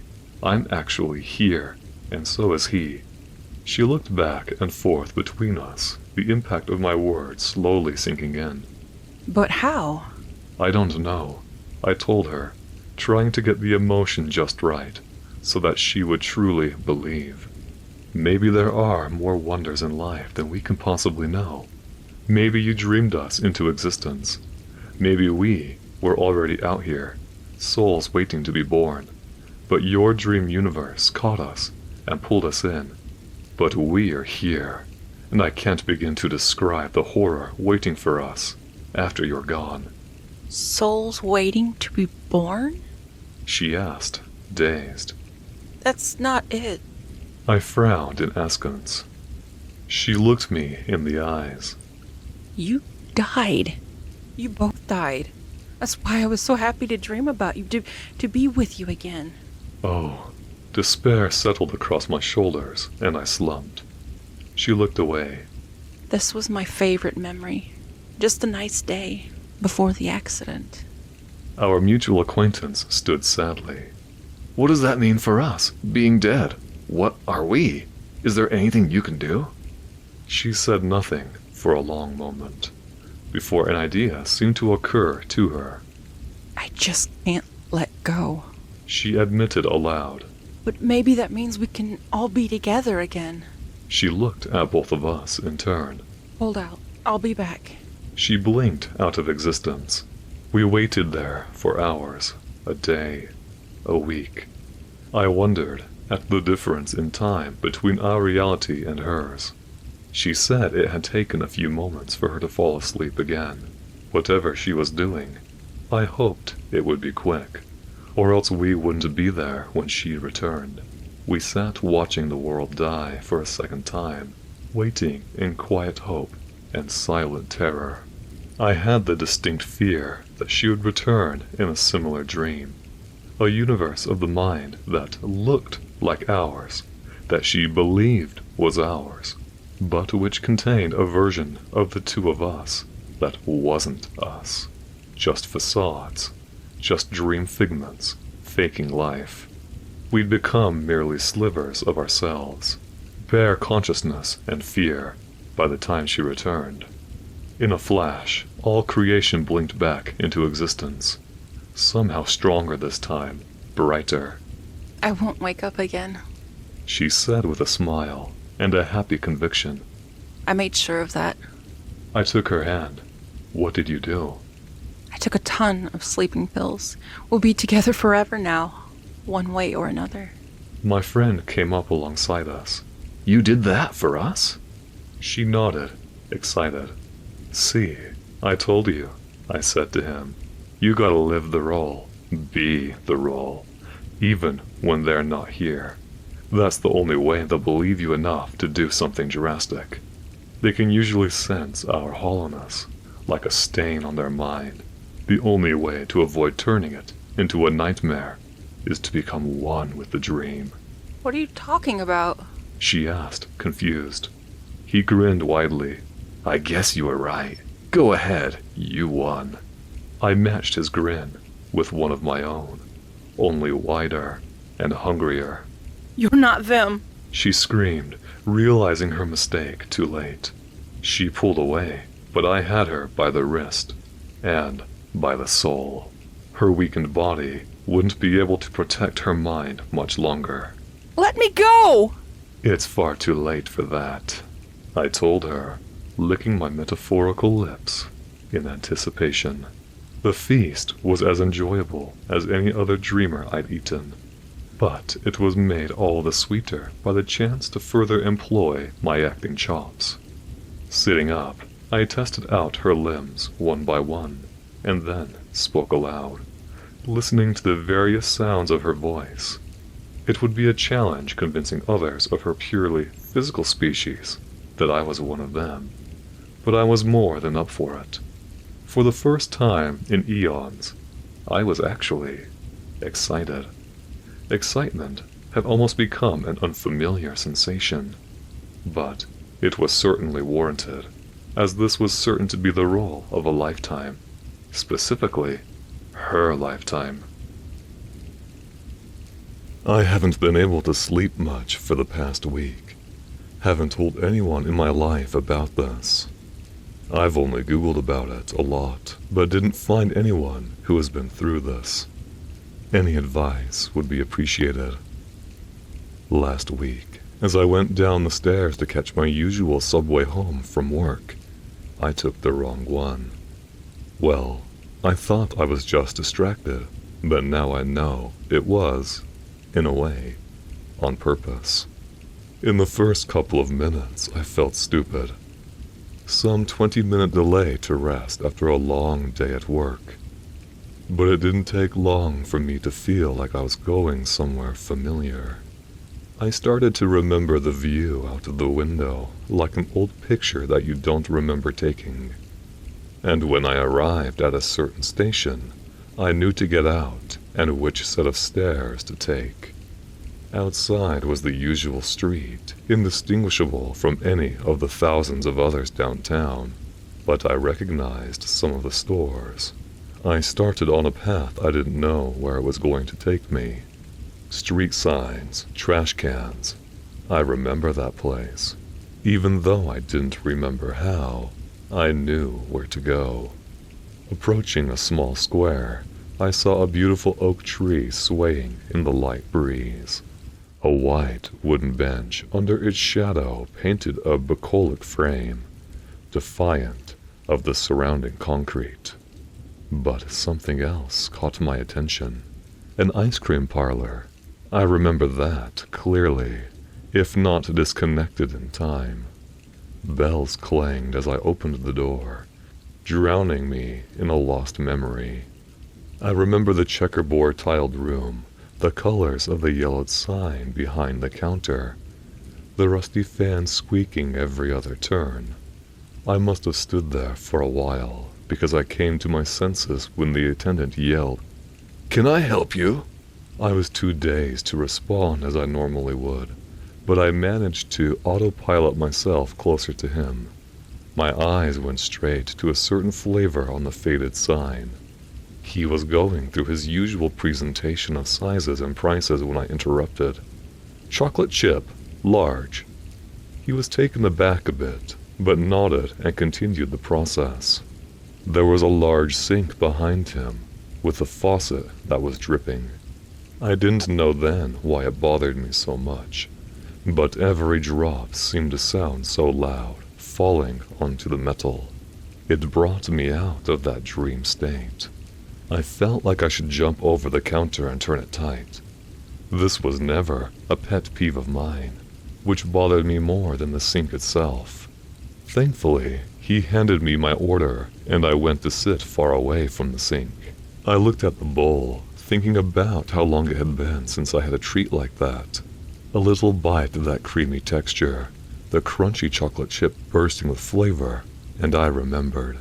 Going there with my dad, ordering the same flavor every time. I remember him joking about that, saying I should try something else. I remember sitting there staring at my hero, never thinking about the time of day, never minding the price of the ice cream. Man, I enjoyed eating that. I was almost licking the bowl. I didn't want to leave, but I could always go back home another day. I could bring my own kid here. I wanted to squeeze more out of this little vacation. My face hurt from smiling. I sat under the oak, watched the day hurry away for a bit. Another rare, pleasant breeze, and I was in heaven. I closed my eyes and heard the leaves clapping gently above me. Then I looked up at them. That hit me like a sucker punch into the gut. I felt nauseous, weak. The image made me sink into the bench. The whole city began spinning around me. The tree itself was spinning. I got up straight and went home. I had to lie about being late. I wasn't excited about my memories anymore. I told the wife that I had to finish some things at work. She didn't question it. They had had dinner already, but I wasn't hungry. After a long shower, I was in bed, not sleeping, of course. The whole night I kept thinking about that damn tree, the leaves falling, spiraling toward the ground. Why did it hurt me? I couldn't place it. Like an invisible itch, a rock I could not get out of my shoe. The next day was spent watching the hands on the office clock run extra slow, as if mocking me. Work seemed meaningless, and coffee didn't help, but I suffered through it, and could run back to that cursed wooden bench. I ran down the subway stairs, into the fateful train. The details that had allured me before were a blur now. The stores, street signs, trash cans. Screw the chocolate chip ice cream. I went straight to that bench under the oak, sat, and looked up. Looking at it was unbearable. I looked around and considered leaving. But I had to figure it out. It was killing me. So I studied it, every scrap and speck, every branch that led into smaller branches, and then a smaller one after that. Even now, if I could draw, I could show you the smallest details, every scratch classified by how deep it was and how old it looked. The faintest change in color, the position of the moss in relation to the sun that set in the background, as I watched the leaves falling onto me. The city sounds were muffled. I must have looked insane to anyone passing by, but I figured it out. Only, I still can't sleep. I went home defeated with a stiff neck. I had to come up with a much better lie to explain being late, almost 4 hours this time. She again didn't care. A longer shower, then I was in bed. Branches projected into the ceiling. I could hear the sway of the oak in the breeze, could feel the leaves touching my face as they fell, spinning like my thoughts never ending. All because, maybe, they haven't fixed that squeaking fan in 20 years. I found it pretty hard to believe that they never changed the flavors, never updated the prices, never fixed that damn dripping faucet. But there is no way that the tree has remained the same all these years. The same branches, the same holes and scratches. Same as when I was a kid? I don't know if this is a type of psychosis, some mental health illness manifested late in life. Google, Reddit, Quora. Nobody has ever talked about it. If there is a term that I can read about, look for an answer, please tell me. If you repost this anywhere, send me a DM so I can read the comments. My deadbeat dad never bought me ice cream. You've probably seen this map too. It pops up on Reddit every few months, usually on r/creepy or r/map-porn. It shows 2 images. One is a map of a missing persons, and the other is a map of America's subterranean cave systems. The overlap is practically identical. The caverns match the disappearances almost 1-to-1. Most people look at it and go, huh, creepy, and scroll past. I used to too. But this time I zoomed in. I live in a rural stretch of Kentucky, deep in the foothills. I noticed a dense cluster of red dots right in my county, sitting directly on top of a minor cavern system called the Blackwood Sinkholes. It wasn't a tourist trap like Mammoth Cave. It was a jagged scar in the woods that even the locals didn't bother with. I showed it to my girlfriend Jess. Calling Jess outdoorsy would be putting it lightly.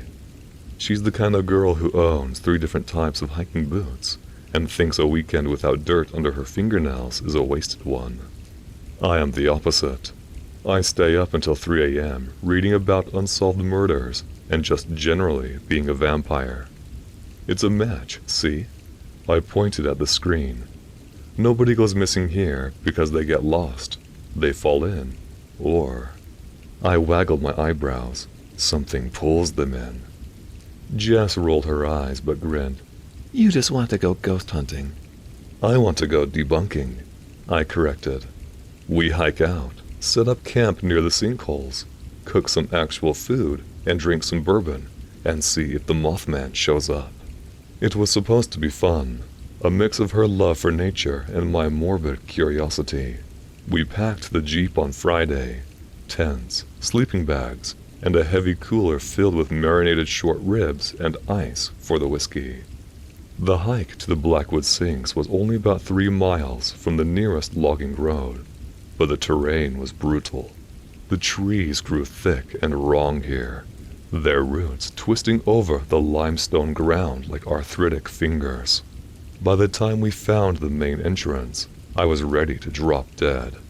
The cave mouth was a horizontal slash in a limestone cliff face, about 10 feet high and 30 feet wide. It looked like a mouth held open in a silent scream. A steady, cold breeze flowed out of it, smelling of wet rock and old copper. Creepy. Jess noted, dropping her pack. I can dig it. I loved this girl. We set up camp about 50 yards from the entrance, just far enough to avoid the draft, but close enough to stare into the darkness. I got the fire going while Jess prepared the grill grate over the coals. We were doing this right. Slow-cooked, sticky ribs slathered in a spicy bourbon sauce. Heat from gentle coals licked at the meat, and the smell was intoxicating. Anyone who loves barbecue knows what I'm talking about. Smoke, fat, sugar, and char.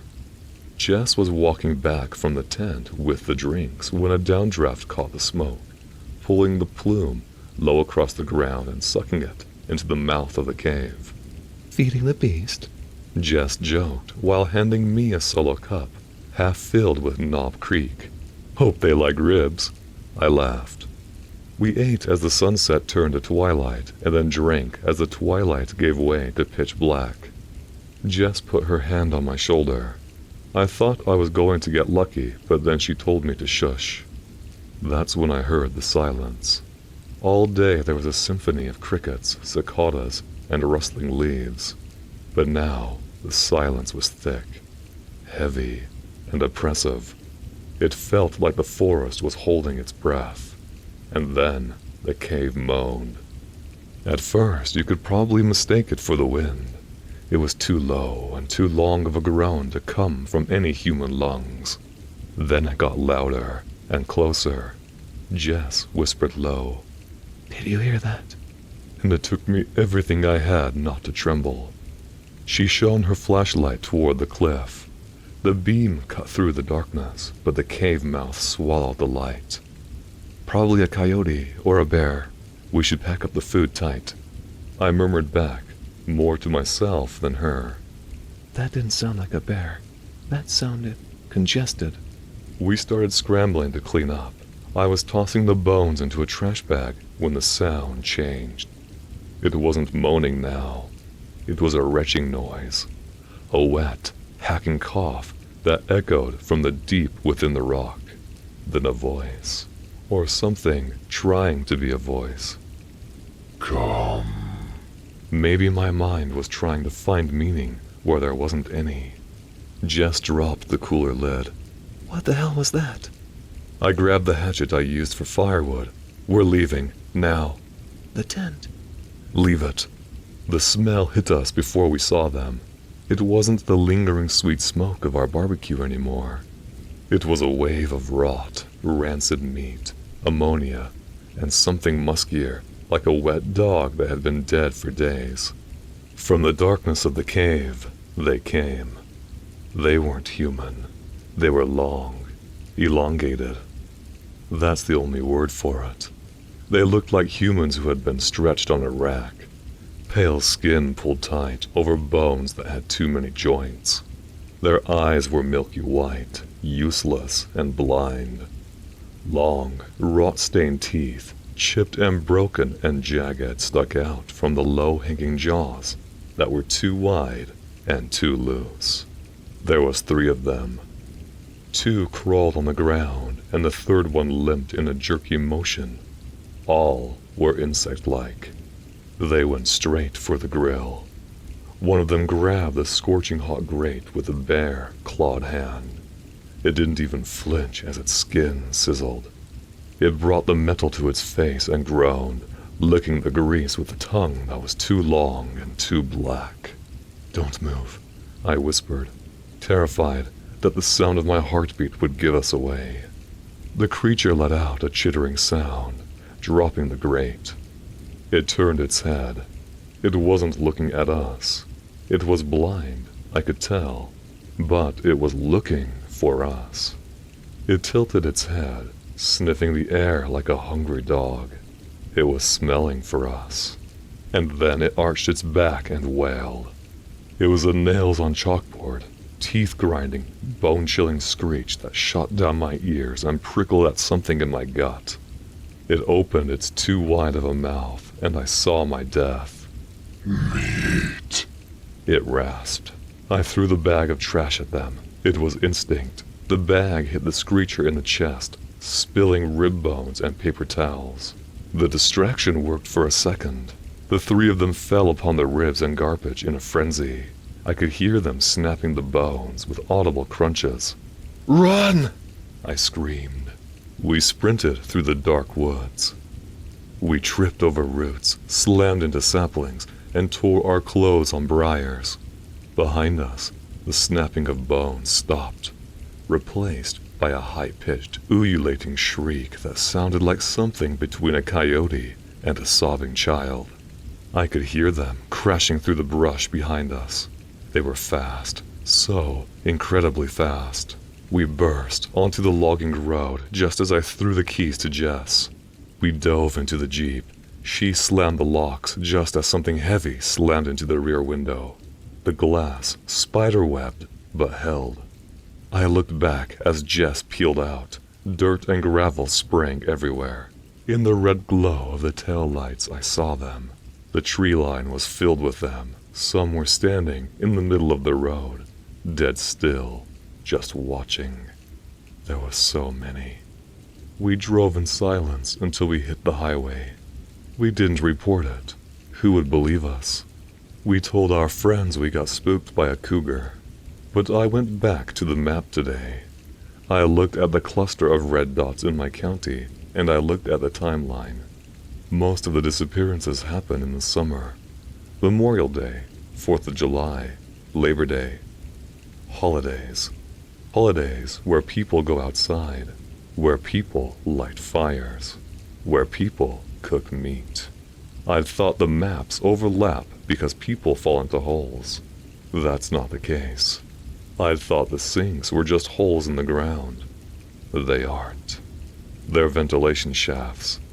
And when we play and laugh and cook barbecue, we are ringing the dinner bell. Growing up, my family was never like other families I had known. I remember being 6, no 7, maybe 6.5, and noticing little things that made my father unlike other dads in our small cul-de-sac. My father's skin was sallow and white to the bone, regardless of any sun put onto his skin, a trait that had passed on to me. Not that we lived anywhere particularly hot to begin with, being from a small town in upstate New York, but my dad and I managed to stick out like a sore thumb. Perhaps it has something to do with my father spending most of his time working at the local butcher's shop, which was a few short miles down the street from our house. Many nights he would spend in the shop, rarely leaving at all from 7 to 9, preparing the pork, sausage, and beef in-house, cutting them down to shape to prepare for the next day of work. Oftentimes, his work kept him long enough in the day where I would hear the door unlock around midnight, head downstairs, and see a figure covered in bloody overalls, carrying a black bloodied bag of meat, walking through the dark hallways, breathing slowly, and putting the black bag on the table, and taking out whatever bloody remains had been left from that day for his dinner. Something about the smell of the dried meat always bothered me as a kid, but I got used to it as the years went on, like how a farmer's son gets used to the smell of cow shit on a farm. You live with it for a while, and it becomes almost normal. Every year on my birthday, I'd ask the same question. Can we visit our home country? I'd like to see it for the first time. My father would kneel beside me and tell me, speaking in his typical low voice with his breath cold as ice. Son, there are things that are hard to explain. We are not welcome back home, but perhaps someday it can be safe to go again. I had hoped every year that one day it would change, that my father would come to me with the biggest smile I had ever seen and tell me, Son, it is time to go home.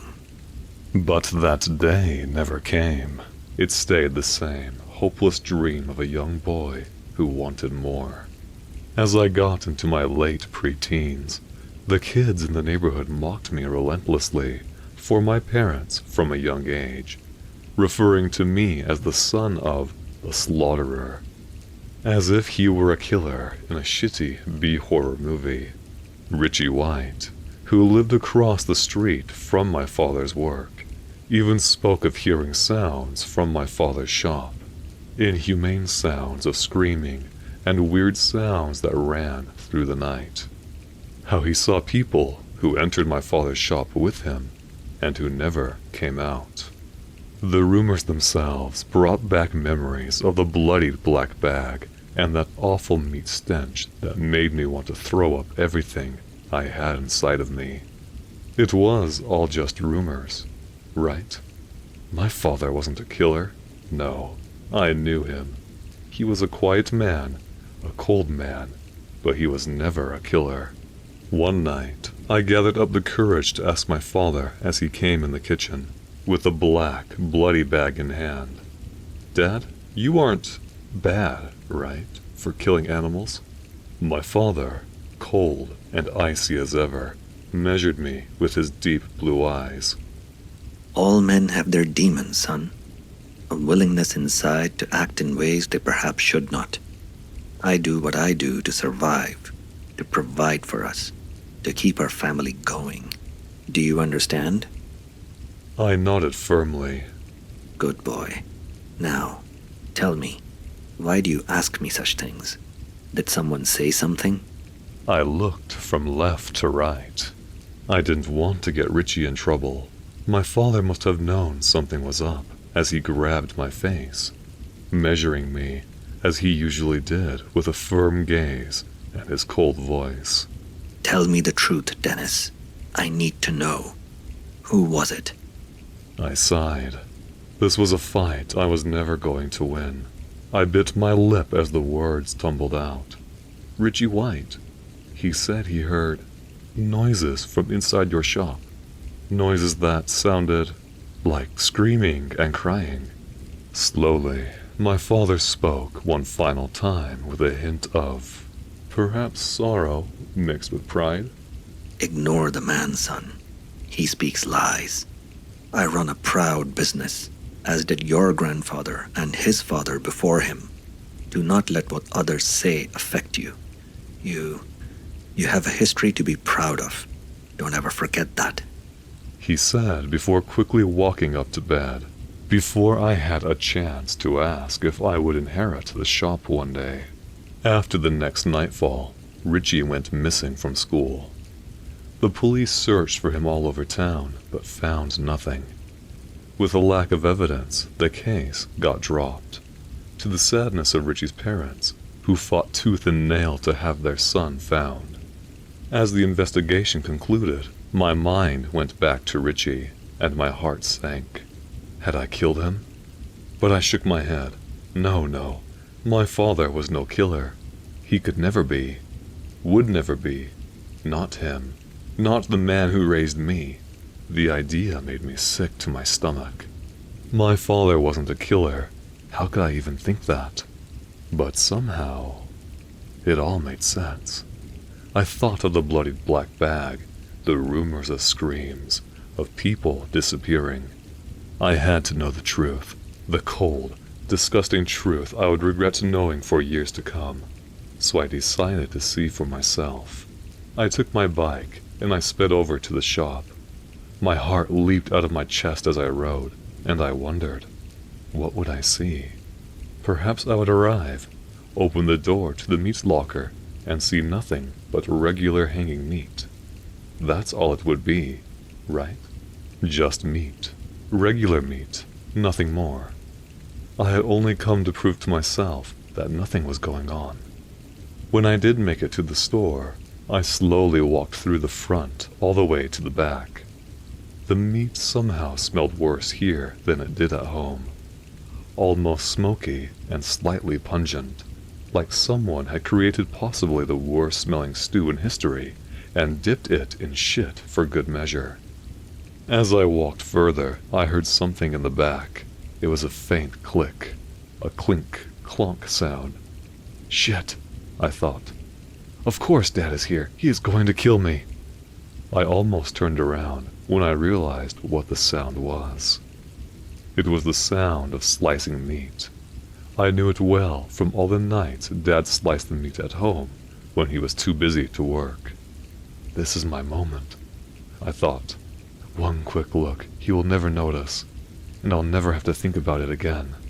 Slowly, I crept open the door, and inside I saw Richie lying on the table.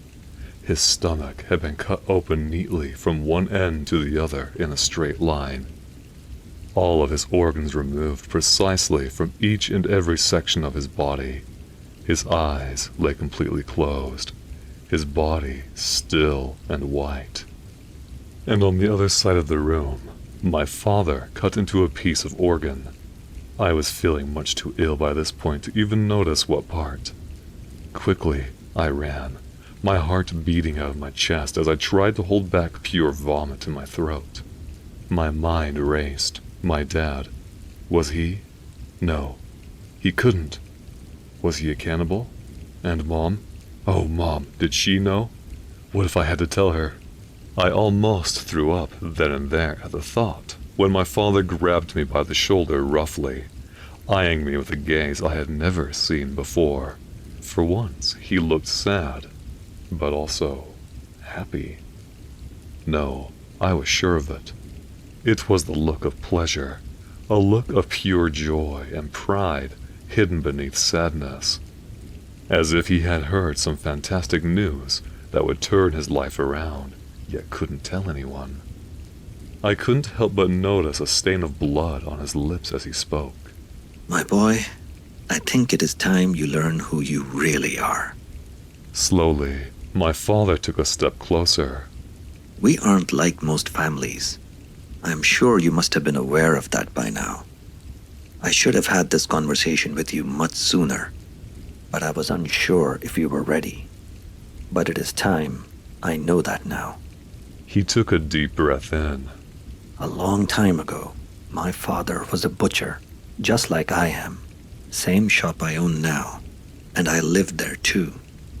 We never had much money, but it was a simple life.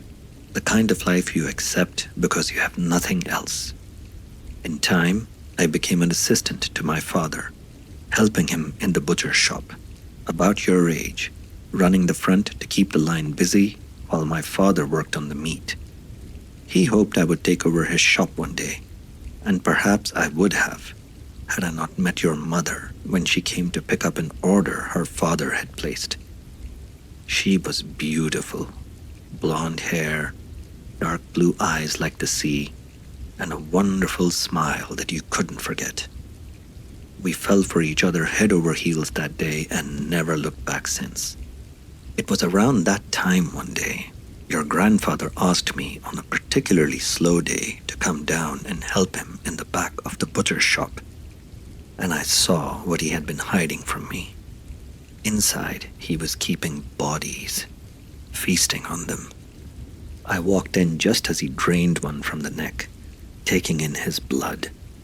I almost ran away, but he saw me just out of the corner of his eye. "Don't look away," he told me. "You will have to do the same someday." He finished his meal and explained to me that many years ago, our family had come from a long line of vampires, that the meat shop was a front to keep bodies inside, to use for meat and stave off the hunger, to prevent our secret from coming out.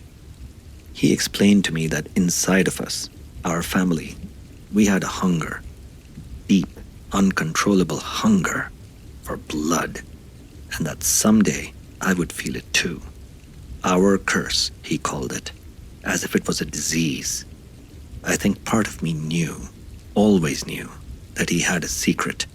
I just wasn't sure, nor did I ever want to find out.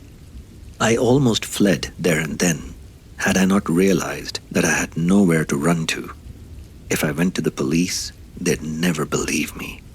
I mean, vampires? I would have sounded like a loon. nor did I have any family outside of town I knew about. I bit my lip and I accepted. I never told your mother. She would never understand.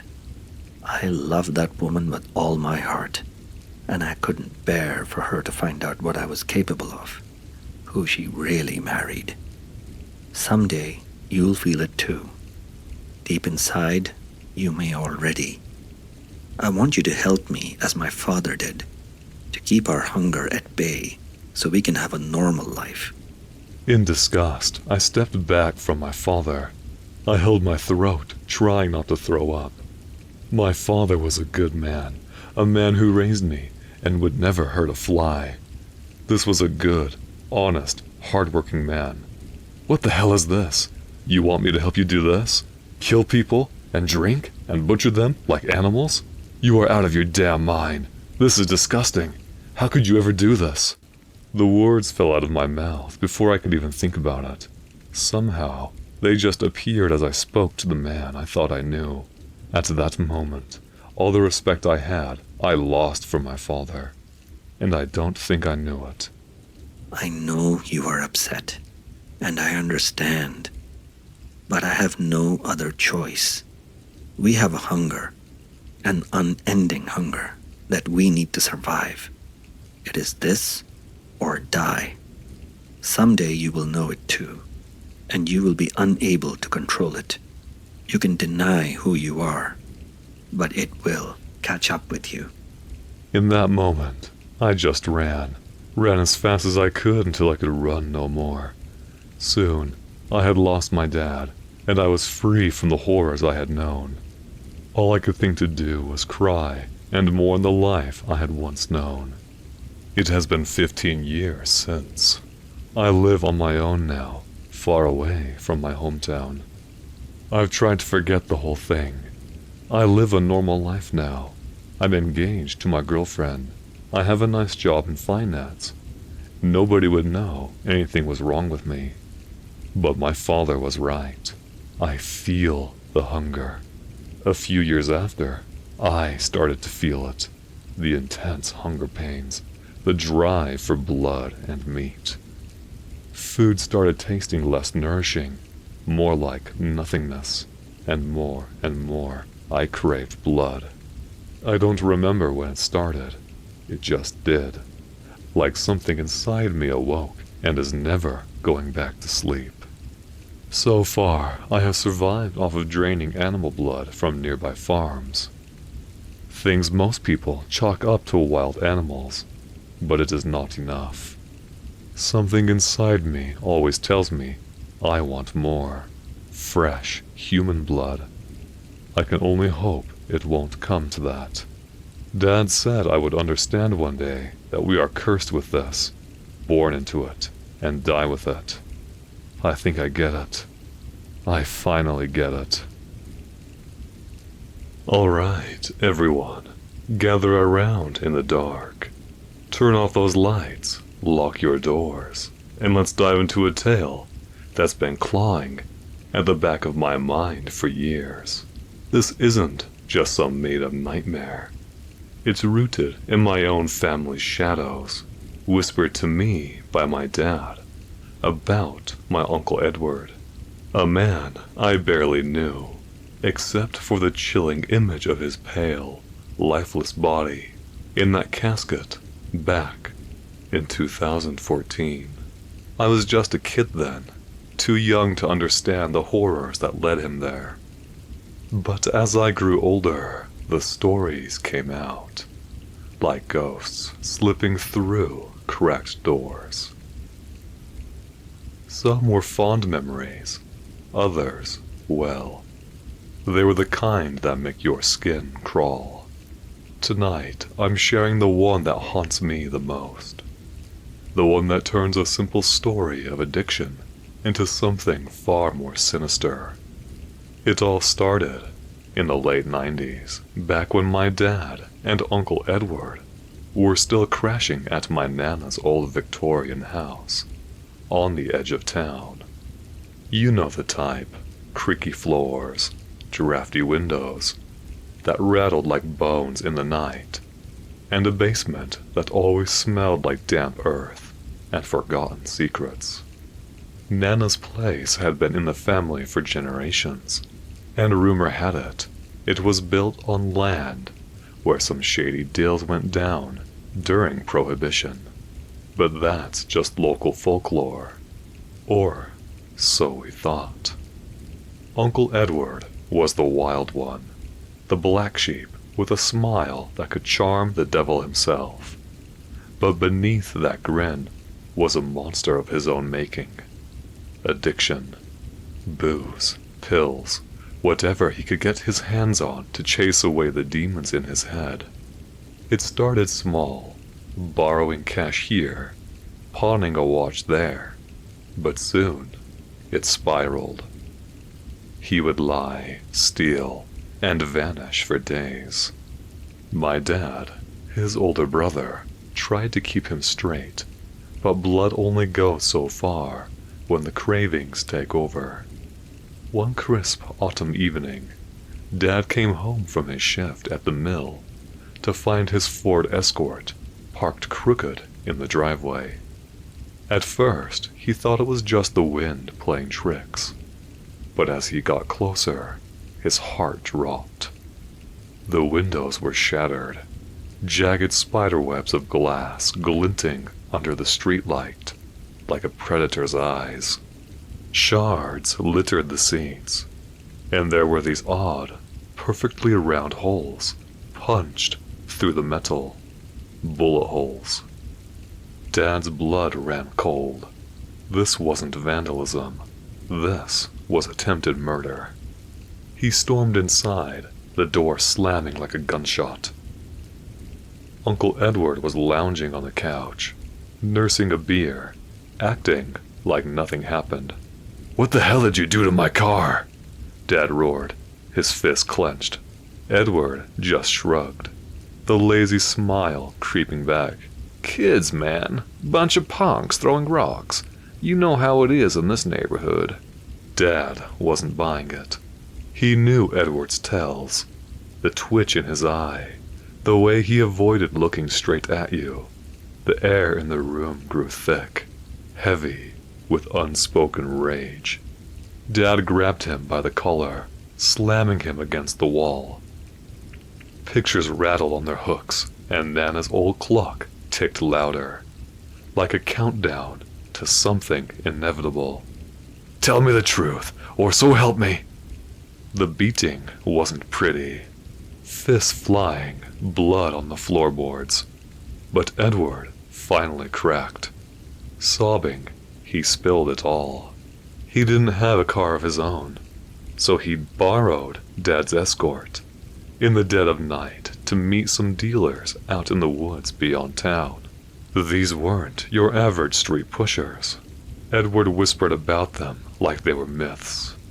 The Shadow Men, he called them, lurking in the abandoned mill ruins where the trees twisted like tortured souls. He owed them big, thousands for the junk that kept him numb.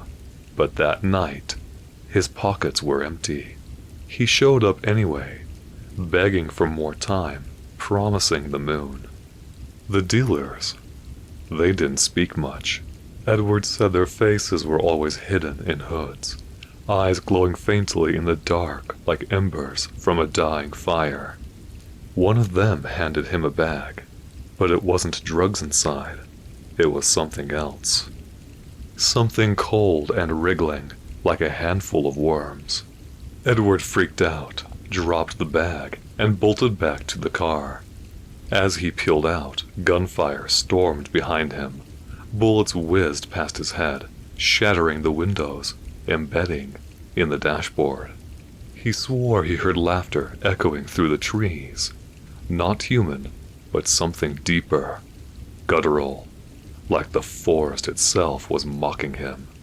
Dad listened, horrified, but wrote off the weirder parts as Edward's drug-fueled hallucinations. No cops were called. Family business stayed family business. Edward got lucky that time. The bullets missed him by inches, but the incident changed him. He started muttering about eyes in the shadows, scratching at invisible bugs on his skin. Nana found him one night in the basement, rocking in the corner, whispering about deals that couldn't be broken. Years dragged on, and the addiction gnawed at him like a parasite. His body wasted away, skin sallow, eyes sunken like pits. Then came the pneumonia. It hit hard and fast, his weakened immune system no match for the infection. In 2014, it claimed him. I remember the funeral vividly. The open casket, his face unnaturally still, like a wax figure. But as I stared, something felt off. His eyes, they were open just a sliver, and I could have sworn I saw them twitch. A trick of the light? Maybe? That's what I told myself. But here is where it gets really creepy. After Uncle Edward's death, strange things started happening at Nana's house. Dad would wake to the sound of shattering glass in the driveway. But the windows were fine. Bullet holes appeared on walls overnight, vanishing by morning. And myself? I've had dreams, vivid, terrifying ones, where I'm driving that old Escort through the endless woods. Hooded figures chase me, their eyes glowing, whispering about unpaid debts.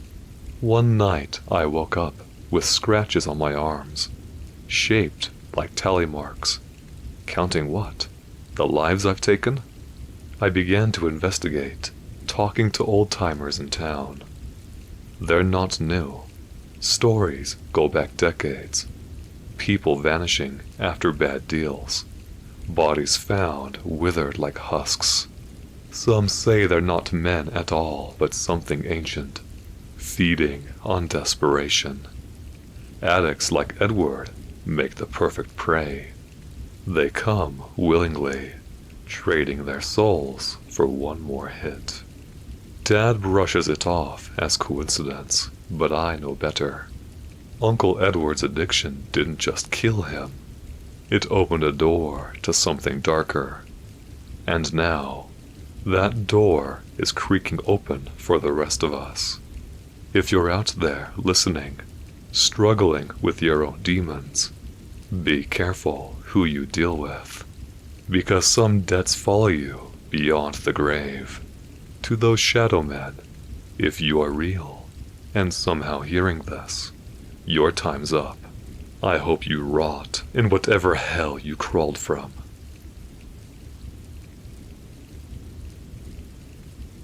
It was just a bottle.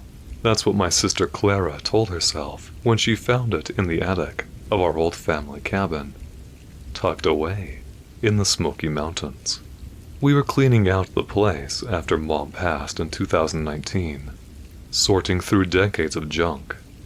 Clara, who'd been sober for 3 years, was doing better, smiling again, rebuilding her life after vodka nearly destroyed it. But that bottle, it wasn't normal. It was old, green-tinted glass, etched with symbols that seemed to writhe when you looked too long. A cork stopper, sealed with wax, and no label. Just a faint amber liquid sloshing inside.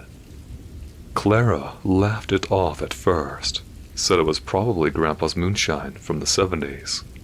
But that night I caught her staring at it, eyes glazed, like it was calling her name. She swore she heard whispers, soft, coaxing voices, promising warmth, escape, and oblivion. Just one sip, they said. I told her to smash it, but she clutched it like a lifeline, her knuckles white. Days later, Clara started acting strange. She'd disappear into the woods behind the cabin, coming back with dirt on her hands and a dazed look. I followed her one night, heart pounding, through the fog-choked trees. There, in a clearing, she knelt before a circle of stones. the bottle glowing faintly in her hands. Shadows moved around her, not people, but shapes, tall and thin, with eyes like oil slicks. They weren't offering her a drink. They were feeding on her, their whispers growing louder as she raised the bottle to her lips. I screamed her name, and the shadows scattered, but not before I saw one turn its head, its grin splitting wider than any human mouth could. Clara dropped the bottle, and it didn't break, just rolled into the darkness. She swore she hadn't drunk from it, but her breath smelled like liquor, and something rancid, like decay. We left the cabin the next day, but Clara was never the same. She relapsed hard, drinking anything she could find. Cheap whiskey, mouthwash, even rubbing alcohol. The whispers followed her, she said, louder each time she tried to quit. One night, I found her in her apartment, surrounded by empty bottles, scribbling those same symbols from the bottle onto the walls. Her eyes were wrong, cloudy, like something else was looking through them. Clara vanished a week later. Police found no trace, but I went back to the cabin, desperate for answers. The bottle was there, in the attic, full again, the liquid swirling as if alive. I burned the cabin down that night, bottle and all, but sometimes, when I'm alone, I hear it, a faint whisper, offering me a taste. And the worst part, I'm starting to want it. My cousin Tommy was the life of every family reunion, until the needles took over. By 2003, he was a ghost of himself, strung out on heroin, stealing from anyone who'd let him close. He'd crash out at our place sometimes, promising to get clean. But one story he told, just before he disappeared, still keeps me up at night. Tommy said it started with a new dealer he met in an alley behind the old textile factory. This guy wasn't like the others. No name, no face, just a hooded figure who handed him a syringe filled with something that glowed faintly blue under the streetlights. It's better than anything you've had, the dealer rasped, a voice like gravel scraping bone. Tommy, desperate for a hit, didn't question it. The high was unreal. Colors bled into sounds, time melted away. But when it faded, he heard it. A song, low and mournful, like a lullaby sung by a choir of the dead. The song followed him everywhere. At first, it was soothing, but soon, it demanded more. Every time he shot up, the song got louder, clearer, until he could make out the words. Stay with us, pay the price. He tried to quit, but the song turned sharp, slicing into his thoughts, making his hands shake until he found another needle. The dealer was always there, waiting in the shadows, with that same glowing syringe. Tommy swore the guy's hands were wrong. Too long, fingers bending backwards like branches in a storm. One night, Tommy showed up at our house, sweating, eyes wild. He said the dealer wasn't human. He'd seen it in a dream, a thing with no face, just a gaping maw, stitching people's souls into a tapestry of screams. The drugs weren't just drugs. They were a tether, tying him to that thing. He begged me to help him, but before I could, he bolted into the night. We found his body a week later in that alley, needle still in his arm. The coroner said overdose, but his eyes were gone, just empty sockets. like something had plucked them out.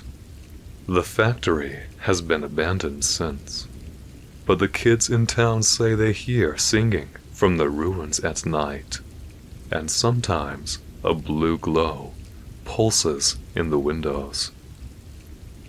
My dad used to tell me about his old friend Marcus, a chain smoker who'd burn through 2 packs a day. Marcus was a good guy, always laughing, but cigarettes were his vice, his crutch through a rough life.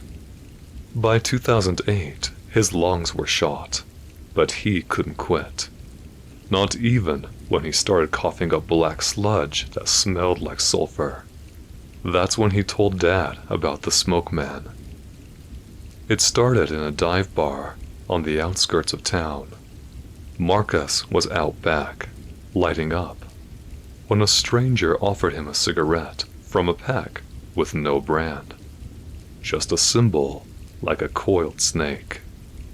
The smoke was thick, sweet, curling into shapes that seemed to move on their own. Faces, hands, eyes. Marcus said it was the best drag he'd ever taken, but when he exhaled, he felt something stick, like a weight in his chest, watching him. The stranger kept showing up, always with that pack, always in places Marcus shouldn't have been alone. Empty parking lots, abandoned gas stations. Each cigarette made Marcus crave more, but the smoke started doing things. It would form words in the air. Oh me. It'd drift into his dreams, showing him a place of ash and bone, where figures danced in the haze. Marcus tried to quit, but the smoke man would appear, blowing smoke in his face, whispering, "You're mine." Dad thought Marcus was losing it, but then he saw it too. One night, he caught Marcus coughing violently in the backyard. Smoke pouring from his mouth. Not normal smoke, but thick, black, forming claws that reached for the sky before dissolving. Marcus swore the smoke man was inside him now, feeding on every puff, growing stronger. He burned his last pack, but the coughing didn't cease. Neither did the whispers. Marcus died in 2010, his lungs having collapsed. His body withered like he'd been burned from the inside. At his funeral, I smelled it, cigarette smoke, sweet and heavy, though no one was smoking. And when I looked at his body in the casket, I saw it. A faint wisp of smoke curling from his lips, forming a snake that slithered into the air and vanished. The bar's gone now, torn down, but the hikers say they see smoke rising from the empty lot at night, shaped like a man with no face. And sometimes a pack of cigarettes appears on the ground, tempting anyone desperate enough to light one. I can't stand Halloween. When October rolls around, I get a sinking feeling in my stomach that doesn't go away until the month is over, and sometimes not until December. Most people I tell this to are quick to label me as a cranky, bona fide Halloween time Ebenezer Scrooge, telling me to lighten up and enjoy the spooky season. That is, until I explain why.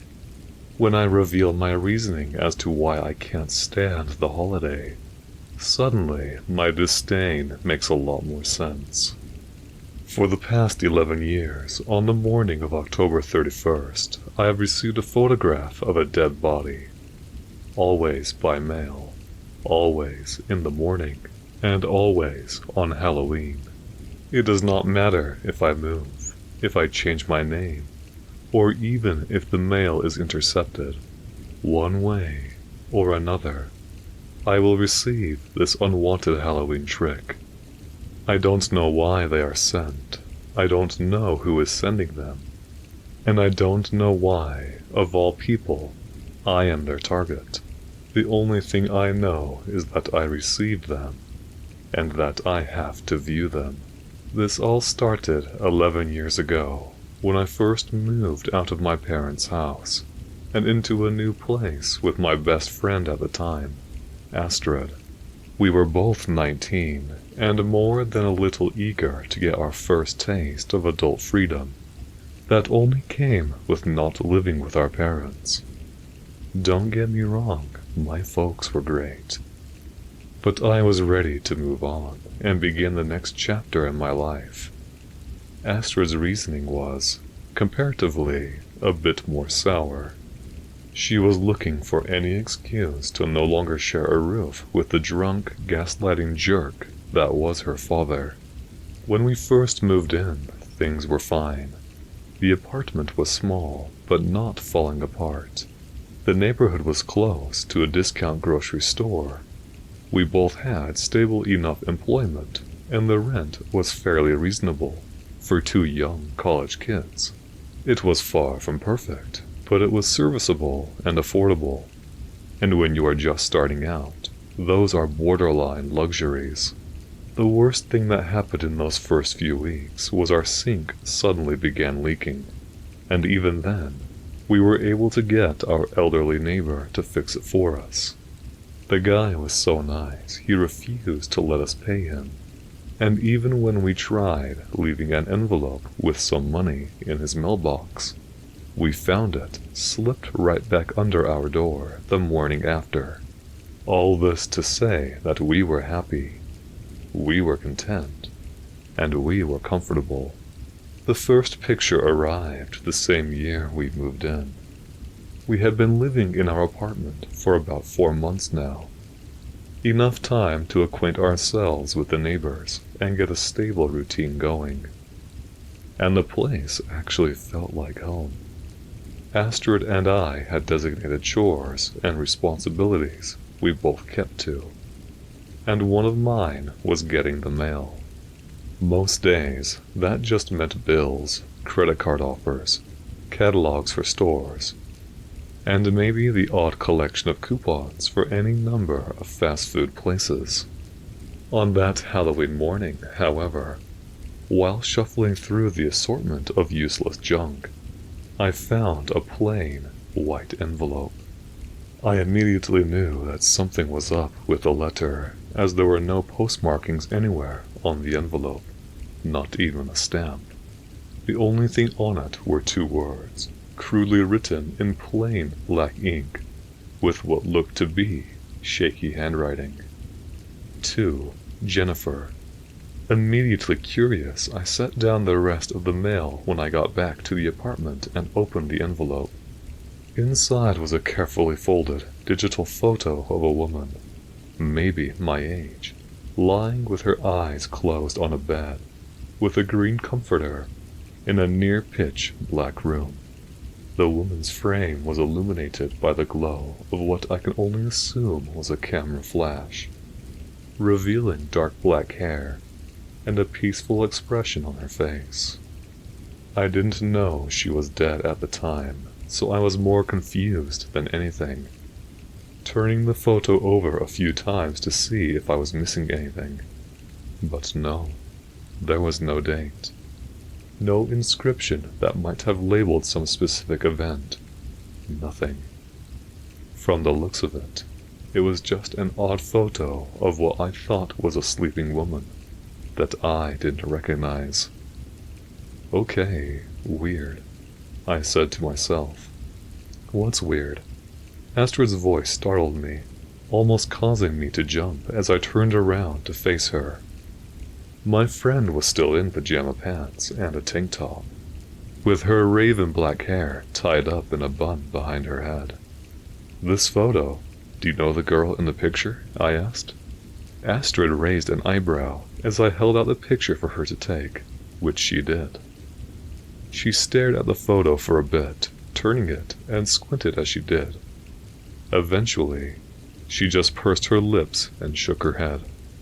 Never seen her before. Why? She asked. Because this just came in for me in the mail. I held up the empty envelope as I answered her, positioning it so she could see my name on the paper. She stared at it for a minute, then back at the photo in clear confusion. "She's not a friend of yours?" she asked. I shook my head. "Can you just send it back?" "To where?" I asked back, holding up the envelope again. "There isn't even a return address on this thing. Where would I send it?" Astrid just shrugged.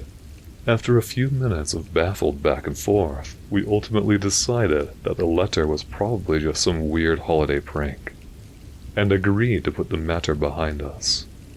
In hindsight, I know that was a mistake, but that is 2020, as they say. The rest of the year passed without incident, and by Thanksgiving, while I hadn't forgotten about the mystery photo, I had stopped worrying about it. Most of the next year was equally uneventful, save for both of us trying desperately to avoid the drunken, angry phone calls from Astrid's father, telling her to come home. By Halloween the following year, I had almost completely disregarded the photo. I know that sounds kind of absurd, but I honestly thought it was just some weird prank at the time. I mean, one odd photo on Halloween? A day second only to April Fools for pranks and tricks? Does not a red flag make? No, that red flag would start to raise a year later, when after bringing in the mail and sitting down with Astrid, we discovered another plain black envelope, save for my name. For a moment, neither of us said anything, or even really reacted at all to the postage. I obviously can't speak for Astrid, but I was just too stunned in the moment to really think, let alone speak. When I did finally think, it was only in the form of a single question. "Another one of these things?" Astrid asked as she picked up the envelope and twirled it in her fingers. As I snapped out of my daze, I glanced up at her. I wondered if she was aware that she had just vocalized my own question. "Yeah, looks like it," I replied. I tried to sound dismissive, as if the second letter didn't bother me at all. As if its mere presence hadn't stunned my roommate and me into silence only a few moments ago.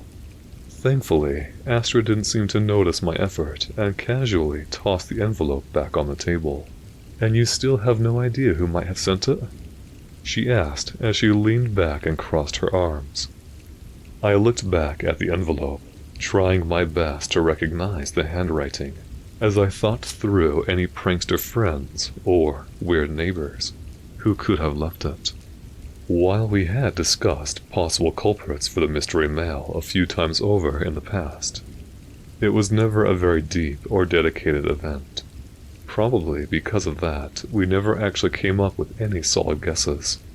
After sitting for maybe a minute, I realized I still didn't. "Not a one," I admitted.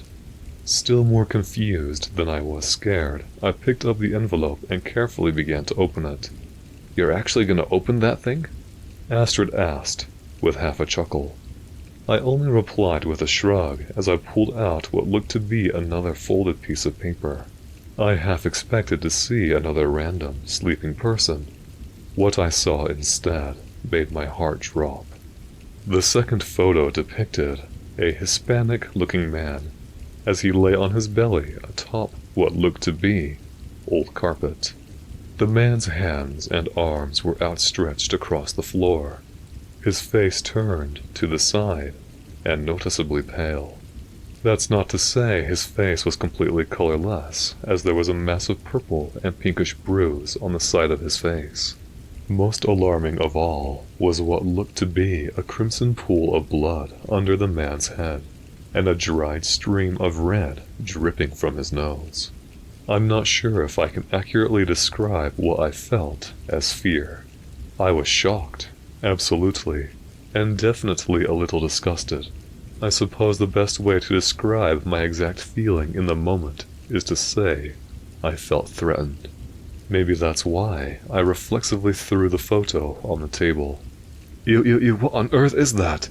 I shrieked as I flailed my hands like they'd actually touched a stranger's viscera.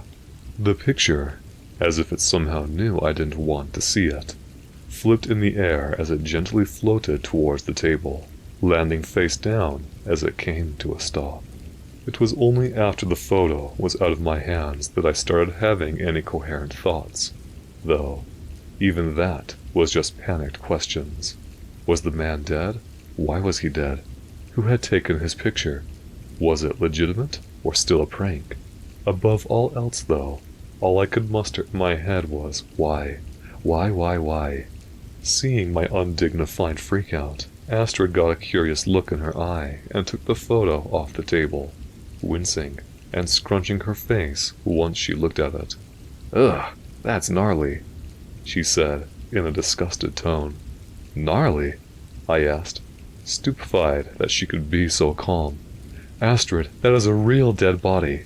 My friend, no doubt sensing my distress, looked up at me with a mix of sympathy and what I can only describe as a, "Did you really just ask that?" look. "Jen, it's not a dead body." She'd sounded certain when she said it, almost admonishing, like I was an idiot for even considering the idea. If I'd been in my right mind, I'm sure I would have been offended that she'd been so dismissive. In that moment, however, my mind was a mess. "How do you know? How do you know?" Panic rising, I pressed my hands to my head, suddenly feeling very light of breath, and like I was about to pass out. Without even realizing it, I'd begun to spiral. I pictured some shadow of a man bursting into our apartment, approaching me slowly and doing unspeakable things to me. No, please, no. What if there's like a serial killer running around, and he's taking these weird photos of his victims? What if I'm next? What if... Suddenly, I felt one of my hands be gently pulled away from my head, a comforting warmth placed on top of it. "Girl, breathe. Just breathe and calm down," Astrid said, cutting me off. Her voice was still stern, but had now taken on an unmistakably soothing tone. Placing my free hand over my beating chest, I tried to compose myself as I looked at my friend, my eyes clouding up as I realized I'd begun crying.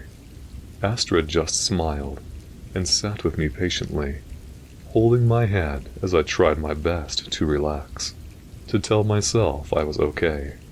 After a few minutes, I managed to mostly calm down. Though I was still shaking a bit, Astrid, patient as ever, sat with me a little bit longer, rubbing the top of my hand in an effort to reassure me. Finally, she spoke softly to me. "Jen, it's Halloween. People pull pranks on Halloween. You're okay." She turned out to be right. By the end of the day, not only had we not been targeted by a serial killer, but I had met a genuinely kind and cute guy at a party. With Astrid's help, pressuring, we even exchanged numbers, and I learned his name, Isaac. I was maybe a little bit more jumpy than normal, but that was easy enough to explain away to anyone unaware as the spooky season. All in all, it was a great day, and a more than pleasant holiday experience. Still, as I tried to sleep that night, my mind would drift to the photo of the dead man. Yes, I was still convinced he was dead, and to the first photo I'd received. How were those two photos connected? Had she been dead too? She hadn't looked like it. But what other reason could there be that I'd received both? Why had I received them at all?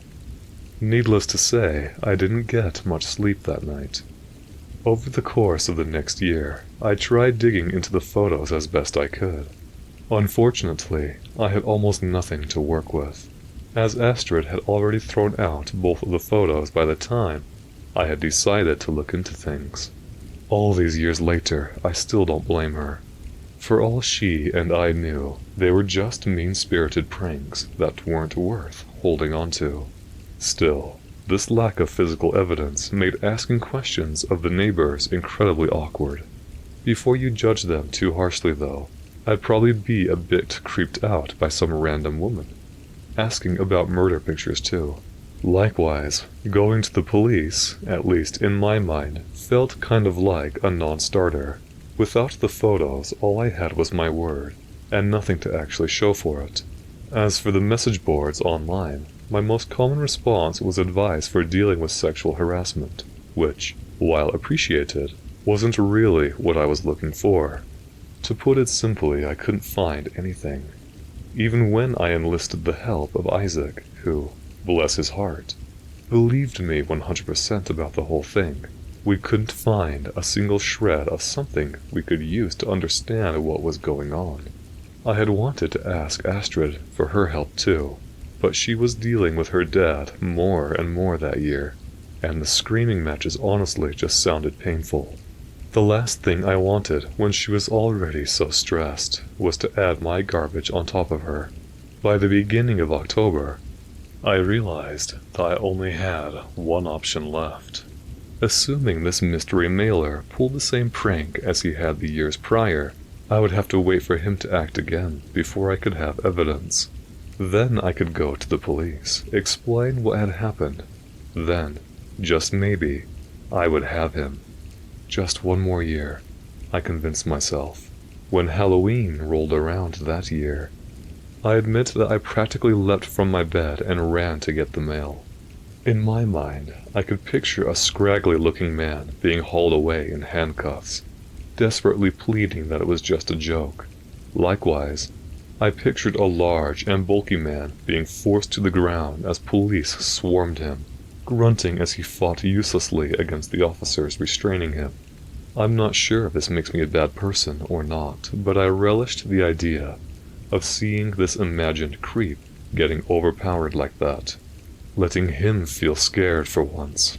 It maybe then also makes me a bad person that I was almost shocked, then angry, to see Astrid already at our table, mail spread out before her. I wanted to scream. What was she doing? I always grabbed the mail. That was my job. Why was she screwing things up now, of all days? I realize, years later, that wasn't fair. That Astrid couldn't possibly have known what I was planning. Still, in that moment, I had to compose myself, taking a deep breath as I slowed my pace and forced a smile. You know it's my job to get the mail, right? I playfully admonished, as I walked up to the table and sat down. I was already out. Figured I'd grab it. She replied, tossing aside what looked to be another credit card offer. Maybe I was just paranoid, but I had the distinct impression that she wasn't telling me something. Don't get me wrong. I had no reason to think that. My friend was acting and talking completely normally, right down to the bored expression and haphazard dismissal of any of the mail. It was more like a sixth sense, like a natural pre-built alarm that was going off in my head. I didn't actually want to accuse her of anything though, so I tried to just let it go. Okay, anything for me? I asked, probably a little too eagerly. Thankfully, Astrid didn't seem to pick up on that, and just shook her head as she looked at another piece of mail, disinterestedly. Nope, she replied. It felt like my heart stopped for a moment. No. What did she mean, no? No blank envelopes with my name on them? None at all? Not this year, babe. She was lying. She had to be. Why would this guy just suddenly stop? He wouldn't. He couldn't. Not when I had finally worked up the courage to do something. Astrid had to be lying. Or maybe she had just missed it. Glancing at the table, I quickly scanned the discarded envelopes and papers for any sign of something with my name, even ones that weren't handwritten. Nothing. I saw nothing. That didn't make any sense. How could there be nothing? Even when I took the envelopes and coupons, or whatever else was in the pile, and inspected them, I couldn't find anything. Nothing addressed to me, in an odd way. No handwritten labels. Just bills. Useless junk, and more bills. In my frantic grabbing, I failed to notice Astrid giving me a slightly amused look. "You want to take apart the mailbox too?" she asked with a chuckle. I didn't know what to say. I should have been relieved, ecstatic even, that there was nothing there. It was over, I thought. Shouldn't I be happy? Why was I so disappointed? No, it's just weird that it stopped, I admitted, trying to save face.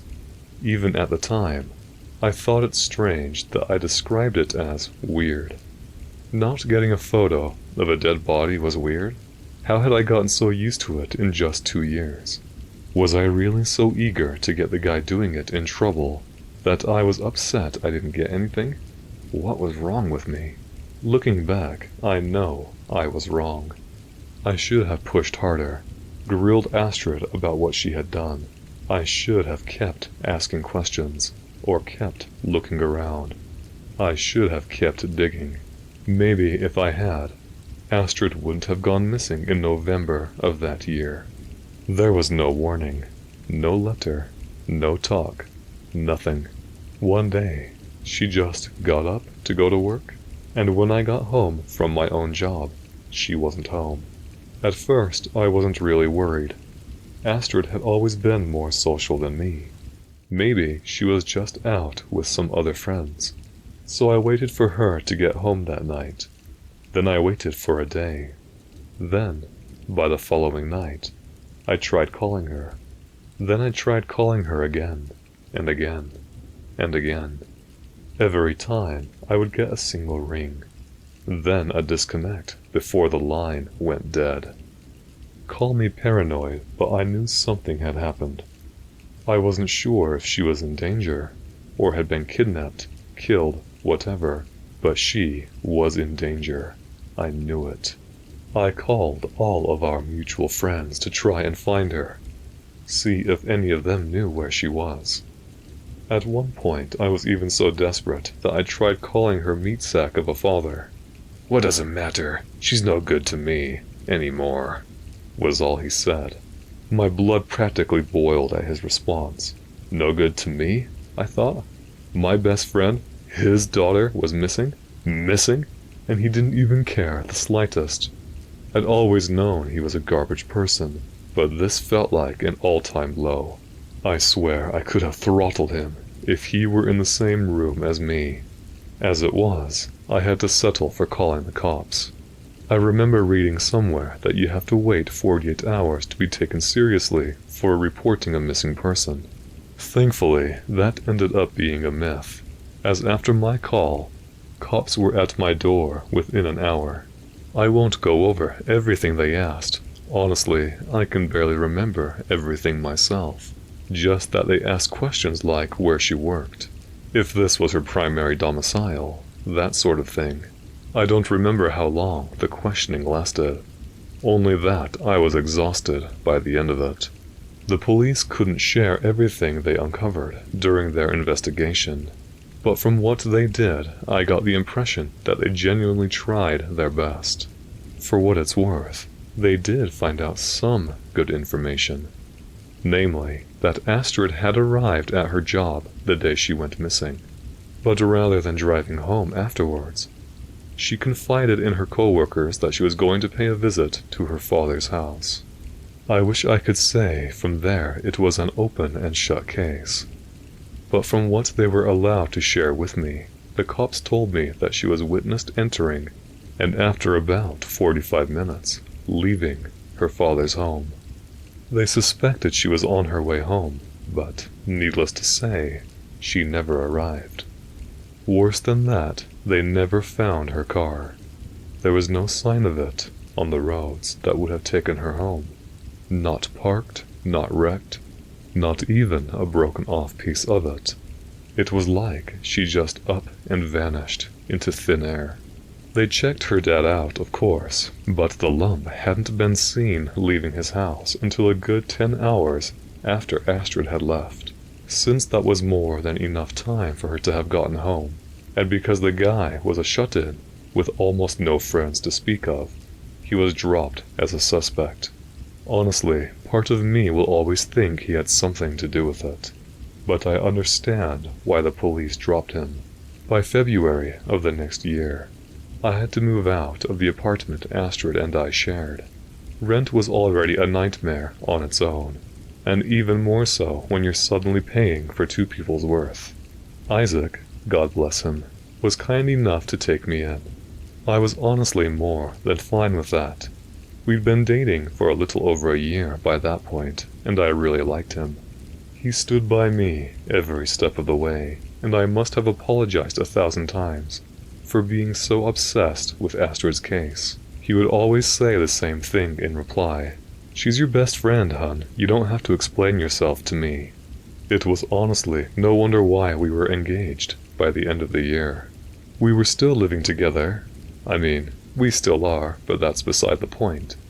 When next Halloween rolled around, Isaac had taken over the duties of grabbing the mail, so I was cozied up in the bedroom, watching some movie that I honestly can't remember the name of. All I remember is that it was some schlocky romance movie, and that I was somewhere in the 3rd act, when I noticed Isaac stepping inside our room, out of the corner of my vision. "Hey hun, do you remember those plain envelopes you told me about?" he asked. My chest tightened as I remembered them, muting the TV and focusing intently on my fiancé. Staring more closely, I realized there was a confused look on his face, and that he was clutching something in his hand. My chest tightened even more when I realized what it was. A plain white envelope. Yes, I remember. Why? What did they say on them? Again. "To Jennifer." Isaac looked at the unopened postage and frowned. "That's all? Nothing else?" "Why?" I asked, sheepishly pointing at the letter. "What does that one say?" Isaac glanced back at me for a minute. I could tell he was considering whether or not to hand the envelope to me. Honestly, I wasn't even sure if I wanted it, or if I wanted him to throw it away. But then I remembered my plan the year before. I could still try that, right? Maybe then the police could find Astrid, the guy who did this. Sure, I had no idea if they were even connected, but it was a reasonable assumption, right? Couldn't I at least try? I could feel myself shaking as I sat up and extended an open hand to Isaac. Understandably, he seemed unsure at first. From his perspective, after all, these things were the result of some sick prankster going after his soon-to-be wife. In an effort to reassure him, I smiled the best I could and gently nodded my head. He still seemed antsy, but with a sigh he relinquished the envelope to me, and I inspected it. I saw immediately why he had to double-check with me. Right away, I recognized the same shaky and sloppy handwriting in black ink, exactly as before.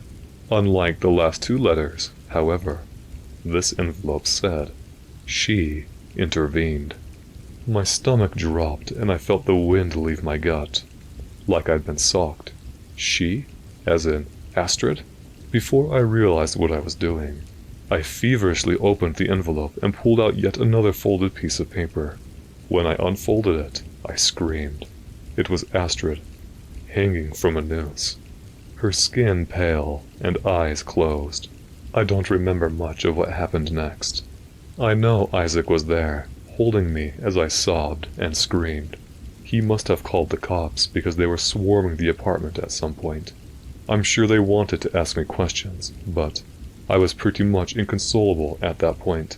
Poor Isaac had to do most of the talking. Through the blur of events, I just imagined my friend, screaming, crying, begging for her life. Had she suffered? Had she been aware when she died? Had she fought back? Could I have done anything more to help her? I just wanted answers. Why? Why me? Why her? Why?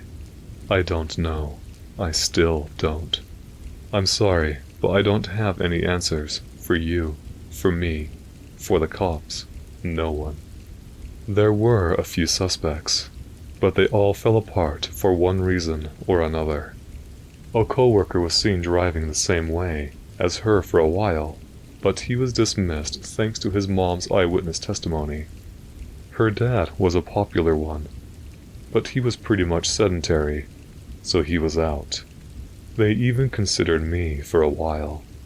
I think Isaac was more offended by that than I was. I was the person closest to her after all. Eventually, though, they realized I had no motive. and of course that it couldn't be me when another photo arrived next year, and the year after that, and the one after, and after. To today, Isaac and I are now married, have 2 beautiful children, but still no idea who killed my best friend. Despite moving into a nice 4-bedroom house, we still get the photos in the same plain envelopes. Isaac tried installing cameras by our mailbox, but they never picked up anything. No one ever shows up, and yet we still receive those stupid envelopes. Always blank, save for the same 2 words. To Jennifer. Every year, same as always. Halloween is a few days away now, and against my husband's urging, I've decided I had had enough. This year, I plan to sit and watch the mailbox all night. Maybe whoever's doing this knows how to avoid a camera, but he won't avoid me. I will see who is doing this, even if it kills me. They say the Obsidian Ridge backcountry doesn't forgive mistakes. It doesn't forget them either. It keeps them. I know. I was one of them. My name is Blaine. I used to guide men into those woods. Affluent men, desperate men, and men who thought money could buy silence from the trees. They were wrong.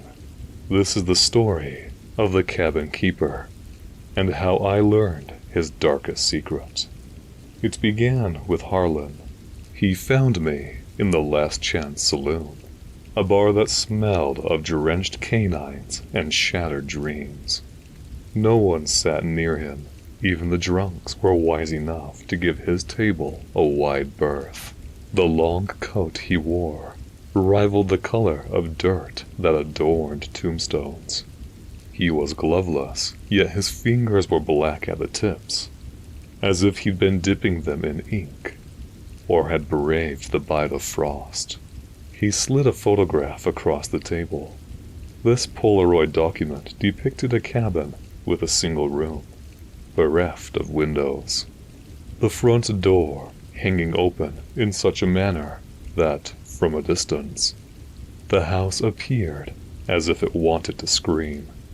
Behind this unsavory abode was a dark thickness of the surrounding forestry. "Section 19, he said. His voice was a long, confident drawl, oozing with confidence, seldom buckled. "Take me there, triple your rate," he insisted, watching my eyes scan the picture. I laughed. Section 19 was a nonsensical landmark in these woods. I'd hunted every inch of Obsidian Ridge since I was 12. No marker, no trail, and no record indicated its existence. His proposed origins of this photo were fake. He had clearly taken this photo elsewhere. But the money was real. 3 stacks of hundreds, rubber banded, still warm from his pocket. I took the job. I don't know what got into me. I had no idea how to explain to him when we inevitably could not find his house, but I was desperate for money. My father was drowning in medical debt, and I reasoned it would be irresponsible not to take what I assumed would be easy cash. We left at dawn, just the 2 of us, and our pack mule. There were no guns between us. Harlan said weapons offended the forest. I thought he was crazy. I was right, but he was paying for it, so I didn't press it. The morning was normal, and ultimately uneventful. Harlan was stoic and unsociable. I could have had better conversation with the compass I used to guide us. Noon was troublesome. The trail narrowed to a deer path. Our mule's steps became sluggish, until it decided not to move. Its eyes were listless and unfocused, as if regretting its existence. I tied its leash to a tree so I could begin inspecting it, but as soon as the knot was tied, It bolted south and never looked back. I stood there, dumbfounded, not just at the mule's sudden change in behavior, but the strength it had displayed. The tree it had been roped to was not thick, but should have been thick enough to keep it in place. Something had spooked it fiercely, and that adrenaline was now evident on the gnarled tree. When evening came, the trees changed. Pines gave way to ironwoods, trees that shouldn't grow above 6,000 feet. Their bark was smooth, almost skin-like. I touched one. It was warm despite the chilling weather. Harlan walked ahead. His pace was tireless, yet his demeanor remained silent. At dusk, he stopped. I was afraid he was going to accuse me of leading him in circles. Gulping down my anxiety, I walked up next to him. He pointed. Beyond the stretch of his triumphant finger lay the cabin. It wasn't there before. I'd swear it on my mother's grave. But now it stood in a perfect clearing, ringed by trees bent inward like worshippers. The logs weren't cut, they were grown, twisted together in spirals, sealed with resin that glowed faintly green. The door was iron. It possessed no handle, only a keyhole shaped like a mouth. Harlan knelt. From his satchel he pulled a jar. It was not made of glass, but of bone, carved from a single femur. This fetid canister was hollowed out and capped with a human tooth. Residing inside was a tongue, still pink and still moving. It pressed against the bone like a fish in a bowl. He held it to the door. The tongue spoke. Not words, only coordinates, latitude and longitude. Then, my name. Blame. Clear as a bell. After this bizarre display, the door opened. Inside was a single room. No furniture, just the chair. It dominated the space, carved from a stump the size of a pickup truck. The roots were still alive, burrowing through the floorboards and drinking from the earth. The seat was worn smooth, polished by the seating of countless visitors over the centuries. Above it, scratched into the wood, were names, hundreds of them. Some were fresh, some so old the letters had bled sap. Harlan sat down. As his frame landed on the wooden structure, the chair sighed, like it recognized him. He tossed me the money and told me to leave. I grabbed the money, but I did not leave. On my way out, his actions held my curiosity hostage. He opened the jar. The tongue writhed as he placed the jar upon the armrest. The deceased organ spoke again. This time, a story. The first keeper was Jonah. In 1831, he built his cabin to escape the law, murdered 6 men for their gold, and buried them under the floor. But the trees remembered. Night after night, roots grew through the corpses and drank their marrow. On the 7th night, the chair spoke and offered Jonah a bargain. Feed me 1 soul every 7 years, and I will make you eternal. Jonah agreed. He would lure travelers, trappers, and surveyors. Each one sat in the chair. Each one left, changed. The cabin doesn't stay in one place. It moves, root by root, mile by mile. Always Section 19, always waiting. Jonah kept the bargain for 92 years. Then he tried to leave. The chair took his tongue first, then his name. Now, he is the jar. The next keeper carries him, speaks with his voice. until the next, and the next. You, Blaine, are next. I ran. The door slammed behind me with thunderous refusal. The forest was gone. Before me lay a landscape of near barren white. The reach of snow was endless. Only a blizzard could have done this, but I did not hear one while in the cabin. Or had I been too distracted? I walked for hours.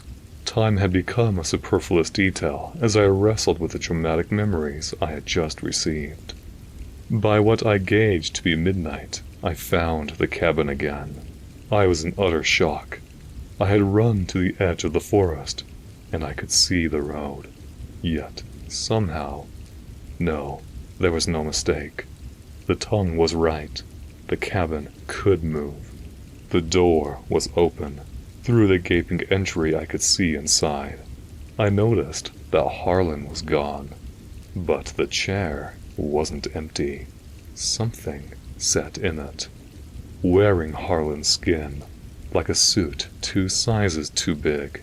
The face sagged, and the mouth was sewn shut with pine needles.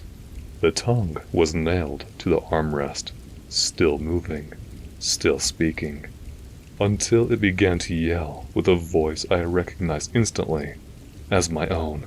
"Blaine!" it roared. "You're too late!" The thing stood. Harlan's skin peeled away in strips, revealing living wood beneath. It began to bleed black sap. Roots erupted from its feet, anchoring it to the floor. The cabin groaned and split along the seams. Its branches reached for me. They wrapped my throat and searched for my tongue as I attempted to flee. Their tendrils arrested my left wrist and my thoughts. I reached for a knife at my belt and hacked at the branches. The entire forest seemed to wail as my steel continued its savage strokes. I managed to wriggle out of its grip and dash to the road. I didn't make it far before the fade of adrenaline, exhaustion, and cold took me out, and I collapsed. When I woke up, I was outside the Last Chance Saloon. 3 days had passed. My pack was full of cash. The pay I had received but dropped on my flight from the cabin. I asked for how I got there, but everyone looked at me like I was crazy. "Your friend walked in here with you. Tell him his cologne smells a bit too resinous." I have no memory of arriving there, and even less of doing so with a friend. Needless to say, I don't sleep anymore. The cabin keeper lives behind my eyes. He speaks with my voice when I dream. My voice sounds different now, dull, unflattering, and prone to stuttering, as if the vocal dexterity had been pilfered from it. My family members have also noticed, and wondered if I suffered neurological damage from my last hike. I was vague on the details of that hike. They would never believe me. As far as they know, I collapsed on my way back, but made it home fine. But I am not fine. I have gone to the doctors, and they don't see anything wrong with me. A piece of me was left in that forest. I want it back, but I fear if I go searching for it, more will be taken. If you're reading this, check your map. Look for Section 19. If the marker's there, run. When I try to explain it, I have to wonder if I'm being stalked, or just going crazy. I've never had a hallucination before, but my experience has me now believing in things I used to scoff at. This all started last October, during my drive through northern Connecticut. I was returning home from visiting my brother who had been dealing with some unresolved trauma. Both of us had been. My visit had dragged on longer than I intended, and by the time I was on the road, it was almost midnight. I had a 7-hour drive that would take me meandering through the scenic countryside. I had been traversing past old towns for about an hour when a deep fog rolled in. This was not unusual for this time of year, so I didn't initially think much of it. I slowed my car down to a safer speed, about 30 miles per hour. The thickness of the fog was demanding on my eyesight, forcing me to lean forward in my seat as I attempted to peer through the obscured ambiance. At last, I began to see more than just the dispersed water, but my heart dropped. Through the canopy of mist, I saw the tree trunks. They were gnarled and twisted in an inexplicable manner. Like an AI tried to render a scene of nature, but phoned it in halfway through. I shook my head violently, attempting to convince myself that I must be getting tired, but the trees became no less surreal. The changing of the sky arrested my bewilderment and forcefully exchanged it with shock. Below the shimmering black rays of sunlight, which began to part the fog beneath them, a being floated. It was majestic and uncanny. Humanoid in appearance, yet monstrous in its aura. Its proportions were off in a way that tingled the parts of the brain responsible for both disgust and admiration. I pulled over as my car engine began to sputter and go silent. My heart was pounding as I got out. I don't know entirely why I did. Part of me was stricken with fear over seeing more of that being, but that same part of me had more fear of not seeing it fully. The entire forest grew silent. Fog was now almost entirely gone, the only evidence of its evanescent presence being the humidity that clung to my car's window. I looked up in the sky where the being should have been. What I saw buckled me to my knees. It was a giant circular shape. The formation of the shape was slightly bent, giving it an eye-like appearance. Inside the ring of floating steel was an eye of vapor. I then understood what happened to the mist. And the sound. A vacuum was gently pulling the noise toward it, and beckoning my soul to behold it. I remember whispering, "What the hell?" under my breath, but the words fluttered noiselessly from my lips as they were fished through the air by this floating structure. Immediately after, the noise started. This was not a return of the noise that I should have been hearing, but a new noise being born from this magnificent machine. A deep, reverberant hum that rippled through the ground. It traversed through my shoes and my spine violently. It was so low that I felt it more than I heard it. The trees reacted to its utterance, their leaves shaking off their branches from the unrelenting vibration. The eye in the sky began to rotate slowly, accelerating in speed. Suddenly, beams of light brimmed from it and cascaded beyond me until they returned and bent around the structure supernaturally. The symphony of luminance blinded my vision. When my eyesight returned, I saw the beams shifting in their patterns, creating living shapes, like long-forgotten symbols of antiquity crawling about the air. I stumbled backward and tripped on the berm of the road as my heart began pounding thunderously. I scrambled to get back into my car as I became more coherent of the danger I was in. I started slamming my car as I attempted to start it. Had the vacuum not been pilfering the sound, I think I would have gone deaf from my car horn with how hard I was slamming it. Finally, the car started, but I was not in control. The colors of the light on my dashboard began to warble and form similar shapes to those in the air. I began shaking in fear and frustration as I felt my entire world was glitching. I then heard a whisper that both soothed and terrified me. It wasn't in my ears. It was inside my skull, like someone had spoken directly into my soul. A single, fragmented word. Found. The slamming on my steering wheel ceased as I was gripped by fear. The hum around me turned into a rhythmic thudding, like a creature was taking enormous steps somewhere deep within the earth. The eye above me constricted, and all the beams of light receded into a sharp snap. In a brazen flash, the being returned. It slithered out of the eye in a chaotic yet majestic cadence. It began to lower itself to the ground as if it were dangling from invisible threads. It was tall, far too tall to be of this earth. Its arms were the length of its standing body. Its fingers were gnarled in their shape, but smooth in their glossy complexion. What fascinated me most was the face it lacked. Where this body feature should have been was displayed only a featureless oval that reflected white light like wet clay. I could feel all the organs in my body begin to pulse in rhythm with the thudding as I realized it was beckoning to me. With all my might, I shook off the pull of its allure and slammed my foot down on the gas. To my amazement, my car began accelerating. Frantically, I made the most ugly U-turn of my life as I began careening down the road in the opposite direction I had arrived.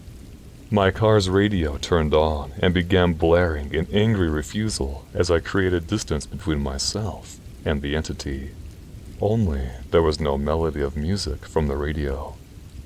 It was a cacophony of sounds, too irreverent of earthly origin to describe.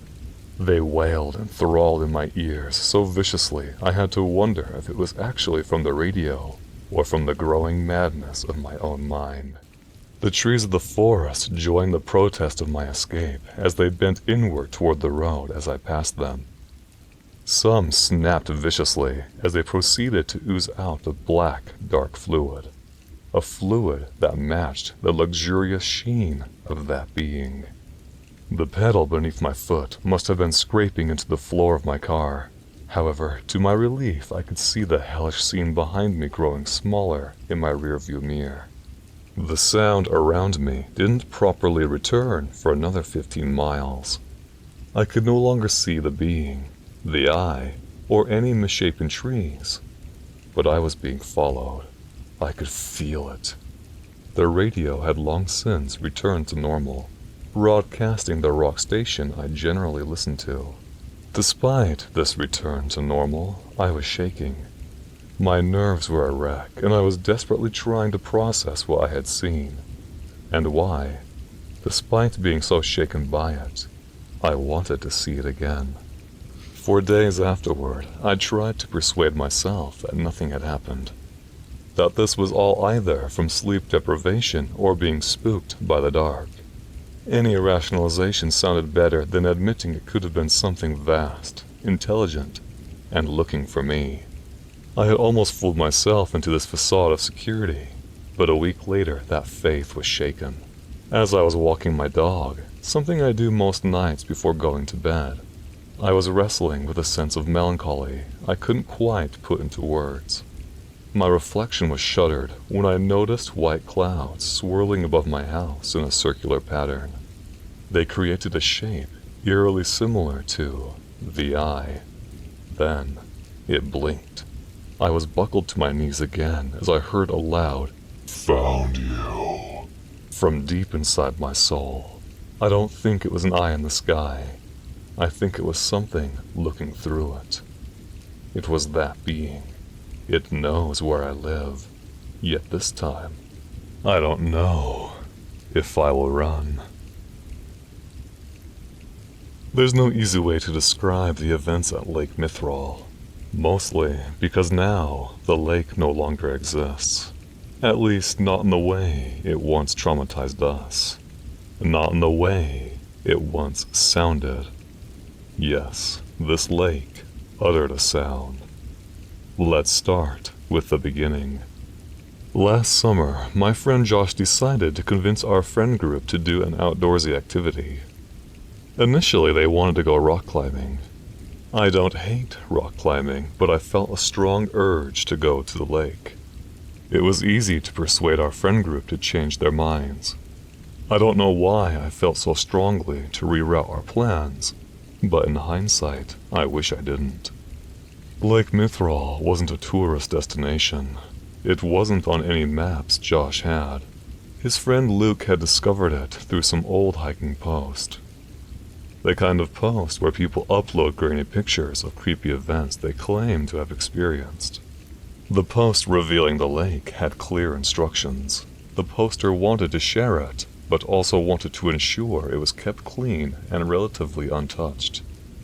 It took us a long, lonely hike to reach it. The The forest around it was heavy and damp from the humidity the lake produced. The earth we trudged through was wet and uneven. It was not muddy, but sponge-like. Every step we took sunk into the ground and gave you an awkward bouncy feel as you pressed forward. Despite how laborious it was to travel, I was enjoying the scenery of the Massachusetts wilderness. As we reached the lake, I was expecting moonlight to be shimmering on the water. I learned quickly that Lake Mithril does not shimmer. It absorbed the splendorous moonlight around it and trapped it in its mirror, dark sheet of algae. This canopy of algae was so black it looked like obsidian. It was also barren of noise or any signs of life. There were no ripples, no insects flying over it, no fish disturbing its depths, not even the faintest gust of wind to produce a sound from this vast body of water. There was only the eerie silence. About 30 yards from the shoreline, we started setting up our camp. Josh, Luke, and Sally, my girlfriend, were all in high spirits. We talked about the crazy hike it took for us to get there and began enjoying some drinks. But our friend Cassandra kept looking at the lake like she was shaking the feeling of being watched. The first sound came sometime around midnight. It did not originate from the trees or any animals, but from the water itself. It was a low groan that rolled across the surface. It was deep and vibrated our tent poles and shook our bones. It was a sound no wave should be able to produce. It was a sound that had me wondering if something was stirring deep below. We all scrambled within our tents to grab our flashlights and makeshift weapons. Josh aimed his flashlight at the lake. Just as the lake had done with the moonlight, the beam of his flashlight was absorbed and denied. There was no reflection, and there was no revelation of what had made the noise. "Do lakes make noise like that?" Luke whispered. No one dared answer. Movement in the water clutched our focus firmly. All of us stared dumbfounded as a bulge began to rise from the center of the lake. The bulge caused a ripple across the water, disturbing the algae and sending rays of light bursting from them. The light was blinding but captivating. As soon as my eyesight was recovered, I pried my fixation back onto the lake. More ripples were being produced, and more light was escaping the darkened aquatic sheet. But the light was diminishing in luminance with every ripple. I wish I could say we did the smart thing, but we didn't. We stood there transfixed at the lake's ominous performance. The return of silence broke the spell. We looked at each other worriedly, as if about to ask each other if we should run into the dark forest. Another ripple in the water denied that conversation. This ripple was louder and more surreal than the others. It did not ripple outward, it rippled inward. It was accompanied by a voice so unique and magnificent, I will never forget it. Oh. The word it uttered sent shivers down our spines. It didn't feel mortal, but like hearing something talk in a dream. But so visceral and pain-inducing we knew we had the misfortune of being awake. "Run!" I shouted, taking initiative. More cascades erupted in the water as something began to rise from its depths. I had no intention of finding out exactly what it was. I wanted to get us the hell out of there. No one argued. They began sprinting behind me. As we entered the forest, I grabbed Sally's hand. Her pulse was raging. Our feet began to trample the spongy dirt. But now it was different.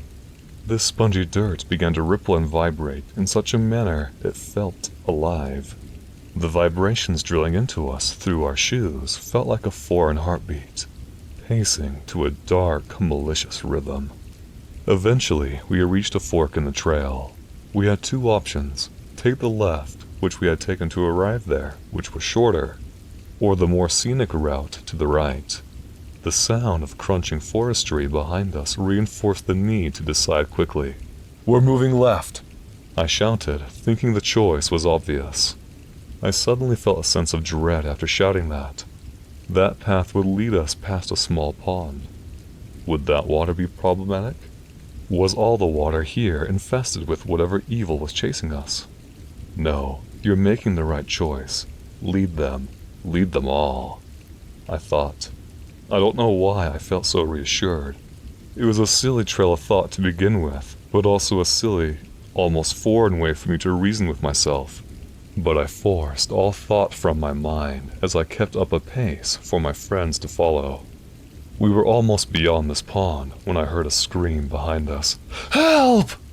Josh screamed as tendrils from the pond wrapped around his feet and pulled him into the water. "What?" I said as I turned around, but to my horror, the pond was now bubbling crimson. The sound of our pursuer grew louder. The tendrils began to loosen and writhe within the pond, as if losing interest in their fresh catch, and hungry for another. "Keep going!" I shouted, horrified with myself for not doing anything to help Josh, but unwilling to lose another friend. If we could reach our cars, maybe we could be safe. Maybe we could live to get help, to find out what it was that just killed him. Finally, we reached our vehicles. Our hearts were pounding, and the noise behind us became eerily non-existent. Despite the cessation of the noise, we frantically got inside our cars and sped down the road. We met up at the parking lot of the nearest gas station.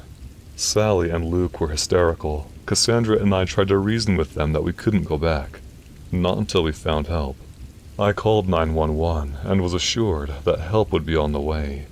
Shortly after my call with the police, I received a text from Josh. "You led him well." I almost dropped my phone when I read this. How is this possible? Was Josh still alive? Or was something texting for him? What did leading him well mean? Would he have survived if we had gone right? I'm almost certain now that he would have. Guilt was etched inside me as I wondered why I was so adamant to go left, so adamant to do this trip at all. I then remembered the thoughts that made me make those choices. Were they even mine? The flash of blue and red disrupted my internal reflection as the police arrived. We gave them our story, and the officer started coordinating with the forest rangers to search for Josh. The search party did not find Josh, and they did not find a pond or a lake. The forest, they said, was as dry as a bone. We were questioned for weeks. Josh's parents were furious. The police were certain we were abusing stimulants, but our tests came back clean. They were contemplating charging us with murder, but Josh's phone started getting triangulated by the police, showing up at random places throughout the state, but moving too quickly to be caught. No murder charges were brought against us. I showed the police the text I had received from Josh's phone. This now has them believing that someone else killed him in the forest and has hidden his remains. They still don't believe us about the lake, deciding for us that we may have witnessed a murder in the dark, and that the trauma has warped our memories. Weeks later, I received another text from Josh. "Next, you will lead Sally. Then you'll become my voice. You will herald my return. You will describe my glory to the masses." I was shaken when I read this. I don't know what kind of sick joke was being played on me, but I was not amused.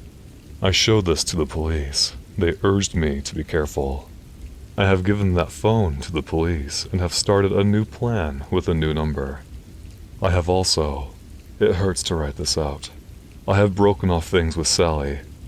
I didn't tell her why. I made up some bullshit reason to be mad and to end things. I can't stop thinking about how I led us into the forest and down that path. I don't know if I can trust myself, and if, whatever the hell this thing is, wants Sally, I can't risk it. I can't risk my mistakes putting her in danger. If I ever find out what is going on, I will ask her to forgive me. But for now, I think it is better that I stay alone, or as alone as I can be. I wish that was the end of this story, as bitter and depressing as it would be, but it isn't. After relocating and getting a new life together, I received a new text from a number I wish I could forget. "Your number may change, but my plans do not." My father never believed our planet was alone in the dark. He didn't mean aliens, in the strictly sci-fi sense, but in a more ancient and primordial degree.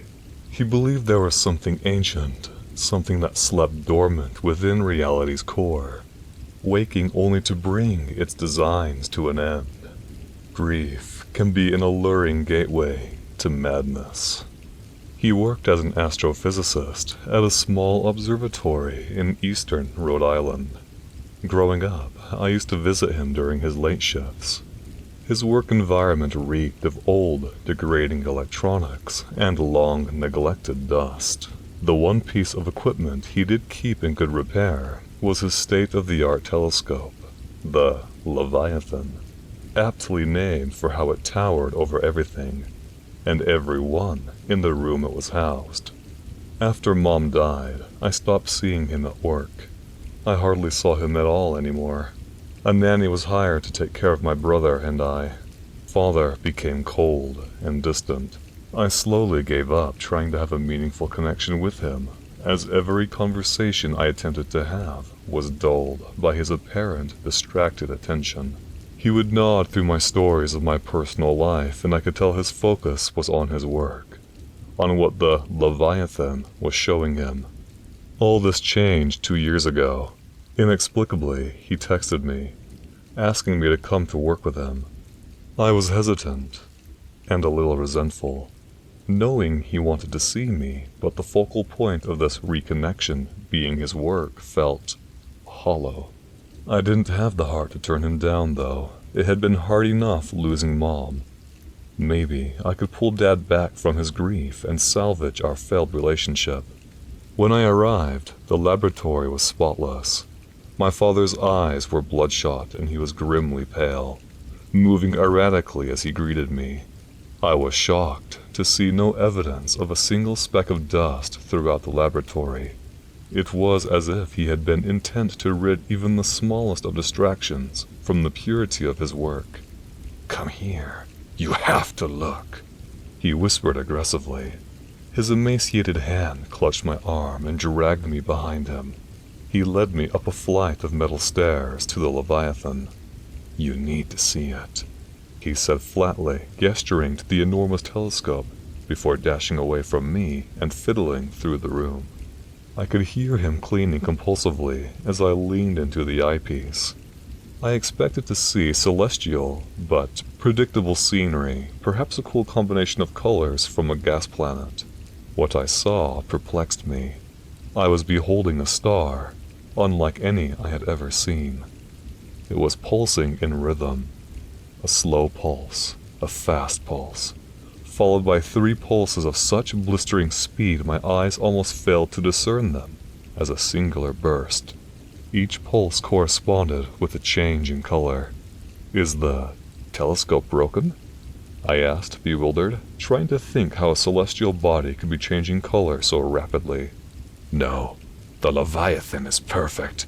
I keep it perfect. It will always be perfect," my father said as he rubbed his hand against the metal casing of the instrument. His eyes were fierce and protective. His gaze pierced into me like he wanted to accuse me of heresy for doubting the proficiency of his sacred object. Before I could protest at how this would be impossible, outside of atmospheric scintillation, which I had presumed the Leviathan had been modified to account for, he threw down a thick stack of paper. He began scattering the papers about, suddenly disinterested in his fascination for cleanliness. My edification of his grand discovery trumping any other sense of reason. I could barely keep up with his cascade of firmly asserted facts as he detailed his years of meticulous documentation. "The pulses, they match binary. The star is alive. The star is speaking to me. It is now speaking to you." This was the first statement of his rambling I could properly understand. I was doubtful and hurt to know he had spent so much time away from the family that needed him, only to be pulled into such a delusion over what could only possibly be explained from a faulty telescope struck my soul. However, I bit my tongue. Hopefully, in time, I could get him to see the error of his ways. For the next week, I continued to visit him at the laboratory. The pattern of the star's pulsing remained consistent, but it grew in intensity. I was surprised that there were not any other variations in this sequence. Assuredly, a broken telescope would eventually have more variance in its faulty readings. This question became an afterthought as I began to have the dreams. I was floating listlessly over a vast crimson landscape. The scenery below me had thick, massive crevices filled with black, shadowy depths, separating the red landmasses. These now cracked stretches of scarlet sheen and reflected like polished clay. The crevice below me grew in its well of darkness, the red land being thrust in every direction with the clamor of unholy sounds as the darkness conquered it. Something stirred in the expanding darkness, a shape like a serpent made of white, wisping fire. It circled around in an oval-shaped pattern, as if it was racing to see its tail. Its movement was elegant but jarring, like it was sleep slithering but with baleful purpose. I awoke with the taste of burnt metal in my mouth and a bloody nose. My father had a similar dream, as did some of his astronomer colleagues. My father was delighted that the star was speaking to me as it had for him. I was worried that there was far more likely some kind of foreign substance being exposed to us. Was it the lubricant he used to maintain the Leviathan? Was it the cleaners he used to keep the workspace spotless? I could not explain how his colleagues, working from other laboratories in other states, would have the same dream. I pressed my father on this, trying to discern if they had the same Leviathan, as I was curious if they would be exposed to the same glitchy sequence of light. My father was disinterested in my inquiry, his sole focus consumed with deciphering what the star was speaking to us. 3 days later, the color in the star sequence changed. Shortly after, the Leviathan broke. Its sensors had been fried from the luminance of the star it attempted to perceive, a luminance it was sharing to the peering eye of my father, who had leaned into its eyepiece. My father started screaming, in a mix of torturous pain and cathartic delight. It beheld me! It spoke my name! My father rasped. My tolerance for this madness expired abruptly, as I ripped my cell phone from my pocket and dialed 911. The ambulance had to wrangle my father into the stretcher. He was half blind, but fully defiant. He writhed and pleaded not to be taken out of range, whatever the hell that meant. The laboratory is now defunct. My father is not getting better. The doctors have informed me that, even sedated, that he whispers numbers, sequences, and indiscernible codes of information. He will do this for hours on end until his throat begins to bleed. He colors his walls, the craftsmanship of his madness being an oval shape with a misty composition. He laments that the color is off. It should be colorless. It would be so beautiful colorless. He rambles. The thing is, he paints with white paint. On my last visit, his madness had magnified. He clutched my wrists with his bony hand and screamed to me, "It wasn't a star. It was far more glorious. It is the perfect being, the perfect state of existence." His pupils were hardly visible as he said this to me. I was stunned, and in my moment of hesitance, he leaned forward and pressed his skull against mine. "It didn't choose me. It chose you." I didn't stay to hear the rest of his madness. My father died a few days later. With his death, my dreams have become more intense. They are always the same, but their vividness varies. After experimentation, I have discovered that this vividness correlates with how close I sleep to the now defunct laboratory. I can't explain this. I can't explain any of this. The only thing I know for certain is, I am moving the hell out of the state. My dog began barking at the cloudy eye. It whimpered and pressed its paws against my leg, trying to get me to move, but I was done running. I had lost my father, my friend, and was on the verge of losing my sanity. I needed answers. and as I saw the misty eye form images inside its cloudy ring, images of a circling dragon and a bubbling pond, I knew. I knew this would end today, one way or another. I let go of my hold on my dog's leash, and it bolted away. Slowly, I walked to my door and entered my house. As I stepped inside, I could hear a whoosh of noise, and the mist began sailing through the chimney. The fireplace rattled as the mist violently traversed across it. The mist then swirled around me for a few moments before shooting to my left and right. There was a bright flash, and finally silence, as two dark figures stood before me. Their bodies were uncanny, dark, shimmering black with inhuman proportions and a bubbling nature. It was as if they were comprised of a suspended liquid, a liquid eager to ripple away. Yet their faces horrified and delighted me. I saw my father's face to the left, and Josh's face to the right. These bodies attached to them, seemingly under their control, somehow providing them a second chance at life. "Son, I am glad you are here.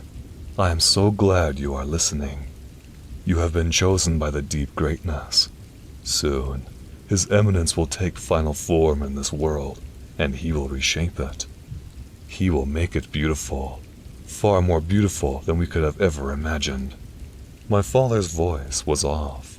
It lacked his calm, pleasant demeanor before Mom died, but also the erratic sanity from after she died. It was cold and distant, but in a persuasive and alluring manner. My heart was unswayed by these seemingly frivolous details. It was good to hear his voice again. "What happened to you?" I said weakly as my eyes bounced from looking at him and at Josh. "We have been given life. Soon, no human will be able to live on this earth, but we will. We have been blessed with beautiful bodies, and soon so will you. You will help us find others that recognize the magnificence to serve Him.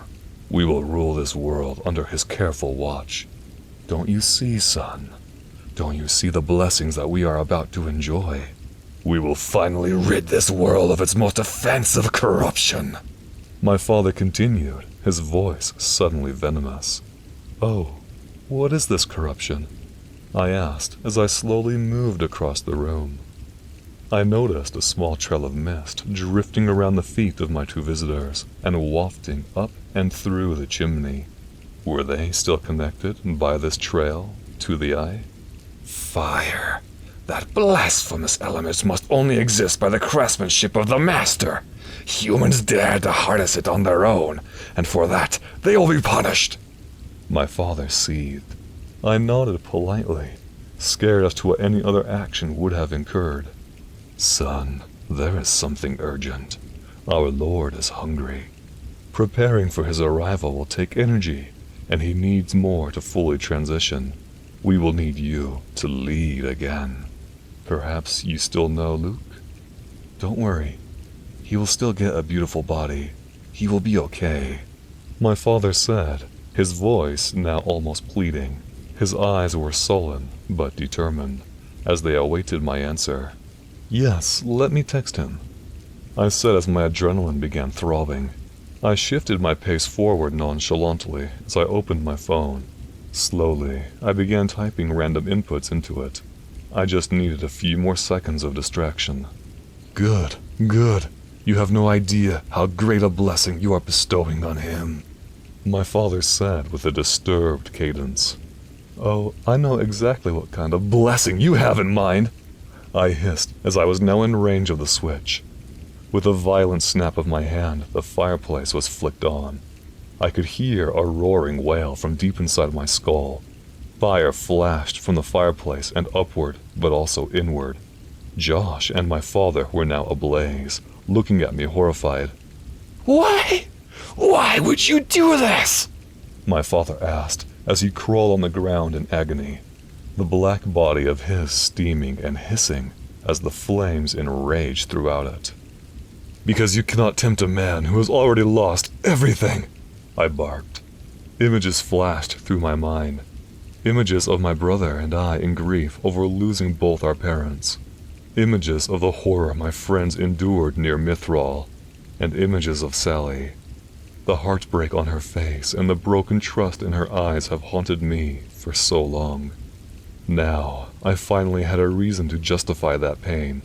If I could stop whatever this thing was, if I could keep this world safe for a bit longer, for Sally to enjoy, it would be worth it.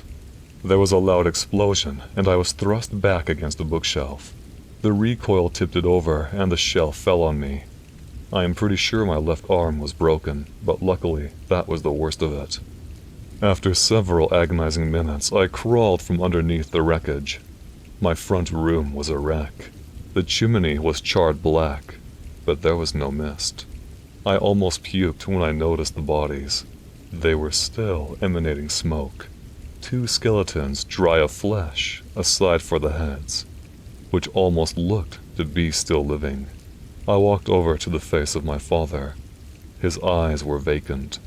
I realized then that the last conversation with him was not in this room. It was years ago. I shuffled around my room until I found my phone. The screen was cracked and its body was bent, but somehow it still worked. With my right hand I dialed a number I had tried so hard to forget, but I knew I never could. Sally, we need to talk. I found Josh. I had been warned about the basement door. My grandmother's instructions were clear. Never open it after dark. Never listen to what might be behind it, and above all, never respond to any sounds that came from below. For 3 weeks I followed the rules. The house creaked and settled around me as I studied for my exams, the basement door remaining firmly shut at the end of the hallway. But the sounds grew more persistent each night, scratching at first, like fingernails on wood. Then soft thuds, rhythmic and deliberate. Then something that almost sounded like footsteps climbing stairs that shouldn't exist. The house itself seemed to encourage my curiosity. It was built in 1847. It sat at the end of a gravel road where the woods pressed close on 3 sides. My grandmother had lived there for 40 years. She was alone since my grandfather's death and had never once mentioned what lay beyond the door.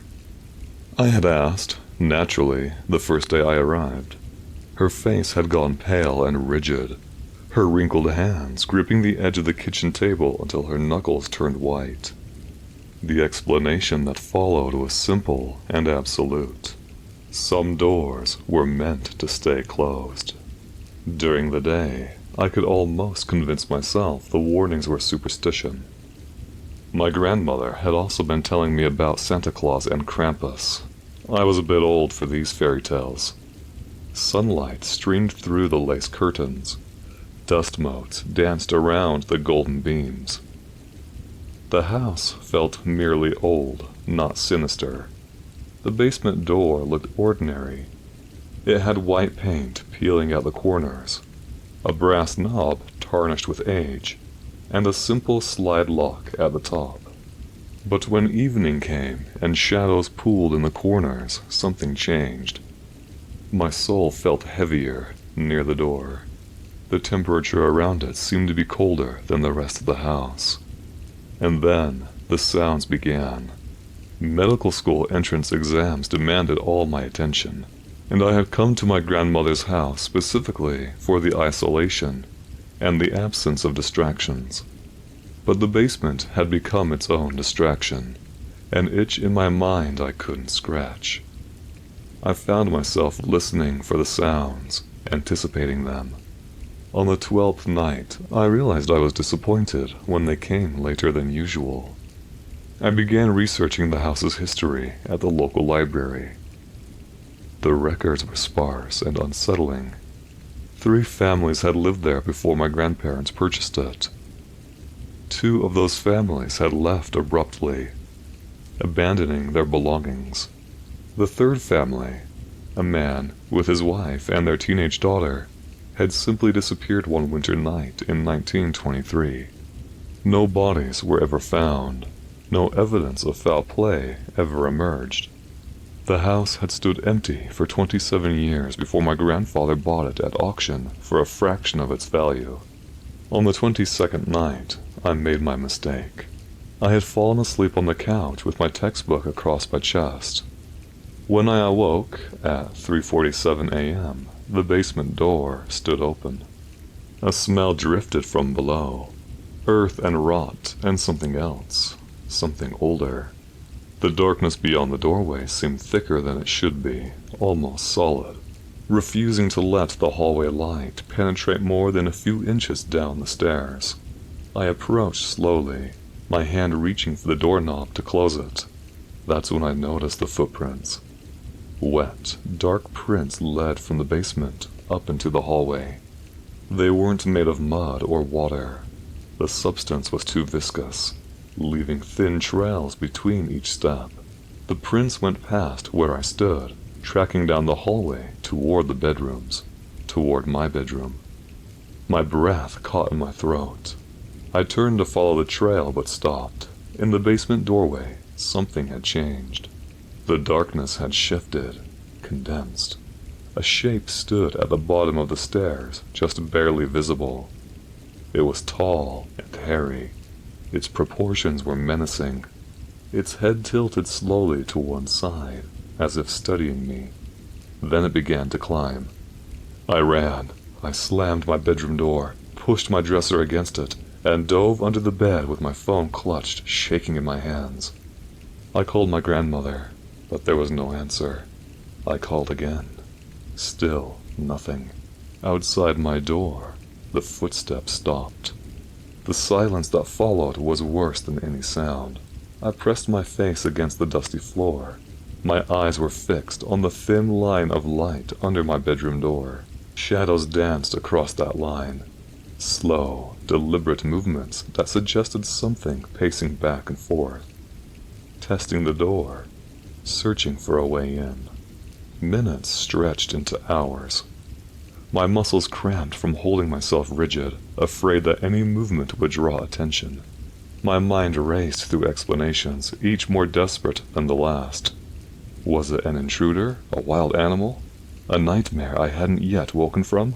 But the rational part of my brain, the part trained to observe and diagnose, knew the truth was something else entirely. My thoughts began racing as I remembered how I had cheated on my last exam, and my grandmother's insistence to tell and retell me about Krampus. Was this my punishment? At 5:23 a.m., the doorknob began to turn. I watched it rotate slowly, testing the resistance of the lock. The dresser scraped an inch across the floor, then another inch. Whatever stood outside possessed strength beyond any human capability. The scraping stopped. The doorknob settled back into position, and the footsteps retreated down the hallway. But they didn't descend into the basement. They stopped somewhere else, somewhere I couldn't see, waiting. For hours I waited in the silence. My phone battery died at 7:12 a.m. When morning light finally crept through my window, I emerged. The hallway was empty. The basement door was closed, and the footprints were gone. But in the mirror above the hallway table, written in the same dark viscous substance that made up the footprints, were 4 words. "You can't cheat the rules." My hands trembled as I read those words. I understood now what my grandmother had meant. Some things exist just beyond human perception, held at bay only by willful ignorance. By looking, by acknowledging, by bearing witness to what had climbed those stairs, I had created a connection. I had seen it return. I had cheated the rules. I scrubbed at the mirror with paper towels, but the substance wouldn't come off. It had soaked deep into the glass, staining it from within. I gave up and covered the mirror with a towel, trying not to think about what those words meant, what they promised. I packed my bags the next morning. I called my parents and invented an emergency. I left the house before noon. As I drove away, I glanced in my rearview mirror. In the window of my bedroom, something stood tall, watching. its head tilted to one side. I never returned to my grandmother's house. I never asked what lived in the basement, and I never, ever looked in mirrors at night, because sometimes, just at the edge of my vision, I could see that shape standing behind me, its head tilted, waiting for me to look too long. The medical school acceptance letter arrived 3 months later. I should have been elated, but fear had become my constant companion. I moved to a new city, found a new apartment with no basement, and covered every mirror before sunset. My roommate thought me strange but harmless. I didn't try to explain it to them. But the thing from the basement was patient. It had waited in that darkness for decades, perhaps longer. It could wait a little more. And every night, in the reflection of my darkened phone screen, in the polished surface of my laptop, I could see it standing there, growing closer, its head tilted, watching, waiting for me to look too long, or to cheat again. I had never feared old houses. I grew up around creaking doors, flickering bulbs, rattling windows, and long nights where the power went out without warning. I was used to the dark. I was used to silence, and used to shadows that stretched strangely under dim light. So during December, I rented a room in an ancient 2-story house on the edge of the city. I was in town to visit my parents during the holidays. I had 2 weeks off from work, and cutting corners on rent helped me to afford better gifts. The house was oddly shaped, with a long corridor upstairs and a wooden ceiling, low enough to touch if I stretched on my toes. The owner lived overseas and rarely returned, leaving the upper floor with 4 rooms for tenants. Only one room was occupied when I arrived. The others were vacant. The silence felt tranquil. During the day, nothing unusual happened. I settled into a routine, visiting family during the day, having tea at night, and then sleeping. The wooden floorboards groaned sometimes, but in ways I expected from an old house. The one detail that slightly bothered me was the ceiling above my bed. It had a square panel, some kind of old access hatch, directly in the center. It looked like the cover of a crawlspace, the type of maintenance that might be used for wiring. I never touched it, but I didn't like how it hovered right over my face when I lay down. By the end of the second day, I noticed something subtle but deeply unsettling. The ceiling hatch looked different depending on the time of day. In the morning, it seemed flush with the rest of the ceiling, perfectly aligned. But at night, when the room filled with shadows, and the single bulb cast a weak yellow light, the panel appeared slightly tilted, raised on one side, just a few centimeters, like something underneath was pushing upward. I dismissed it initially, assuming old wood might warp with temperature, but the difference was too consistent to ignore. Every night, the panel rose slightly. Every morning, it returned to normal. One night, I stared at it longer than usual. The longer I looked, the more certain I became that the gap between the panel and the ceiling widened very slowly, almost like a breath expanding. I forced myself onto the blanket and turned to the wall. The last thought I had before sleep finally came was that the gap had been a little wider than before. Sleep didn't bring rest. Halfway through the night, I felt something, an odd pressure in the air. I opened my eyes. The room was so still that even dust particles seemed frozen. I didn't move, but in the corner of my eye I caught something from the ceiling, a dark patch where the hatch was. I turned my head carefully. The panel was open by at least an inch. I lay frozen, my heart pounding so violently I felt it in my fingertips. The opening was too dark to see inside. I stared until tears welled from not blinking. My mind screamed at me to get up, to leave the room, to run, but my body refused to obey. I remained motionless until exhaustion pulled me back into sleep. In the morning, the panel was shut again, perfectly aligned, no gap at all. I avoided looking at it the whole day. I tried to laugh it off, as a half-dream, but a knot sat heavy in my stomach. It got worse when I stepped into the corridor. Dust, fine and gray, lay scattered near the door. I bent down to inspect it. It was falling from above, from the direction of the crawlspace. I looked up and saw scratches on the ceiling boards outside my room. Not normal scratches from furniture or nails. These looked like long, thin marks made by something dragging along the wood. Something searching.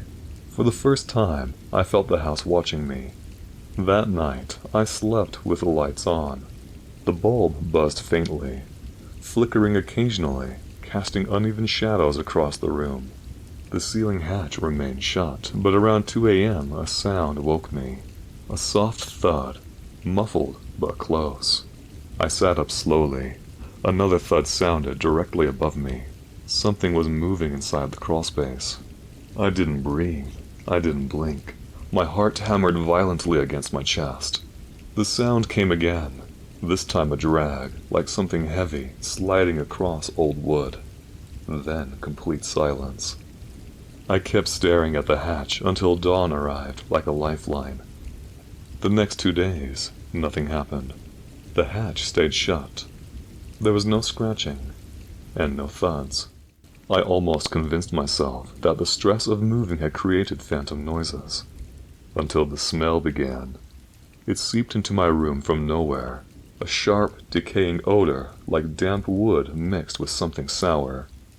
I checked everywhere, but nothing. I opened the windows, but the smell grew stronger each night, thickening the air until I struggled to breathe. On the 4th night, I couldn't sleep. Every breath felt contaminated. I got up and paced the room. On one pass near the bed, I paused. The smell was stronger directly beneath the hatch. It was coming from above me. As I stood beneath the panel, my stomach was twisting. The wood around the hatch seemed darker now, as if moisture had seeped through. The edges looked swollen. A tiny bead of dark fluid, too thick to be water, hung from one corner and dropped onto the floor with a soft tap. That was the moment I decided I could no longer sleep in that room. I grabbed my pillow and blanket and spent the night on the sofa downstairs. The next morning, I returned cautiously. The smell had faded. The hatch was fully shut again, almost too shut, too perfect, as if deliberately sealed. But the floor told the truth. A small, dark stain remained where the droplet had fallen. I crouched and touched it lightly. It felt tacky, sticky, and unnatural. I washed my hands 3 times before they felt clean again. The next 3 nights I continued sleeping downstairs, but even there, I began waking to faint sounds, soft breaths barely audible, drifting from somewhere above. My nightmares became filled with dark, cramped spaces and unseen eyes. I awoke sweating, shaking, and convinced myself I had heard something crawling inside the walls. By the 7th day, which was Christmas, I decided to leave. I didn't care about losing advance rent. I packed half of my belongings and prepared to move the rest the next morning, but the house wasn't done with me. That night was the worst yet. I lay on the upstairs bed for the first time in days, only because exhaustion had crushed me. I hoped maybe one last night wouldn't matter. I didn't look up at the ceiling. I slept facing the wall. Sometime past midnight, a noise pulled me from deep sleep. A soft, deliberate click. I lay perfectly still, listening. My body stiffened as the second click came. Long, slow, and unmistakably the sound of shifting wood. I turned my head toward the ceiling. The hatch was open. Not slightly, not just an inch, fully open. A large, rectangular void stared down at me, swallowing the light. The darkness inside was blacker than natural shadow, absorbing every reflection. It felt like a hole into something not meant for human eyes. I couldn't move. My breath hitched in my throat. My heart hammered so loudly I feared whatever was inside would hear me. The darkness above remained still. Then something shifted inside it. A faint movement, barely visible, like the subtle sway of fabric in the wind. I blinked and leaned back instinctively. The shape didn't disappear. It grew more distinct. What emerged first made my stomach drop. It was an eye. A single enormous eye, easily the size of a dinner plate. Pressing against the opening from inside, the iris was colorless, not white or black, but a translucent gray like dirty ice. Veins spread across the sclera in thick, pulsing branches. The pupil dilated and contracted rhythmically, as if breathing. The eye didn't blink. It rotated slowly in its socket, scanning the room with mechanical precision. Then it fixed on me. I jumped out of bed and bolted out the house. I was still in my pajamas. My shoes had been left inside, and all I really had with me was my keys, but I didn't care. I sped home, but my fear of whatever this was trumped my fear of being pulled over by the police. When I arrived at my parents', I was an emotional wreck.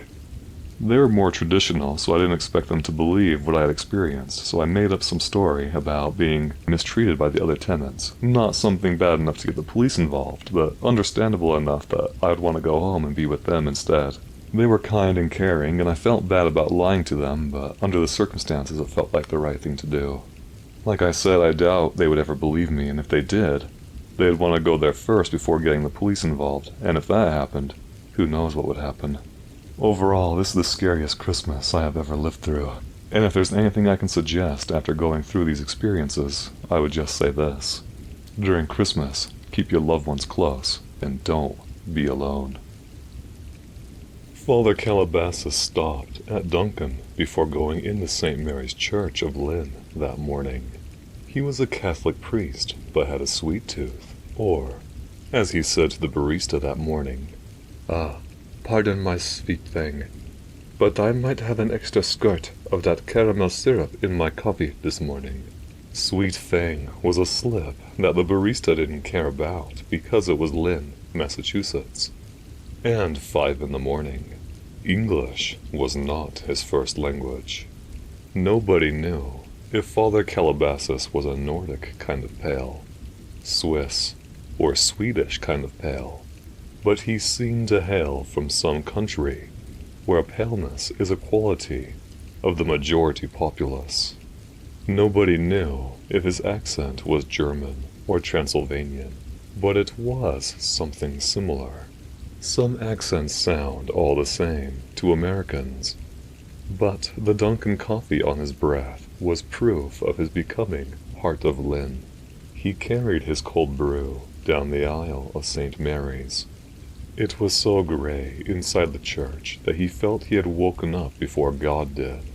Tap, tap, tap went his shoes, working their echolocation to the altar, where he bowed and veered left to enter his office.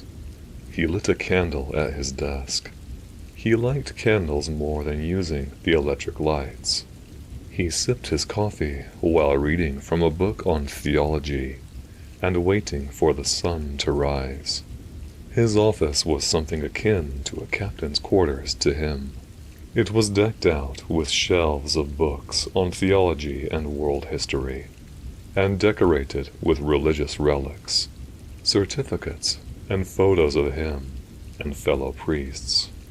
There was a picture of him and his grandmother back home who had lived to be 107. There was a picture of him and a drug addict, a 20-something-year-old girl who he had helped on a spiritual journey of sorts. He made phone calls to her every 2 weeks to check in, and she was doing well. There was a photo of him at a baptism of quintuplets. He looked delighted in all of his photographs, but his pale and gaunt Draculan features betrayed himself. Physically speaking, he was a paradox, because he simply looked too ghoulish to be a priest. He sat down at his desk because he wanted to get some reading done before the 7:30 Mass. A thud made him turn his eyes away from his text to the ceiling. "Hark the herald pigeons sing," he said to himself. He blessed what he thought were pigeons with a chuckle. He delighted everything that lived, and he liked finding different aspects about different creatures to delight in. He appreciated how some pigeons cooed, despite how humanity discarded them. He always decided to give them greeting glances when he happened upon them in the parking lot outside St. Mary's. He liked the pigeons cooing, and in turn, he liked the seagull's perseverance. When he found a spider descending down from the ceiling of his office one afternoon, he cupped it in his hands and carried it outside. "Don't let the pigeons make a meal of you, little friend," he told the spider when letting it down into the turf of grass along the sidewalk. And how did he treat the ultimate creature? The one that cooed like pigeons when it prayed. The one that found a reason to persevere. The one whose heart sometimes seemed to be dangling above the precipice of hell by one cobweb string. He treated his fellow man kindly, whether he saw them in church or not. A louder thud came. "Huh?" Father Calabasas said, looking up from his text again. "That's one big pigeon." He looked back down at his desk, with his eyes treating his Dunkin' cold brew the same bewildered way as they'd treat a mystery potion. There came another thud that made the priest raise his eyebrows. Then there came a great creaking from above that made the rest of the church shiver. Father Calabasas stood up. He looked up at the ceiling with quite the inquiry in his eyes. But the boards of the ceiling seemed sworn to a new secrecy. Or had they been so frightened that they lost their tongue? He maneuvered around his desk while keeping his eyes upon the ceiling the whole time. He wandered out of his office and into the main body of the church. It was still empty, but less gray, for precursory sunlight was touching the stained glass windows and just shyly lighting the church's interior. He shuffled down the aisle with his head back and his eyes up. The roof sounded like the groaning hull of a ship. It was so great that Father Calabasas quickened his pace to the exit of the church because he thought the roof would collapse in on him. He was letting out a "What?" when the sound of a giant bell cracked open the morning. It seemed that the bell's signal echoed within the shell of the atmosphere. Father Calabasas hurried out and down the marble steps at the front of the church while the bell signal droned lower and lower until its sounding ceased. He appeared utterly baffled. He shimmied into the empty parking lot while all the employees of the bank across the street filed out to find the source of the ringing. Again, a bell boomed out into the morning. But the thing was that St. Mary's bells were retired. They hadn't rung for decades. Not since the 70s, at least. As far as everybody knew, only seagulls frequented the bell tower at the top of St. Mary's, nesting and leaving white droppings, but never ringing the giant bells. It rang again before the second sounding could settle down. Father Calabasas could just make out the startled chatter of the bank employees across the street until their voices drowned inside the metallic roaring of the bell. He spun around in the parking lot and looked up. He gasped. There, on the gable and at the bell tower, was the silhouette of somebody tall, muscular, hairy, hominid. Its arms were lanky and long enough to reach into the bell tower. Because of the sun's triumphant rising, whatever stood on St. Mary's roof was only visible as a silhouette. Father Calabasas's gasp mimicked the bell and continued on until it echoed out of existence. The silhouette was black as ink in front of the creamy orange, yellow morning sky. Why, the thing was blocking out the sun itself. The bank employees started screaming across the street as the thing on St. Mary's roof rang the bell again with a janky but mechanical jerk of its arm. The screaming of the crowd across the street below must have agitated the black mass atop St. Mary's roof, for it started ringing the bell in greater succession. It jerked its arm back and forth more quickly, and now the great bell rang in panic-inducing harmony with the smaller bells of the tower. Father Calabasas would have sworn he heard the thing hooting underneath the agitation of the bells. But before he could zero in his ear on the barely audible hooting, the sound of sirens scared the thing away.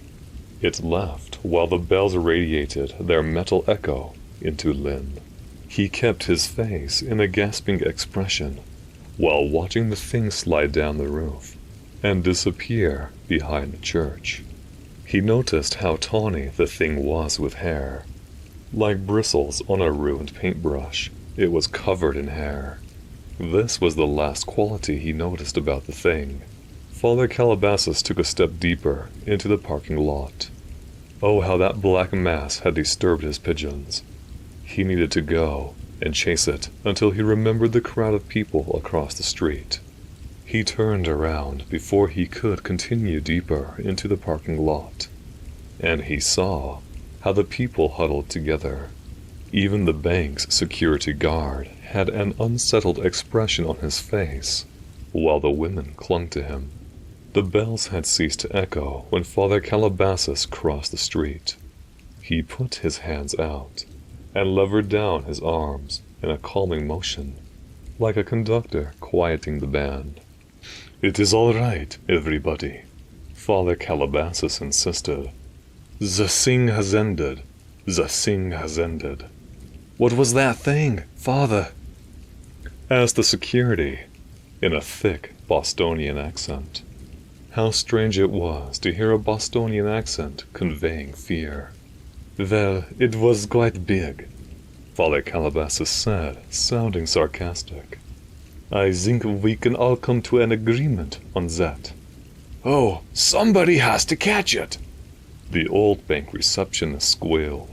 Father, what the hell was it doing up there, ringing your bells? The security guard asked. His face was red and seemed about to pop with sweat. A police car pulled up and parked on the curb of the sidewalk outside of St. Mary's.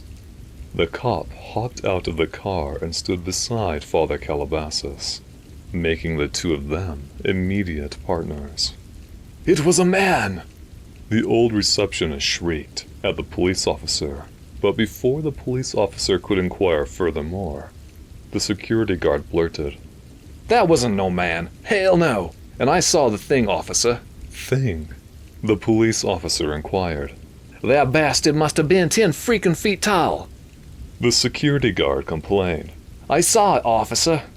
All the other employees cowered. They took turns looking up at the bell tower in front of the yellow morning sky before looking back into the huddled horde they formed. What a sour hollandaise sauce was that sky. The police officer turned his attention to the calmest amongst the bunch. Father Calabasas widened his eyes when he saw a call for responsibility in the police officer's eyes. The priest cocked and tilted his head, as if his skull was a bingo machine, rotating to the winning number. "I guess you saw it too, Father?" the police officer asked. "Just a shadowy version of the thing, Your Honor," Father Calabasas said matter-of-factly. "And it was quite hairy. Oh, and tall like he said." "These crackheads are evolving," the police officer said while shaking his head. "Oh no," Father Calabasas said, hunching toward the police officer and speaking in a low voice. "See, I've assisted in the rehabilitation of quite a few, crackleheads in my day, and you see, well, I don't think any of them got so hairy and tall because of their habitual bane." "Well, then, how do you explain this, Father?" the police officer said in a low voice of his own. "Oh my goodness!" the old bank receptionist shrieked. "It was a giant monkey!" "Was it, Father?" the police officer inquired. It was monkey-like, Your Honor, Father Calabasas said after a moment's hesitation. But he didn't sound sure enough. You guys might want to keep an eye on the police log tomorrow. The police officer chuckled. I'm going to take down everybody's statement. I'm sure I'll be able to find you inside, Father. Yes, I have a rendezvous with a bygone called Brew in there, Father Calabasas prophesied. The conversation that the priest and police officer had was inconclusive. They conversed in his office, and the inquiry only seemed to cement the situation into a more bizarre molding, for the police officer believed the priest the most of all amongst the other witnesses. Father Calabasas went into detail how he heard the thuds, and heard the ceiling creaking, before he hurried out to see the thing ringing St. Mary's bells. He left out the detail of the thing hooting because he still wasn't completely sure of it.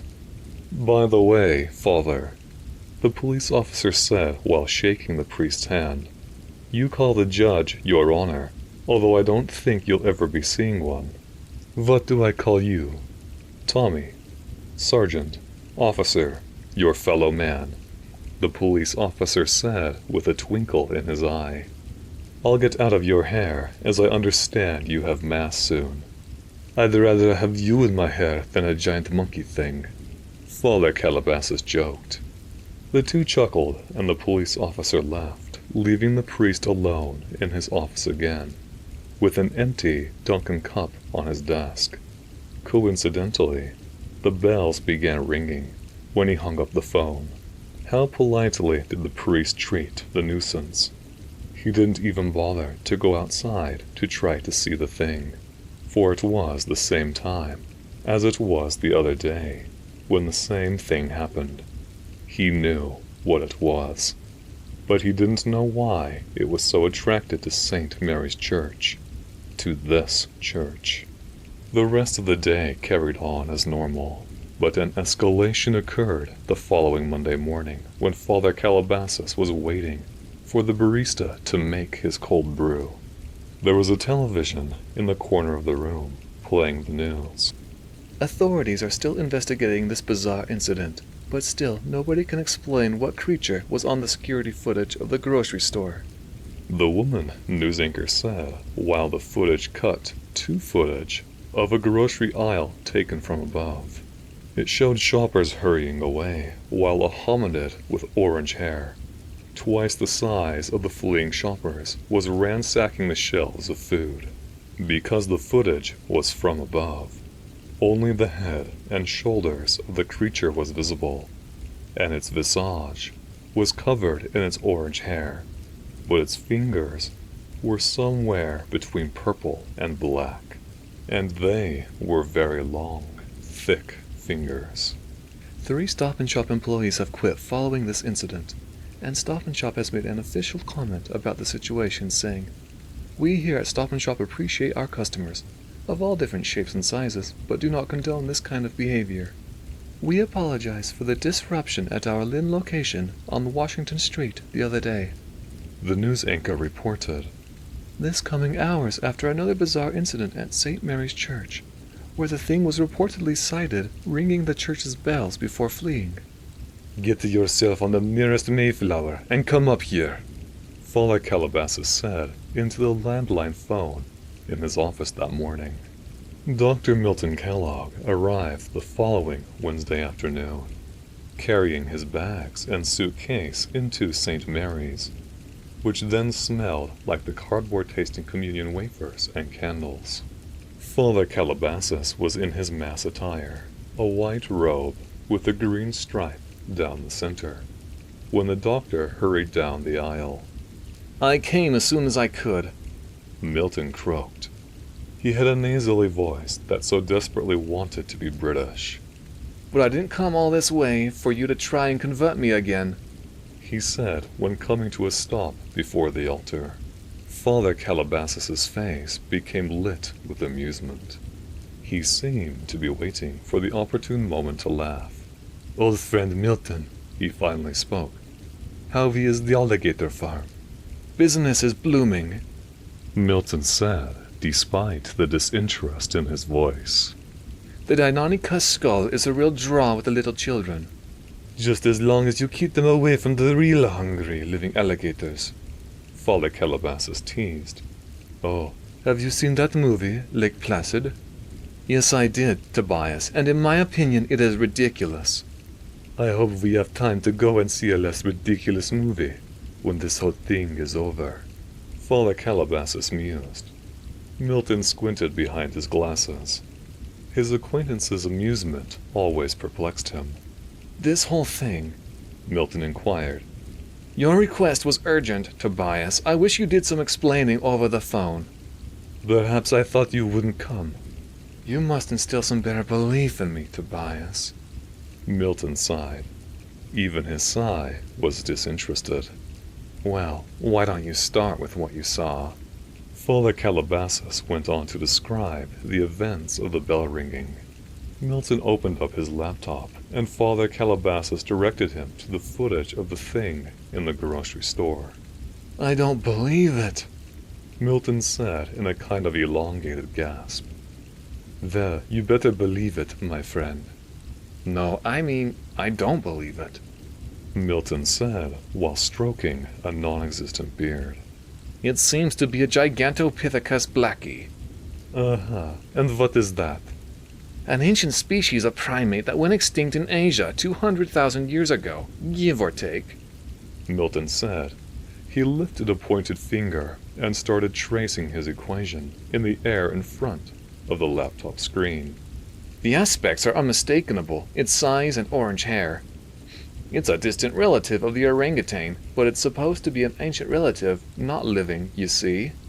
"I've seen it ringing my church bells. What do you call it again?" "Gigantopithecus," Milton answered breathlessly. "It was supposed to have died around the time humans were leaving Africa."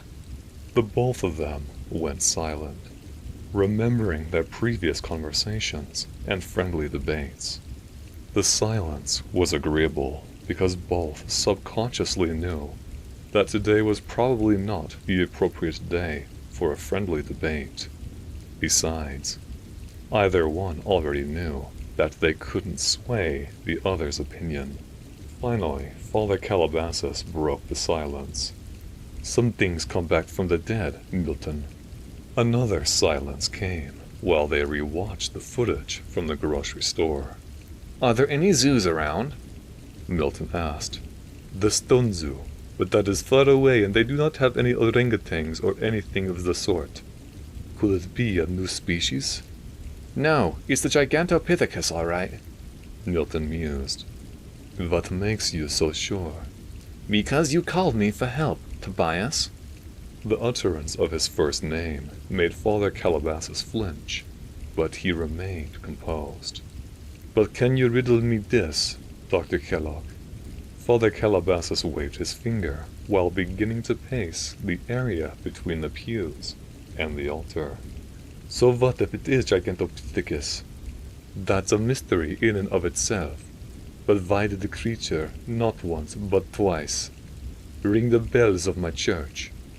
The bells of which not many in Lynn are old enough to remember ever hearing." "Well, Milton began to think aloud. I'd say monkey see, monkey do. But you say those bells haven't been rung in years." "Decades," Father Calabasas hissed. "Pongo pygmaceus, that's orangutan to you, has been recorded quite comically, driving golf carts, using saws, and doing very human things." Milton explained, although there was an air of uncertainty in his voice. "Oh, Milton, if you saw how urgently this thing rang the bells," Father Calabasas exclaimed. "What are you suggesting, Tobias?" "That this thing, this here Gigantopithecus, was doing more than monkey see, monkey do," Father Calabasas explained. "I theorize that this was an act of desperate spiritualism, a monkey in search of God." Milton was so enamored by the priest's monologue that he was fearful of the church organ coming to life in melancholic song, but it didn't. So he listened and hoped that no church music would begin playing. Father Calabasas went on. You are from the party that believes humanity springs from apes, right? Yes, Milton answered, a little amused. but Gigantopithecus is not an ancestor of humankind. He is manlike. Father Calabasas shrugged. He made shrugging appear so much like a move in a musical. When in your book did ancient man develop religion? Or did we search for it? Is this Gigantopithecus ringing the forgotten bells to, shall we say, see if God responds to him? Shall we say, to summon God? Does it want to learn? Tobias, I think you're fantasizing. Why of all things, Milton, would the Gigantopithecus come to my church and ring the bells? Father Calabasas emphasized. And although Milton was a staunch atheist, it made him go silent. I'm going to ask you a question that I fear to ask, but I must ask it. Father Calabasas said, is the Gigantopithecus a danger? A 10-foot-tall primate? Milton sighed. Generally, orangutans are not aggressive towards humans, but those are orangutans. Little is actually known about Gigantopithecus. Put one in a modern-day civilization with cars, traffic, pedestrians, out for walks, children playing on playgrounds, children playing outside during recess. We might not desire experimenting with just waiting to see how Gigantopithecus behaves with modern man. Father Calabasas thought of the screaming bank employees. He thought of how shoppers in the grocery fled. I mean, Gigantopithecus has the teeth of a generalist herbivore. But again, primates have been known to become territorial. Milton explained. Is my church in danger? If this thing returns and causes a panic during Mass, there's no telling how it would react to human panic. Milton answered. The two became silent again. It would have been a good time for the church organ to come to life and provide some kind of daunting melody, for they didn't want to fill the silence with more theories, or worse, fill it with violent predictions. What do we do, Milton? We find it, learn about it. What do I do if it comes back at the wrong time? Father Calabasas said, rephrasing his questions and making it sound more dire. How do I protect my flock? Do you mean firepower, Tobias? Milton asked, but the priest didn't answer. You know guns aren't allowed in church. Milton teased, but didn't smile. How long do you plan on staying in Massachusetts, Doctor? Father Calabasas asked, after deliberating with himself in his own mind. Now, Milton began. I plan on staying a whole lot longer than I initially planned. Father Calabasas passed the background check, and on Saturday night he wasn't getting ready for Mass in the morning, but he was sawing off the barrel of his newly purchased double-barrel shotgun. There was a bandolier of shells hung up on the wall, while statuettes of Mary held her arms out open, as if shrugging in surprise. While sawing off the barrel of his new shotgun, he thought of that comment Milton made about an orangutan using a saw. The sound of the saw teeth biting into the barrel filled his office while he worked in candlelight. The barrel toppled onto the floor and let out a hollow clang that was similar to the bells. Father Calabasas held up the sawed-off double barrel and examined it, examining how the orange candle light reflected in its black barrel. I dub thee, little flock, he told the shotgun. He then turned around to the lever-action rifle and considered sawing off the buttstock and barrel as well, but was unsure. It was a Marlin Model 336, and he had already decided to name it David, after the David and Goliath story.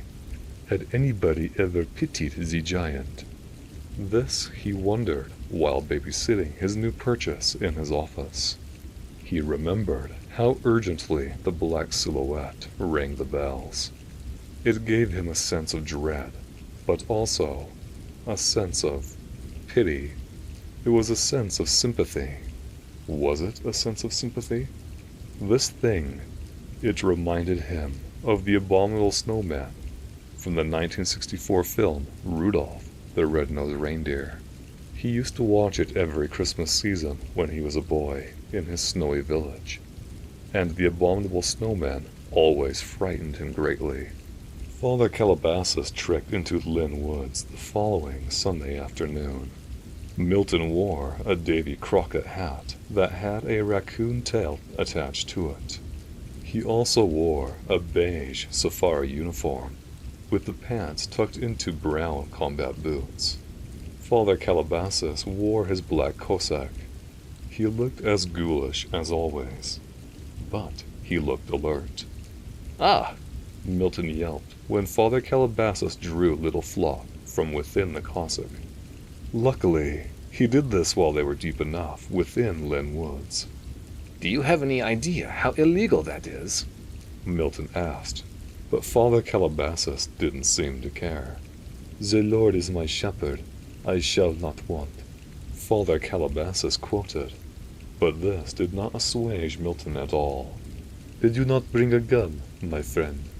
"A gun?" Milton squealed. "Yes. Don't you use one of those revolvers when tiptoeing around your alligators?" "Yes, but that's in South Carolina. And I have a revolver, not a sawed-off shotgun. We aren't Bonnie and Clyde, Tobias." "I believe he used a sawed-off rifle." "But his sweetheart used a saw-off 20-gauge. That's not the point." Milton squeaked. "We have a Gigantopithecus to catch, Milton. This is just for protection," Father Calabasas said. Milton looked to his side to see the priest cradling the shotgun in his arms, the same way someone might carry a little lapdog against their chest. "There's an old legend about a pirate who buried his treasure in these woods, Doctor," Father Calabasas mused, amongst the crunching of their footsteps. "They say he died in an earthquake, thus the term Dungeon Rock, now a sort of tourist attraction in the woods." "Dungeon Rock?" "It's a stony crevice in the earth, underneath a wedge of boulders," Father Calabasas went on.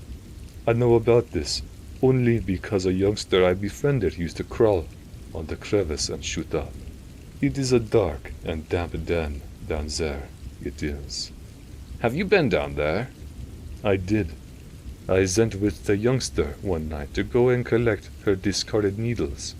With her, and she finally decided on turning over a new leaf. I tell you this in confidence, of course, but I am proud of her, and this forest brings up memories. She studies at the North Shire Community College now. Oh, but I haven't seen her in a while." Milton simply listened to the priest while they walked. In fact, the more they walked, the more they remembered their friendship, and the less they remembered about the Gigantopithecus. They laughed about the first debate they had in Cambridge.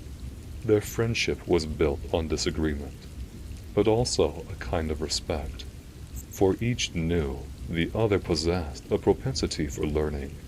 It was what they talked about, while Milton put vinegar on his fish and chips, while Father Calabasas dipped his fries in tartar sauce. "Oh, I love tartar sauce," Father Calabasas moaned, as the two scaled the hill in the woods that led to Dungeon Rock. Milton threw up his hands, and the two stopped. The gesture made Father Calabasas regret his wild profession of love for tartar sauce. But the forest didn't move. No crows flew away, but they remained in the branches where the sun beat through in lime-colored flakes. "Do you see this, Tobias?" Milton whispered, while reaching for a tuft of long orange hair. He grabbed the tuft as gently as he could, and pulled it out of the tree bark like wool. "The hair of the Gigantopithecus!" Father Calabasas gasped. Milton put the tuft of hair up to his nose and sniffed. "The sample is fresh," he said snapishly. Look around for prints or more tufts of hair. Father Calabasas started doing so, but the earth was too dry for prints, and they were on the hill near Dungeon Rock, so there was too much gravel within the dirt. He unfolded his arms and drew his shotgun, while the two crept into the opening in the forest where Dungeon Rock was. "There it is," Father Calabasas said. "The entrance of Dungeon Rock." I don't think the species could squeeze inside there. "But we can," Father Calabasas said, gripping Milton's arm when the Gigantopithecus emerged out of the trees. How yellow were its eyes, its face, a purplely bruised visage.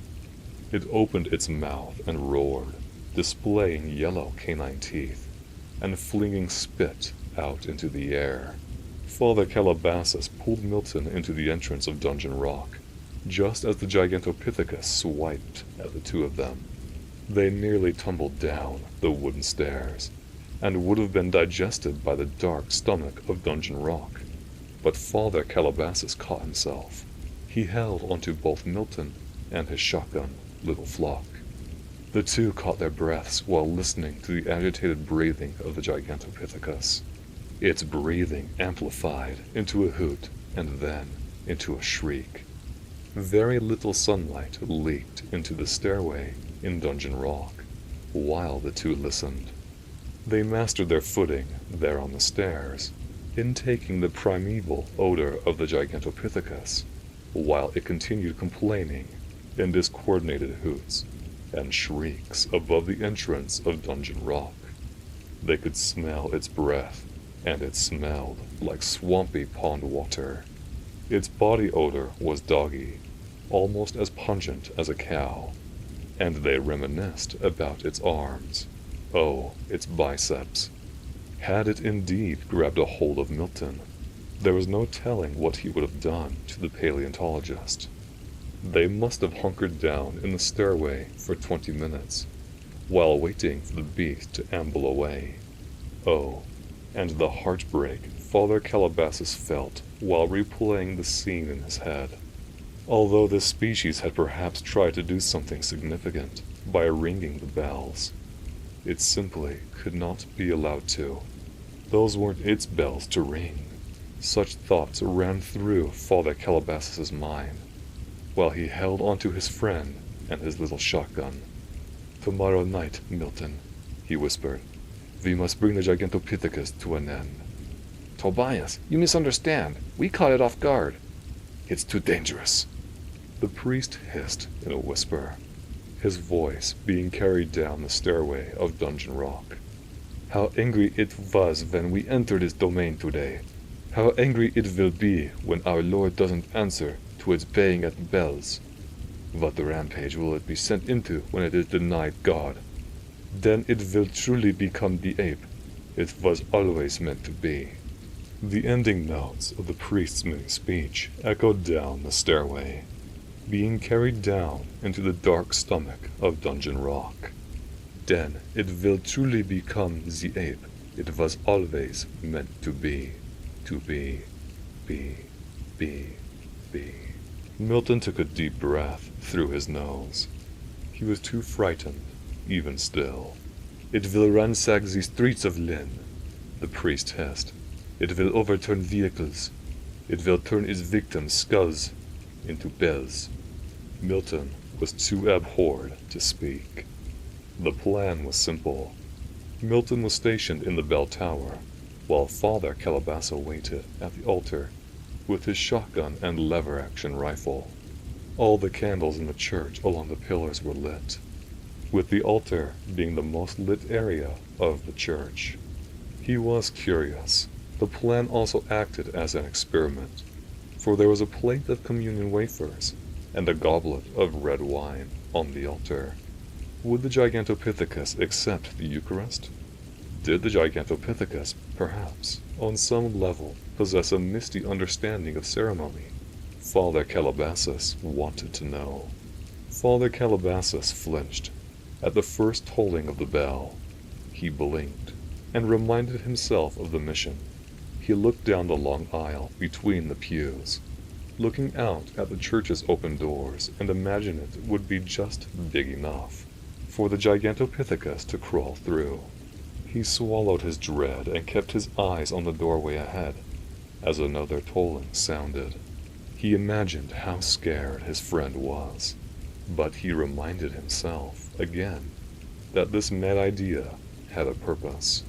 For some time, Father Calabasas listened to the bells from above. They weren't ringing the way the Gigantopithecus had rung them. They clanged much more meekly, and not as urgently. The bells ceased. Silence fell upon Lynn. Father Calabasas retained his composure when the thing came in from the street.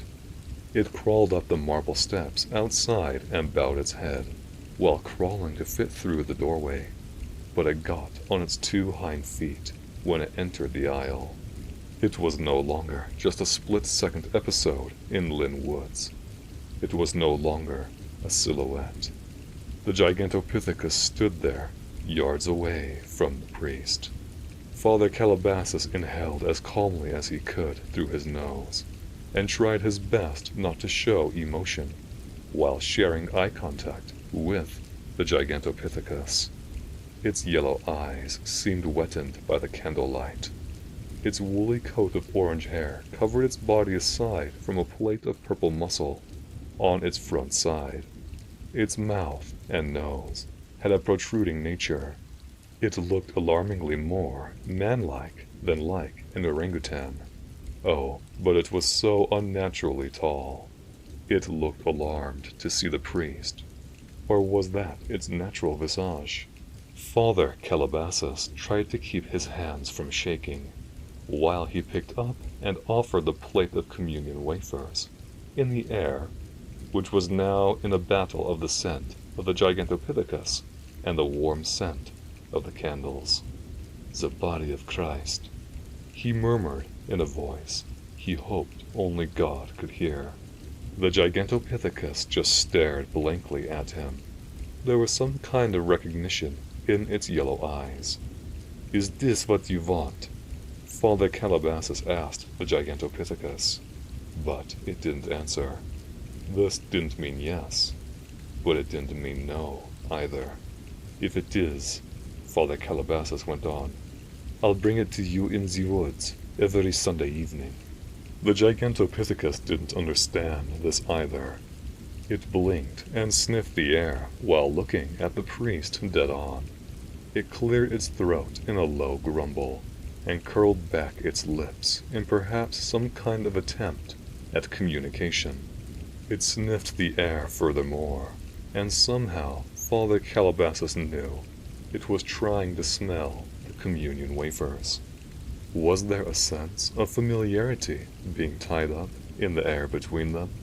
The Gigantopithecus stepped forward, beginning its descent down the aisle. Father Calabasas kept the plate of communion wafers in front of him and waited. "The body of Christ," he repeated in a voice that was clearer than earlier. He gulped. The Gigantopithecus was extending out its long arm. It actually was reaching for the plate, and it made Father Calabasas' heart throb so much that he could have smiled. The Gigantopithecus swatted the plate out of Father Calabasas' hands. The air was a glitter of communion wafers for a second, while the plate clanged on the floor. It roared while diving at the altar. Father Calabasas ducked just in time and grabbed his shotgun. He crawled away from the altar while the Gigantopithecus turned around. The shotgun blasted out a tolling of its own. The Gigantopithecus roared in anger, for the buckshot had created little violet polka dots along the side of its purple chest. It closed its eyes and continued roaring. Father Calabasas fired the second round. He could hear the flesh being ripped off its shoulders when the buckshot splashed across the air. His whole body trembled while unlocking the shotgun and letting the barrel down. The thing was charging at him. He dove into a pew before he could reload Little Flock. The shotgun shells which he held went rolling away, rolling down another pew, and then another. The Gigantopithecus's fist shot down and cracked one pew bench in two. Boards and splinters erupted into the air. Father Calabasas climbed over a pew, catching a glimmer of brass on the floor. He picked it up, shoved it into his shotgun, and flipped the barrel back up. The Gigantopithecus regained its footing just in time, and brought both its fists up with the vigor of an executioner's beheading axe. Father Calabasas pulled his finger down on the trigger all the way. The Gigantopithecus threw its head back immediately when its forehead caught the brunt of the buckshot. It had been so close to Father Calabasas that its head had caught every ball in the volley of the round. Its deflating roaring came in conjunction with the wet crack its skull made. Father Calabasas watched the Gigantopithecus make one final expression as it fell down backward. Its mouth was open, as if it wanted to let out one final hoot, a final prayer.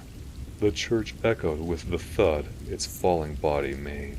Father Calabasas panted while watching steam exit gracefully out of the wedge at the top of its head.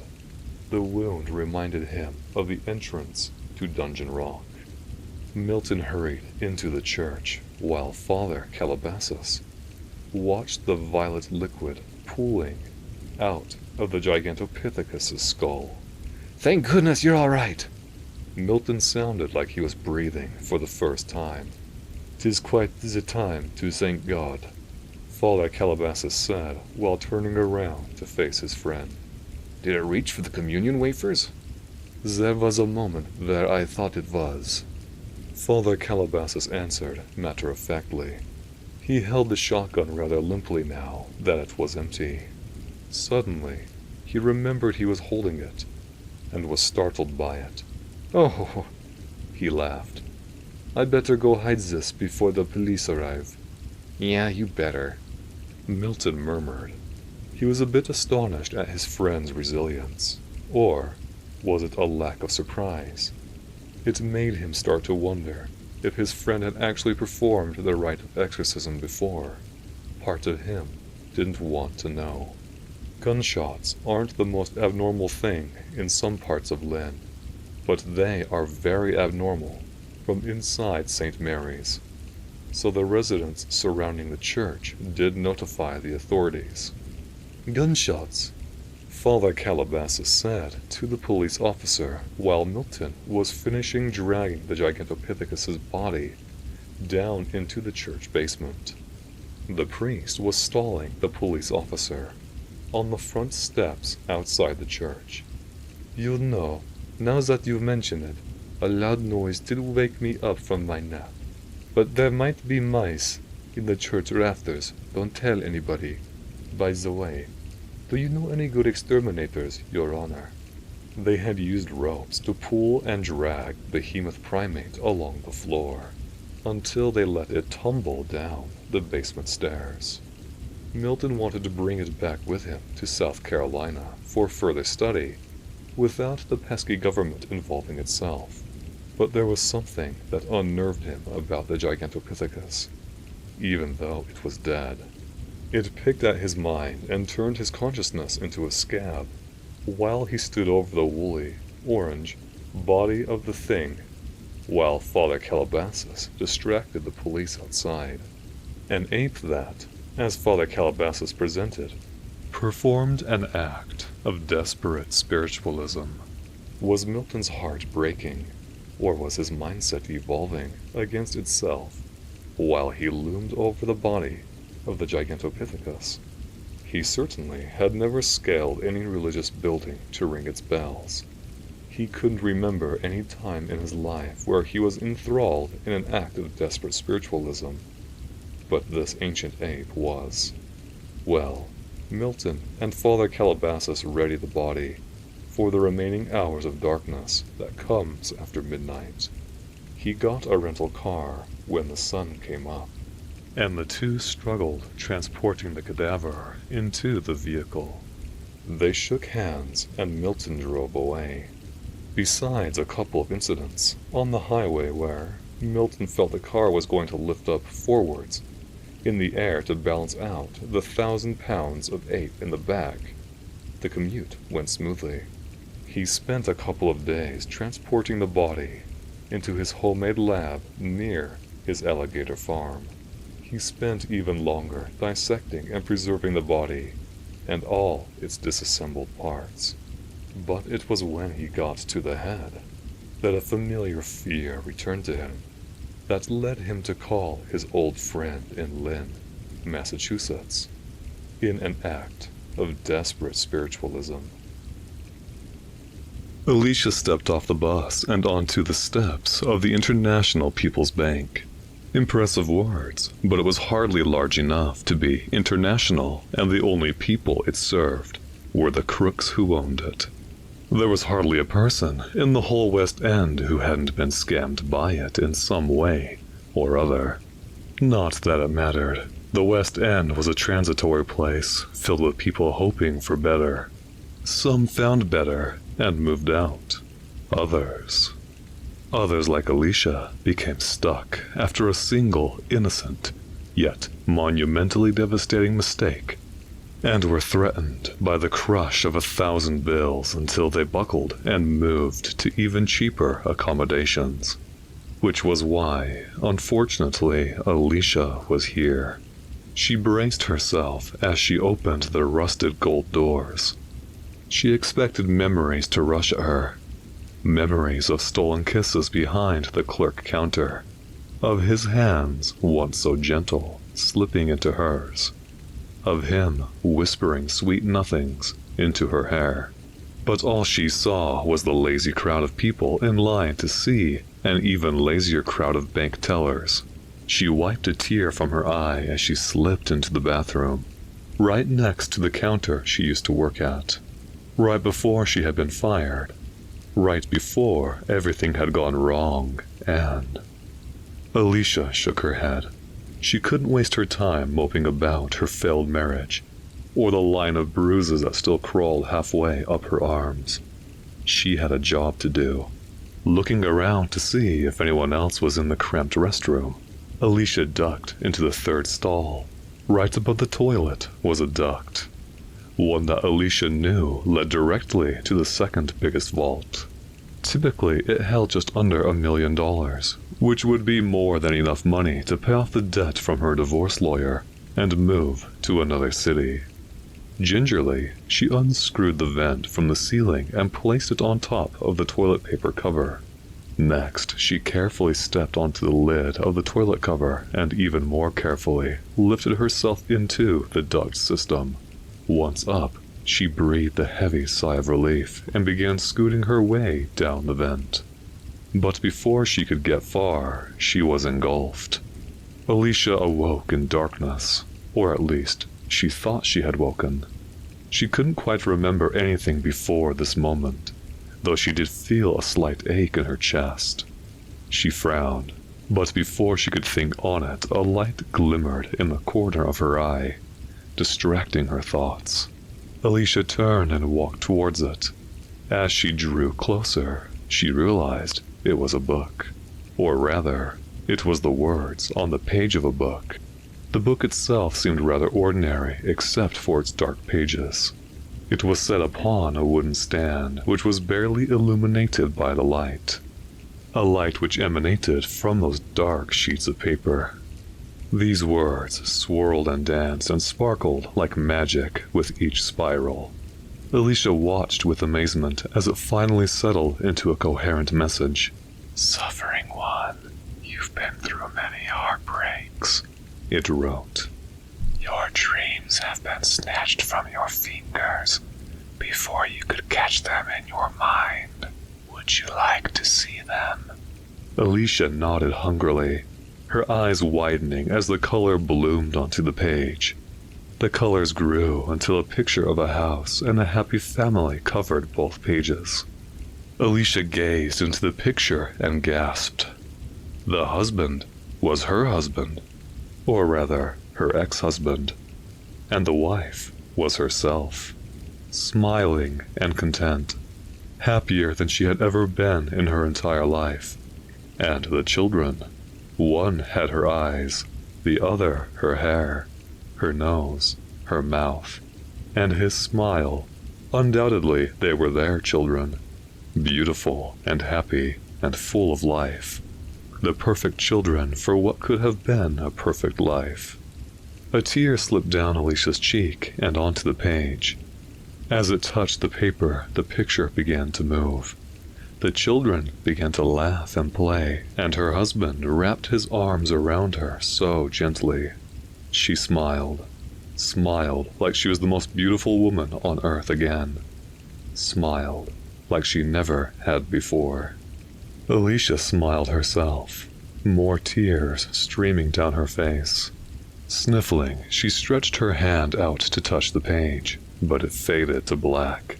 No, bring it back, she said, her voice warbled from the tears. Words appeared again on the black pages. What will you trade for such a life? Anything. Alicia said, wiping her tears furiously. I trade anything for that. Then so it will be, wrote the book. And suddenly, Alicia was falling. And your new life shall be one of many misfortunes. Mama, look! Alice said, showing Alicia the flower in her hand.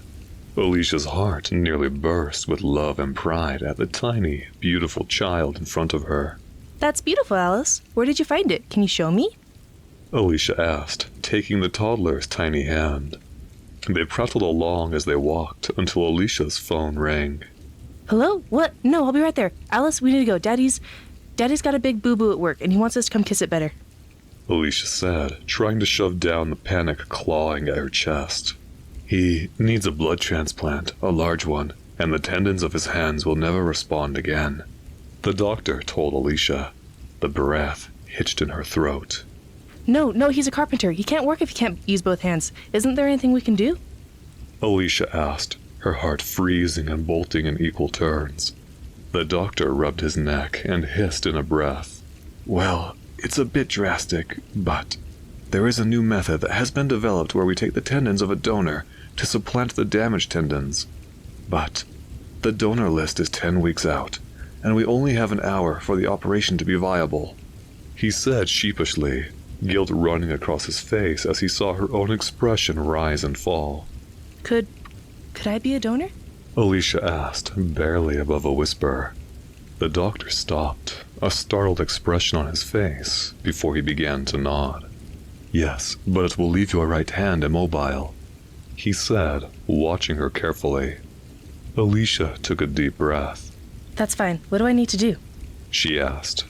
Years later, they were at the beach. Trenton, her husband, was building a sandcastle throne with his fully healed hands. Once finished, he picked up Alice and placed her on it. There, now you're a sand princess, he said, grinning wide as she giggled. Alicia smiled too. And little John will be the sand prince, Alice said, bouncing over to the baby Alicia held in her arms. Alicia gave him a big kiss before running off to play in the waves. Trenton moved to sit next to Alicia, taking John from her to plant his own kiss on the cooing baby boy, before planting another on Alicia's forehead. Did I ever tell you how beautiful you look at the beach? Trenton asked, staring deeply into Alicia's eyes. Alicia laughed and used her good hand to playfully push him away. Knock it off, you flirt, she joked, leaning against his shoulder. No, I'm serious. Your eyes match the waves, and the sun catches your hair just right. It's like staring at an angel. Mesmerizing, really, he said, running his fingers through her hair as John babbled. Alicia opened her mouth to respond, but was cut off by a scream. The patient has fell off a nearby rock and split her crown. Due to the distance, she has lost plenty of blood. Alicia's own blood roared in her ears as she waited for the doctors to come back. It's all right, darling. It's going to be all right, Trenton whispered in her ear, gently rubbing her shoulder. Alicia shuddered in her breath. But what if it's not? She whispered hoarsely. She looked up at Trenton's warm, comforting eyes, but the image of Alice's body sprawled out on the rocky shore flashed before her eyes, and she burst into tears. Shh, darling, it's all right. She'll be fine. I'm sure they deal with this all the time. They'll know what to do. He whispered, but Alicia could hear the worry in his voice, and it only made her sob harder. Excuse me, Mrs. Carter? Alicia looked up to see an uncomfortable-looking doctor with a brown clipboard. She wiped the tears from her cheeks and nodded her head. Yes, well, sorry to disturb you, but it looks like your daughter will be all right. That is, she just needs a blood transfusion, the doctor said, nervously shuffling his papers. Relief swelled in her chest, and she nearly burst into tears again. Except, well, she has a rare blood type, and we don't have any on hand. The doctor continued, and this time, Alicia did weep. Then fly some in, Trenton roared. Or let us donate. She's our child. Surely we have the same blood type. He continued, looking from Alicia to the doctor and back again, daring the doctor to tell him otherwise.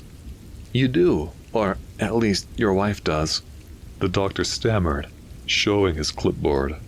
Alicia tried, looking at it through her teary eyes, but it all blurred and danced in front of her. I'll do it, gladly, Alicia said through gasps, thrusting her arm out. Careful, John, that's a high ledge. Alicia called from the porch. She carefully shifted on her favorite chair. It had been years, but she could swear that the doctors had somehow broken her foot after that transfusion. And needing to get blood from her foot in the first place was strange. Very strange, but at least Alice was all right. Mom, check this out. I got straight A's on all my tests, Alice said, slinging her backpack on the kitchen floor and rushing over to Alicia. She eagerly shoved the various test papers in Alicia's face, and Alicia laughed as she grabbed them with her good hand. Really? John, we're getting ice cream, Alicia asked, spreading the test out on her lap. Sure enough, they were all marked with A's, or A+, or even one A++. Really? John, we're getting ice cream, Alice shouted to her brother. Alicia smiled as she looked up, but the smile froze on her face. Little John, who had been climbing along the house's patio, was turning to see what his sister was saying, and as he did, Alicia watched in horror as he lost his grip and fell in the hard cement below. She hobbled on her aching foot towards him, Alice racing ahead of her. Mom, he's bleeding. He will need a transfusion, and you are the only one whose blood matches, the doctor was saying. Alicia nodded numbly, flashbacks of that one fateful vacation filling her head. Of course, take as much as you need, Alicia muttered, her breath hitching in her throat as the familiar panic began to claw at her. I don't think we should go to that hospital anymore, Alicia said, carefully balancing Sarah on her hip. Her one good arm was wrapped tightly around her. Why not? Trenton laughed, setting down the groceries they had bought together. Alicia smiled grimly and set little Sarah on the floor, where she immediately began crawling towards the fridge magnets. Well, ever since John's blood transfusion, my arm hasn't felt right. It's numb clear up to my shoulder, and there's stabbing pains at the joint. The same with my foot as well. I feel like I'll need crutches soon with how much it hurts, Alicia said, massaging her shoulder and settling into a chair. That doesn't seem right. I'll look into it and find you a specialist, Trenton said, moving to put the groceries away. Alicia smiled, continuing to rub her aching limbs. But then a strange, warbling noise filled her ears. Do you hear that? Alicia asked, looking around. Hear what? Trenton asked, spinning around. The warbling grew louder, echoing off the walls. What's that? That, can you not hear it? Alicia asked, struggling to her feet and looking all around her. There was no way it was an airplane, or a new appliance, or anything mechanical. It almost sounded like. The noises grew even louder as they bounced up and down and around the room. What's that? Voices. It almost sounded like a voice. Very drawn out and echoing almost beyond recognition, but definitely a voice. Alicia stumbled to a wall, using it as a crutch as she tried to figure out where the noise was coming from. Darling, where are you going? Trenton called behind her, but Alicia didn't pay any attention. Is that... Alicia could hear them much clearer now. She closed her eyes, trying to force her mind to make sense of it all. It's a body. It's a body! What on earth is going on? Samantha shrieked, backing up in terror as her friend Abby pulled the body out of the vent. Samantha, go call the police. She's still alive. Abby commanded, cradling the half-mangled body in her arms as she looked wildly at Samantha. Thoughts of crazy serial killers and axe-murderers filled her mind as she gazed at the poor woman she held.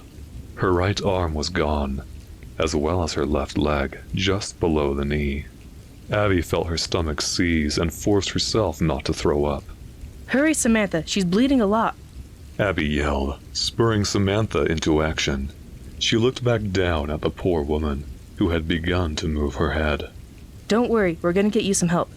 She told her, praying that an ambulance would arrive in time. Alicia groaned and forced her eyes open. What she saw was all too familiar. Sterile white walls and doctors in lab coats moving around a heart monitor. Not again. Alicia whispered before closing her eyes and rubbing her face with her good hand.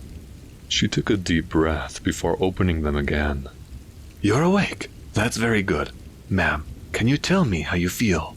A voice asked, drawing Alicia's eyes to yet another doctor. A rather handsome one. Alicia grimaced at herself in disgust. What on earth was she thinking that for, when she was already married to the perfect man? Where's my husband? What happened to me? Alicia rasped, looking around for Trenton. It was then that she noticed that the heart monitor was connected to her. My arm. She asked, her voice still hoarse. She went to sit up, careful not to agitate her right arm, but it felt oddly free. She looked down and saw that it wasn't there. Your ex-husband is behind bars. There's no need to worry. And after what he did to you, he'll be there for a long time. The doctor said, but Alicia barely registered what he was saying as she gaped down at her bandaged shoulder, with nothing below it. My arm. She whispered, still staring at the stump. The handsome doctor grimaced before he sat down in the chair next to her. Yes, what he did was horrible. If you need someone to talk to, we do have a resident therapist, he said before correcting himself. That is, until you can locate one yourself, if I'm not mistaken. You have quite the stash of money piling up from donations. What? Alicia asked, the words still swirling in her head. She thought back, trying to make sense of what she was saying, trying to remember. She hadn't divorced Trenton. She loved him, didn't she? But now the memories of their family were blurring as another set of memories forced their way back into her mind. Memories of him growing angry and violent, and her finally escaping into the West End. And the bank, the duct, the magical book with the glowing ink. Each moment seared into her mind, so clear she couldn't even begin to convince herself that they weren't real. Her arm and leg weren't taken by her ex-husband. The one thing we couldn't quite explain is the acid he was using to dissolve you. Sorry, that's rather graphic. The doctor was saying, his kind eyes glancing at Alicia as he explained. Well, whatever he used, it almost looked like stomach acid.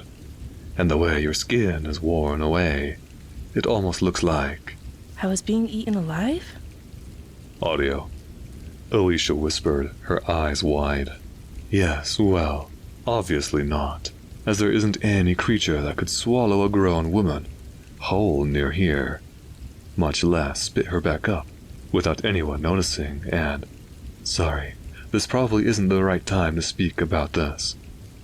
Would you like to lie back down? Or can I call for Dr. Forrest? She's the therapist I was talking about. She's a very sweet old lady, and much better at bedside manner," he joked, chuckling slightly before rambling on. "Of course, I could also go on about the various treatment plans we can offer you, all of which are paid for by your donors." But Alicia's mind was already swirling so fast she hardly registered his voice. Thoughts of her family, her husband, her life, all flashing before her eyes. All fabricated. She knew that now. All lost forever. Or rather, never having existed in the first place. Tears streamed down Alicia's face as she settled back into the hospital bed. Her eyes closed as the sweet memory swirled in her mind. Swirled and danced, like the sparkling words on a dark page. My whole town's gone into a state of mass hypnosis. It started with the tomato seeds. My wife got a whole bunch of vegetable seeds, but she talked about the tomato ones the most. Apparently, they were the juiciest and most reddish tomatoes she had ever seen. The guy said he got them from a Native American tribe down south. My wife planted all the vegetables the day after. Surprisingly, some of them grew small roots from the ground, but one rose to dominate above them all. The tomato plant had sprouted, and small tomatoes were growing on it. My wife was excited about her gardening achievement. That very night, she picked off the still small tomatoes and put them on toast with some cheese and ham. She kept saying how unbelievably delicious they were. Her eyes were rolling back into her head midway through her toast. After the first one, she walked back to the tomato plant and picked up the remaining ones, even the ones that definitely did not look ripe. She knows how bad my acid reflux gets whenever I eat one, but she kept persuading me to at least have a bite. I managed to resist. The morning after, I woke up early for work. While eating my quick bowl of overnight oats, I looked out into the garden. Much to my surprise, the tomato plant had tomatoes growing on it again. This time they were bigger than yesterday, and there were so many of them. It looked like the plant would crumble under the weight. I walked out to the garden to look closer at them. I picked one of the plants, but the tomato was strangely greasy, with gooey green slime. When I tried to smell them, a foul odor of iron and mold hit my nose. When I came back from work, I looked out again, and they were all gone. I heard some rumbling in the shed outside. I thought a raccoon had some trash and was having a feast in our garden shed. I walked over, and there was my wife, looking for her gardening tools with seeds in her hand. "What are you doing, honey?" Oh, I love how tomatoes taste. See how fast they grow? I want to plant a couple more of them. "Are you sure there's going to be space for them? We can barely fit the plants we got there now." It's okay if there isn't. I'll take out the other vegetables and plant them.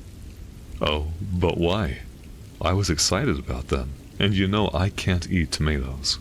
I know you can't, but they're just so good. I know it upsets your stomach, but you should try them. "I think a night of stomach acid is not worth it." She nodded back, but it looked like what I said went over her head. She started digging through the tools again. I had a good engineering job at a nearby agricultural company, so my wife was able to stay home and take care of the household. She would usually wake up late, around 8 a.m., much later than my usual 6:30 alarm. I got dressed up for work and went down into the kitchen. To my surprise, she was already picking the tomatoes in the garden. All the tomato plants sprouted overnight and were overgrown with tomatoes. They are magical! My wife yelled out from the garden. I just nodded my head and started pouring up some coffee. When I looked back, she was talking to the neighbor and giving him some of the tomatoes for her basket. The basket was already overflowing, but the tomato plants weren't even halfway picked.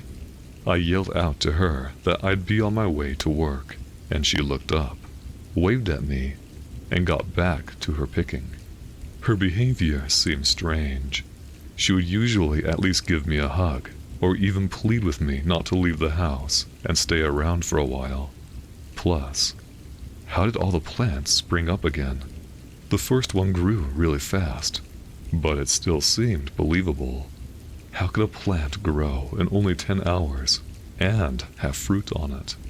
Most of my concerns went away as I got to work and had to focus on other important things. That day, I had to stay at work longer. Some issues with our conveyor belt came up. I tried calling my wife to let her know I'd be coming in late that evening, but she didn't answer. I arrived home at around 8 p.m., hungry as ever, excited about my wife's cooking. When I stayed late at work, she would always prepare a meal I enjoyed to cheer me up. Walking into the kitchen, I saw my wife sitting at our dinner table, eating tomatoes out of a huge basket. The kitchen looked clean and polished with no food in sight. "Hi, honey, how are you doing?" I said and sat at the table. Good. She replied, barely looking at me and continuing to munch at her tomatoes. "I tried calling you to say that I'd be coming late from work, but you didn't answer." Oh, must have missed it. She replied coldly. "Did you cook anything?" No, I didn't have time. She replied coldly. "What on earth could you be so busy about? You don't work." I said quietly to myself, not wanting to start an argument. Have some tomatoes if you're hungry, honey. She said, this time looking up at me with a joyful face. "You know I can't have any. My acid reflux would go crazy." But these are so good. I'm sure the tomatoes wouldn't hurt you. They wouldn't do such a thing to you. She now had a big grin on her face, with her pupils dilated and eyes opened unnaturally wide. Never mind. When the first basket was finished, she walked out to the backyard to get some more. To my surprise, the garden already looked way different from the time I left this morning. Not only were all the vegetables gone, but the flowers my wife planted when we first moved in were all plucked out.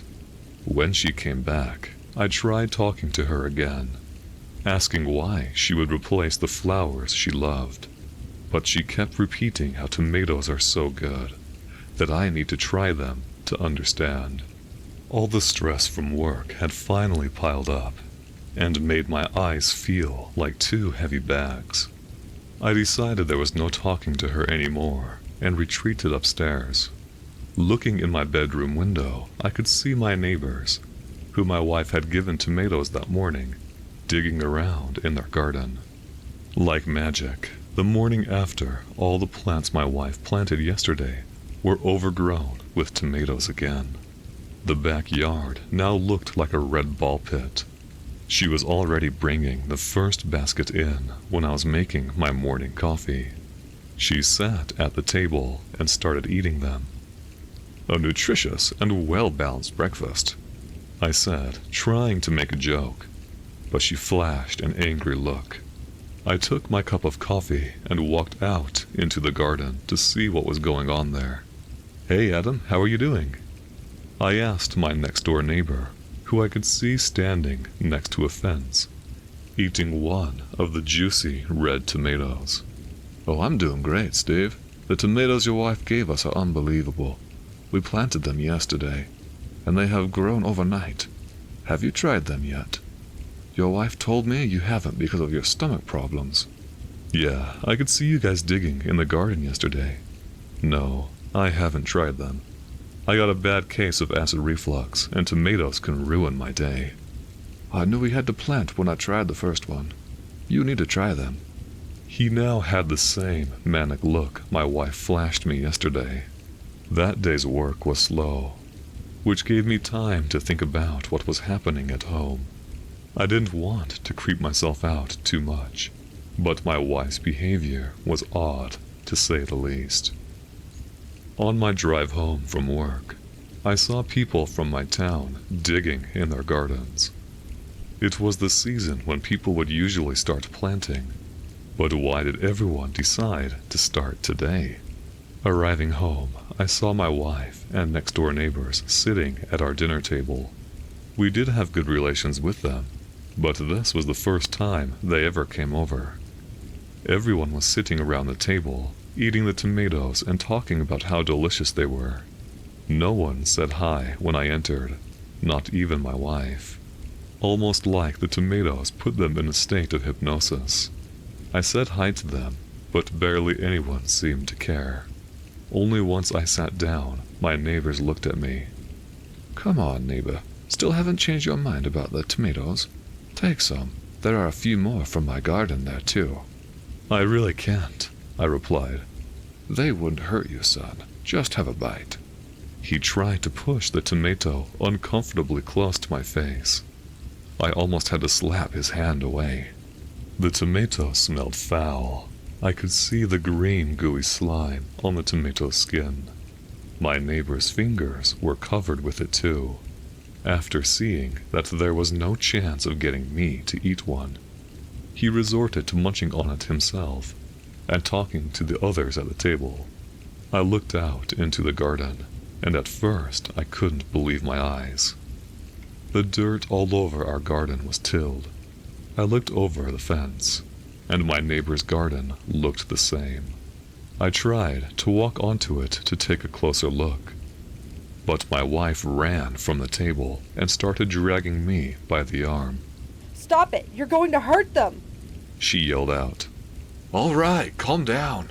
I yelled out too. She wouldn't let go of the grip until I walked into the house again. She threw a nasty frown and walked back to the table to her basket of tomatoes. Both of my neighbors were looking at me now, too, with a scolding face like parents who learned about your last misdeed. The morning after, I walked up to a loud banging and rattling, like I was next to a construction site. I looked out my window and saw my wife with some of our neighbors taking down the shed in our backyard. I hurried out with my pajamas still on, almost tripping on the stairs. I didn't even put on any shoes. I ran into the garden and started screaming at everyone to tell me what the hell was going on. We're making room for tomatoes. There's nowhere else to plant them. She smiled and looked back at me with a very peaceful expression, like what she said made complete sense. What do you mean make room for the tomatoes? The garden is filled with them. Where are you going to put all my tools? I screamed at her. They're in the basement. She wasn't smiling anymore. I ran in front of them, waving my hands above my head, saying they needed to stop and get going. Their looks turned from concern to anger. One of the neighbors, Jack, dropped his claw hammer, walked up to me, pushed me, and told me to get lost. I couldn't believe it at first. I stood there for a second, with a bewildered look on my face. Then they all dropped their tools and, in almost magical unison, started pushing me and telling me to get away, and that I don't understand. My wife joined them too. At that point, I retreated into the house. I was panting, my whole body was shaking, and sweat started forming on my lower back. I called in sick to work and sat at the dinner table for a while. I had no idea how much time had passed by, and my mind filtered out all the outside noise. When my emotions finally calmed down and I came to, they were still working on the shed outside. I ran back into the bedroom, dressed, and walked out to ask someone for help. But to my dismay, everywhere I looked, people were in their gardens, digging up dirt with a basket of tomatoes next to them. This happened 4 days ago. I have not been to work since. Over the weekend, I tried to go to the farmer's market, but the guy was not there anymore. No matter how hard I looked, he was nowhere to be found. People in my town have completely dug up their gardens to plant the tomato plants. The ones who don't have space anymore have resorted to the same plan my wife had, slowly taking down sheds, patios, fences, fire pits, and all other things taking up space in their yards.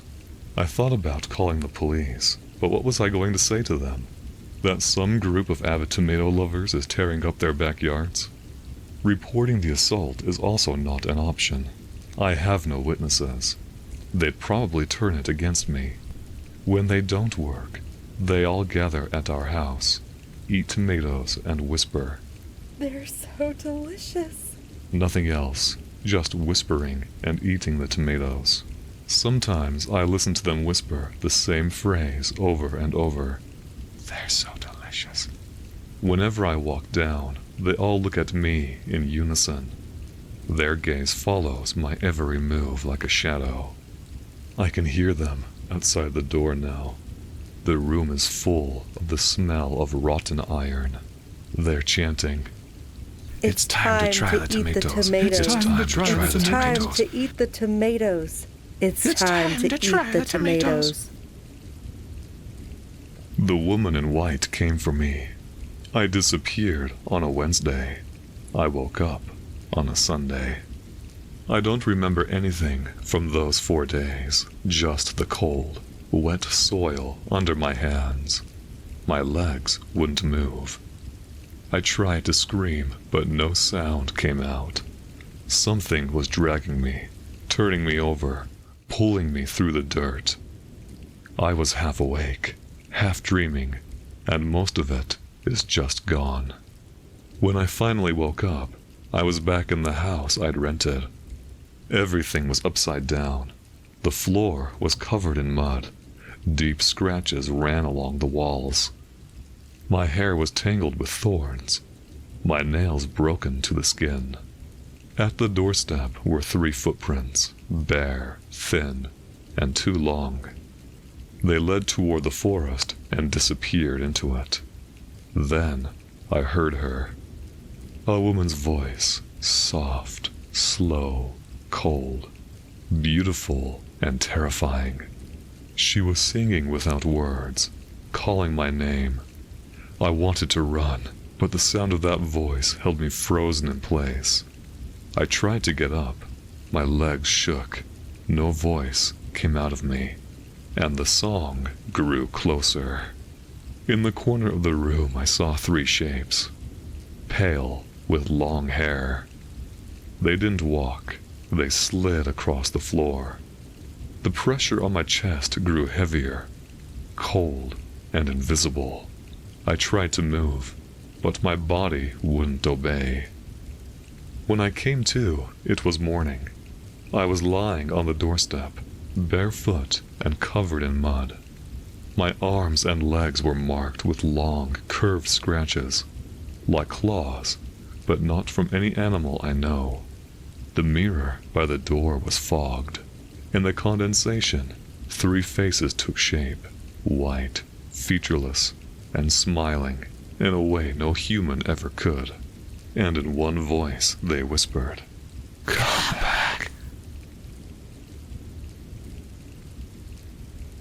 I never believed in spirits, not until the room began whispering. It started with the walls. At night, when the house was silent, I'd hear faint scratching, like nails dragging across plaster. I thought it was rats. But then the scratching began to form words. My name, over and over. The mirror was next. Every time I looked, my reflection lingered a second too long after I moved.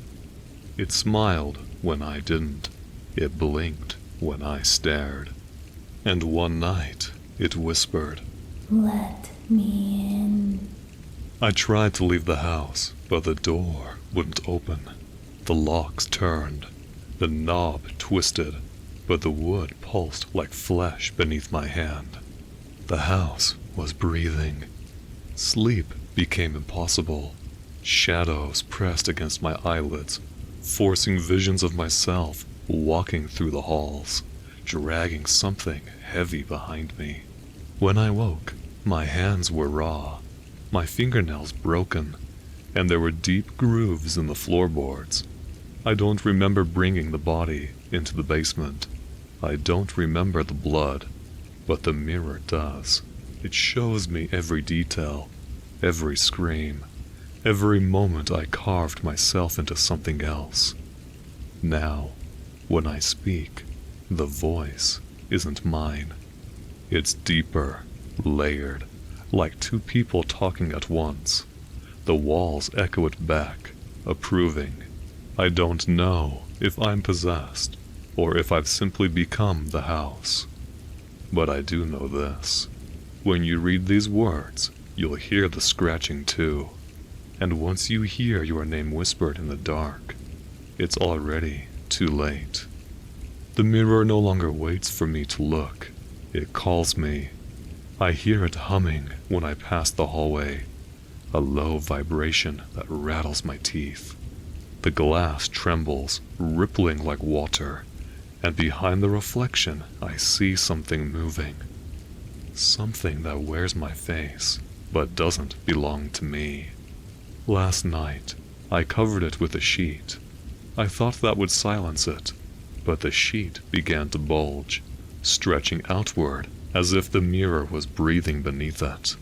When I tore the cloth away, my reflection was gone. In its place was a hollow version of me, skin pale, eyes black, mouth stretched wide in a grin that never ended. It whispered, "Feed me." I don't remember what happened after that, only that when I woke, my hands were sticky, and the neighbor's dog was missing. The mirror was satisfied. My reflection returned, but it looked stronger, sharper, hungrier. Now, every time I pass, it demands more. It doesn't want objects. It doesn't want animals. It wants people. And I know it won't stop until I give it what it craves. The basement door was never locked before. Now it is. Every night, I hear the mirror whispering, urging me downward. The sound of chains rattling beneath the floorboards keeps me awake. When I finally found the key, rusted, and hidden inside the wall, I knew it wasn't me who placed it there. The basement smelled of damp earth and iron. The walls were covered in symbols carved deep into the stone, jagged spirals and crooked eyes that seemed to follow me.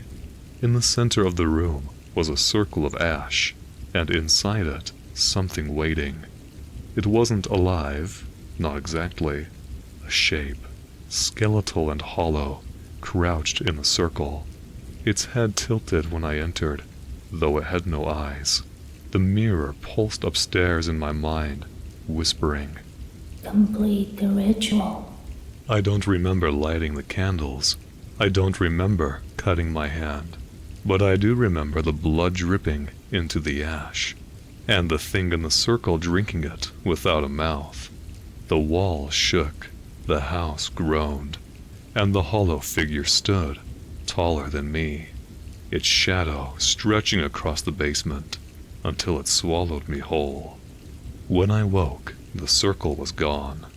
The figure was gone, but the symbols were carved into my skin now, burning and alive. The mirror laughed. The house is alive.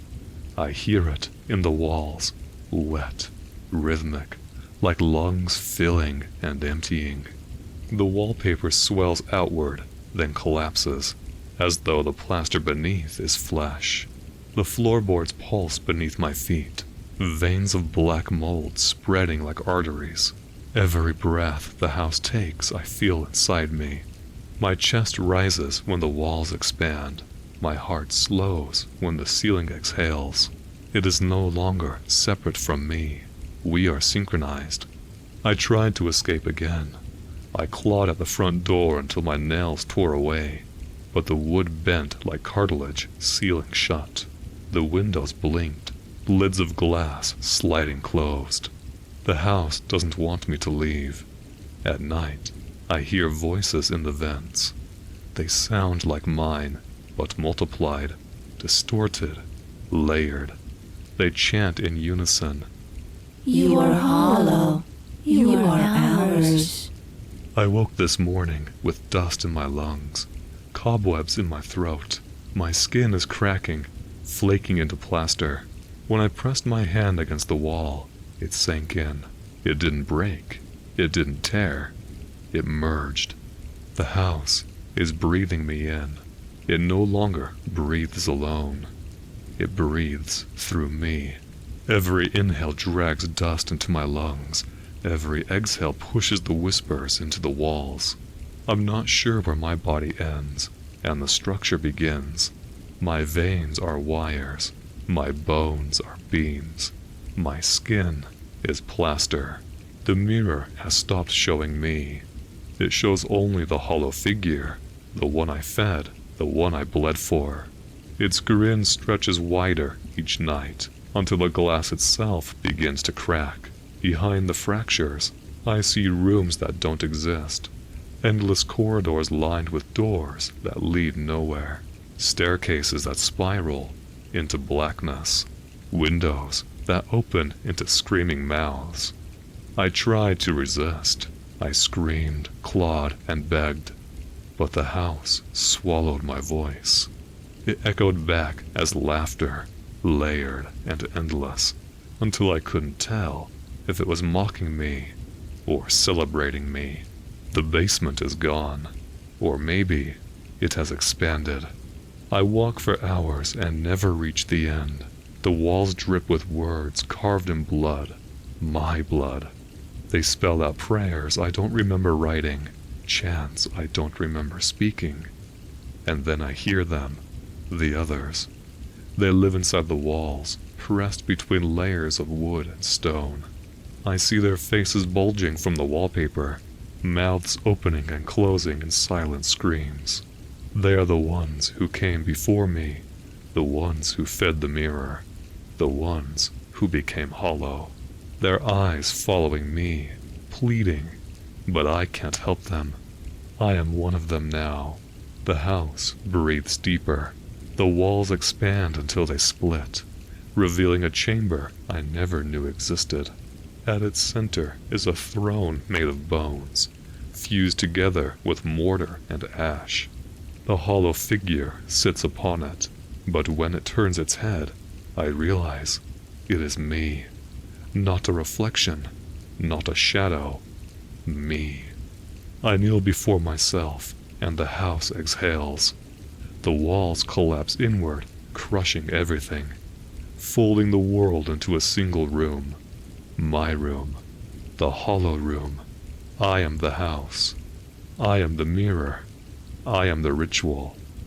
And when you close your eyes tonight, you will hear me breathing. Last night, after I got off work, I hung out with my friend, who I will call Murray for the sake of this post. We were at his place, and at one point I used the bathroom.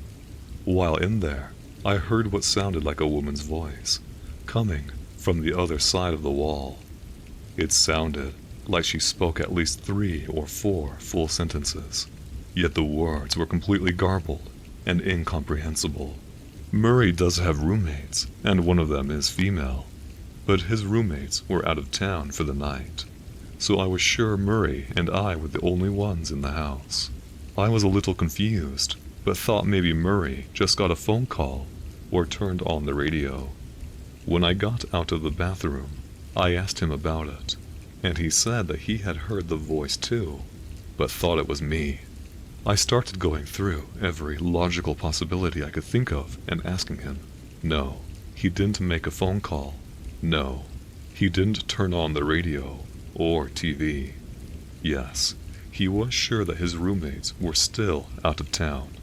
His house is one of those middle-of-nowhere ones, where any neighbors would be miles away, so overhearing neighbors or passerbys talking outside was also not a possibility.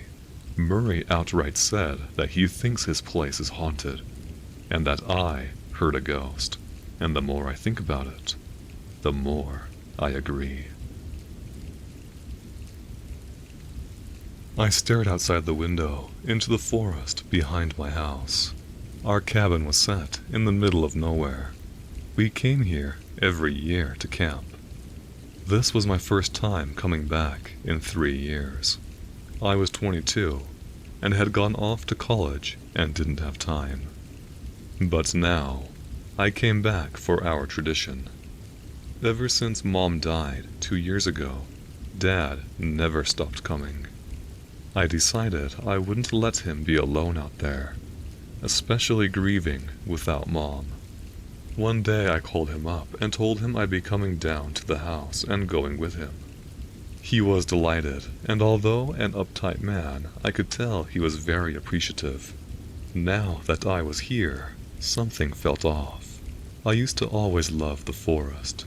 Every time we came, I would wander off into the forest and let my imagination fly.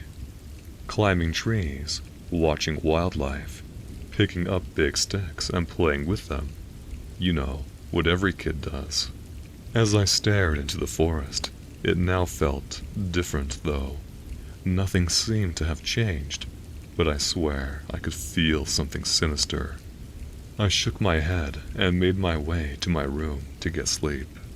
As I turned away, I noticed a shadow in the corner of my eyes, behind a tree. I quickly turned and saw nothing, just the night from the moon and the darkness of the forest.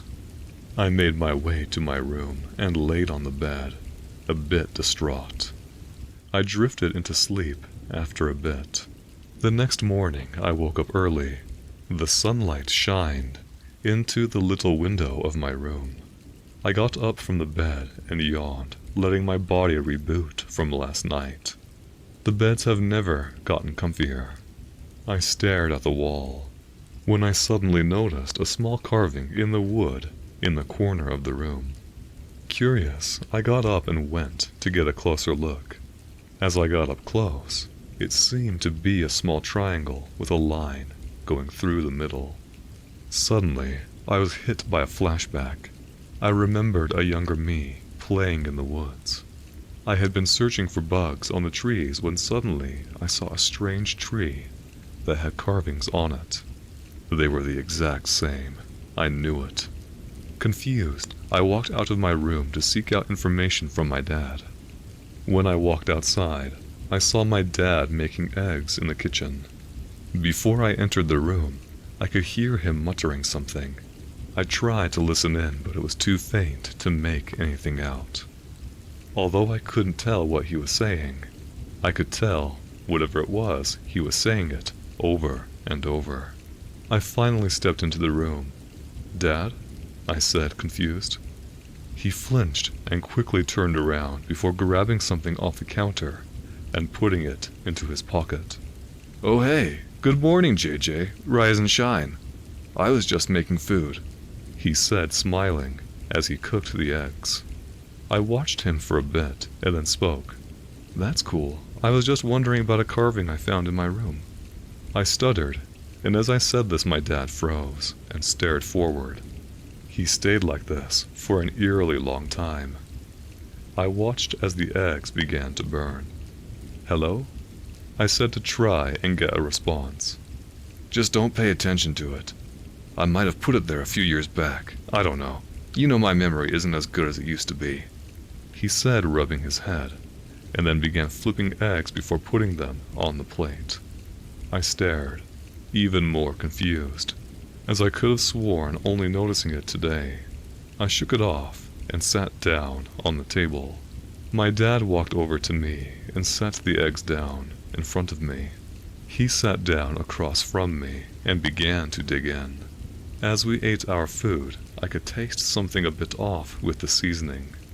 I looked down at the plate and could see a weirdly colored salt on it. It was barely noticeable, but as I looked up to see his plate, I couldn't see a single hint of it. "What's this black powder? Doesn't seem like pepper," I said as I kept eating. My dad watched me eat for a moment before responding. "It's a new seasoning I've made. I thought you might like it," he said. I swallowed my food and responded, "I don't see any on your eggs, though," I said. "I don't like it, honestly. Just thought you might. Do you?" he said as he stared into my eyes. I sighed and answered, "Yes, of course," feeling I would be sad if I said no to his new seasoning. He watched me eat it. I gulped it down as quickly as possible to avoid it sitting in my mouth for too long. I looked down at my plate, avoiding his gaze. As I walked out, I could hear him muttering to himself again. I ignored it this time and continued walking to the door to go outside and explore the woods. I thought maybe exploring the woods during daytime would help me get used to the place again. Maybe bring back old memories. I smiled as I wandered off, trying to remember the old trails I used to go on. The forest wasn't too dense. You could see all around you, which made the bears that live here less of a threat. I smiled as I looked around and enjoyed the scenery. Then suddenly, I remembered the carving on my wall, and decided I would try to go to the tree. I walked along the trail. As I looked at the ground, I saw several pairs of footprints leading to and from the path. I kept on walking and finally got to where I had seen it last. When I got there, something immediately felt off. I got the same feeling I had when I stared out the window. I walked toward the trees and saw the carving. Sure enough, it was the exact carving I had on my wall. As I looked around, I noticed there were more now. I turned my head, raising my eyebrow at the seemingly perfect circle the trees were in, each one containing the carving. I began breathing heavily. I decided to head back now, feeling uneasy. It began to fall into night as I made my way back. I knew my dad would probably have had started dinner by now. I loved that whenever we would come here he would make something big. Usually, though, it would have been Mom. As I made it back and opened the door, I smelled fresh chicken that seemingly had just been made. I smiled as I rushed into the kitchen and saw my dad preparing the food. "Just in time. I was about to get you," my dad said, smiling. "Oh, sorry. I was just exploring the forest." "Oh, really? What did you see?" he asked as he put the food in front of me and then on the side of the table. "Oh, just weird carvings," I said as I looked down at the chicken. It had the same black powder as before. I didn't say anything this time and just waited for his response. "Oh, that's weird," he said, seemingly writing it off. I raised my eyebrow. "Dad, this is our land. If not you, then who did it?" I said, questioning him. He looked at me with a blank face and back at his food. "Maybe hikers, just ignore it," he said, kind of stern. I gave him a questioning look, but bit my tongue. I then began to eat the food. As we both finished eating, I got up to go to my room. I had a terrible taste in my mouth, and I was still hungry. But in order to not upset my dad, I decided to just head to bed. Right before I was about to reach my room, I heard someone whispering. I stopped in my tracks and listened closely.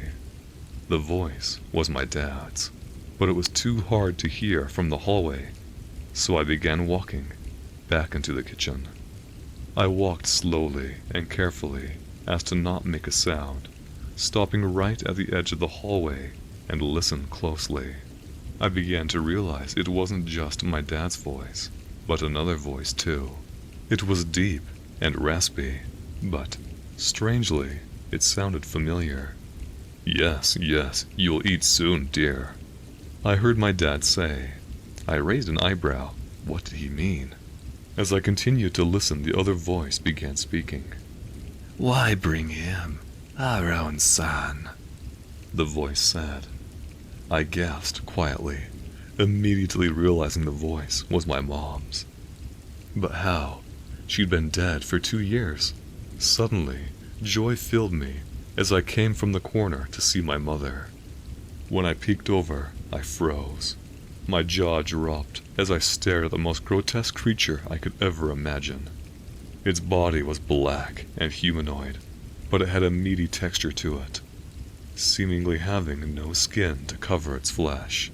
It was at least 6 feet, with a long neck and distorted face. Where the facial features were was just a huge mouth with razor-sharp teeth. Upon seeing it, I almost fainted.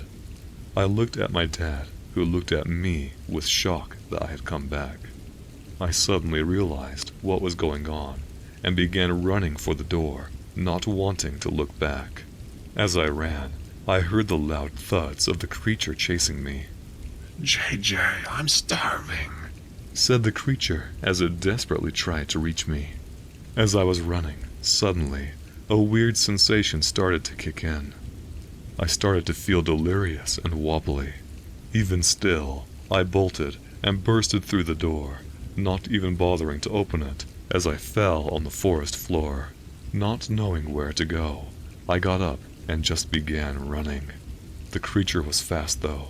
After 30 seconds of running, I began becoming extremely delirious.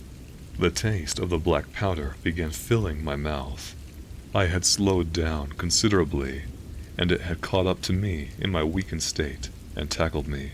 "Get off me!" I yelled as I desperately tried to push it off. It screeched in my face and began opening its mouth to reveal its teeth and began to get closer. Suddenly, a loud bang went off and blood splattered all over my face. The creature on top of me suddenly fell limp on me, bleeding from the head. "It's time you finally rest, Susie," my dad said, holding a shotgun. I pushed the creature off me and wiped my eyes of the blood and looked up at my dad. "What was that?" I yelled, still terrified. "It was a mistake. I'm sorry. The problem is solved now, son," he said. I stared at him. Putting the pieces together, I realized he was going to feed me to it. What changed his mind? I still don't know. I rose from the ground and stared at him. I was terrified, but glad to be alive. He stared back at me and sighed. "I bet you're wondering what this is. I know you must hate me," he said, looking at the floor. I stared blankly at him. Still not wanting to speak, I was still stunned at what had just happened. "Ever since your mom died, I couldn't leave it like that." He paused. "That thing was all I had left of her," he said as he slowly began weeping. I scratched my head and began walking to my car. I wanted to get as far away as possible. I got into my truck and began driving away from the cabin. I didn't look out the rearview mirror even once.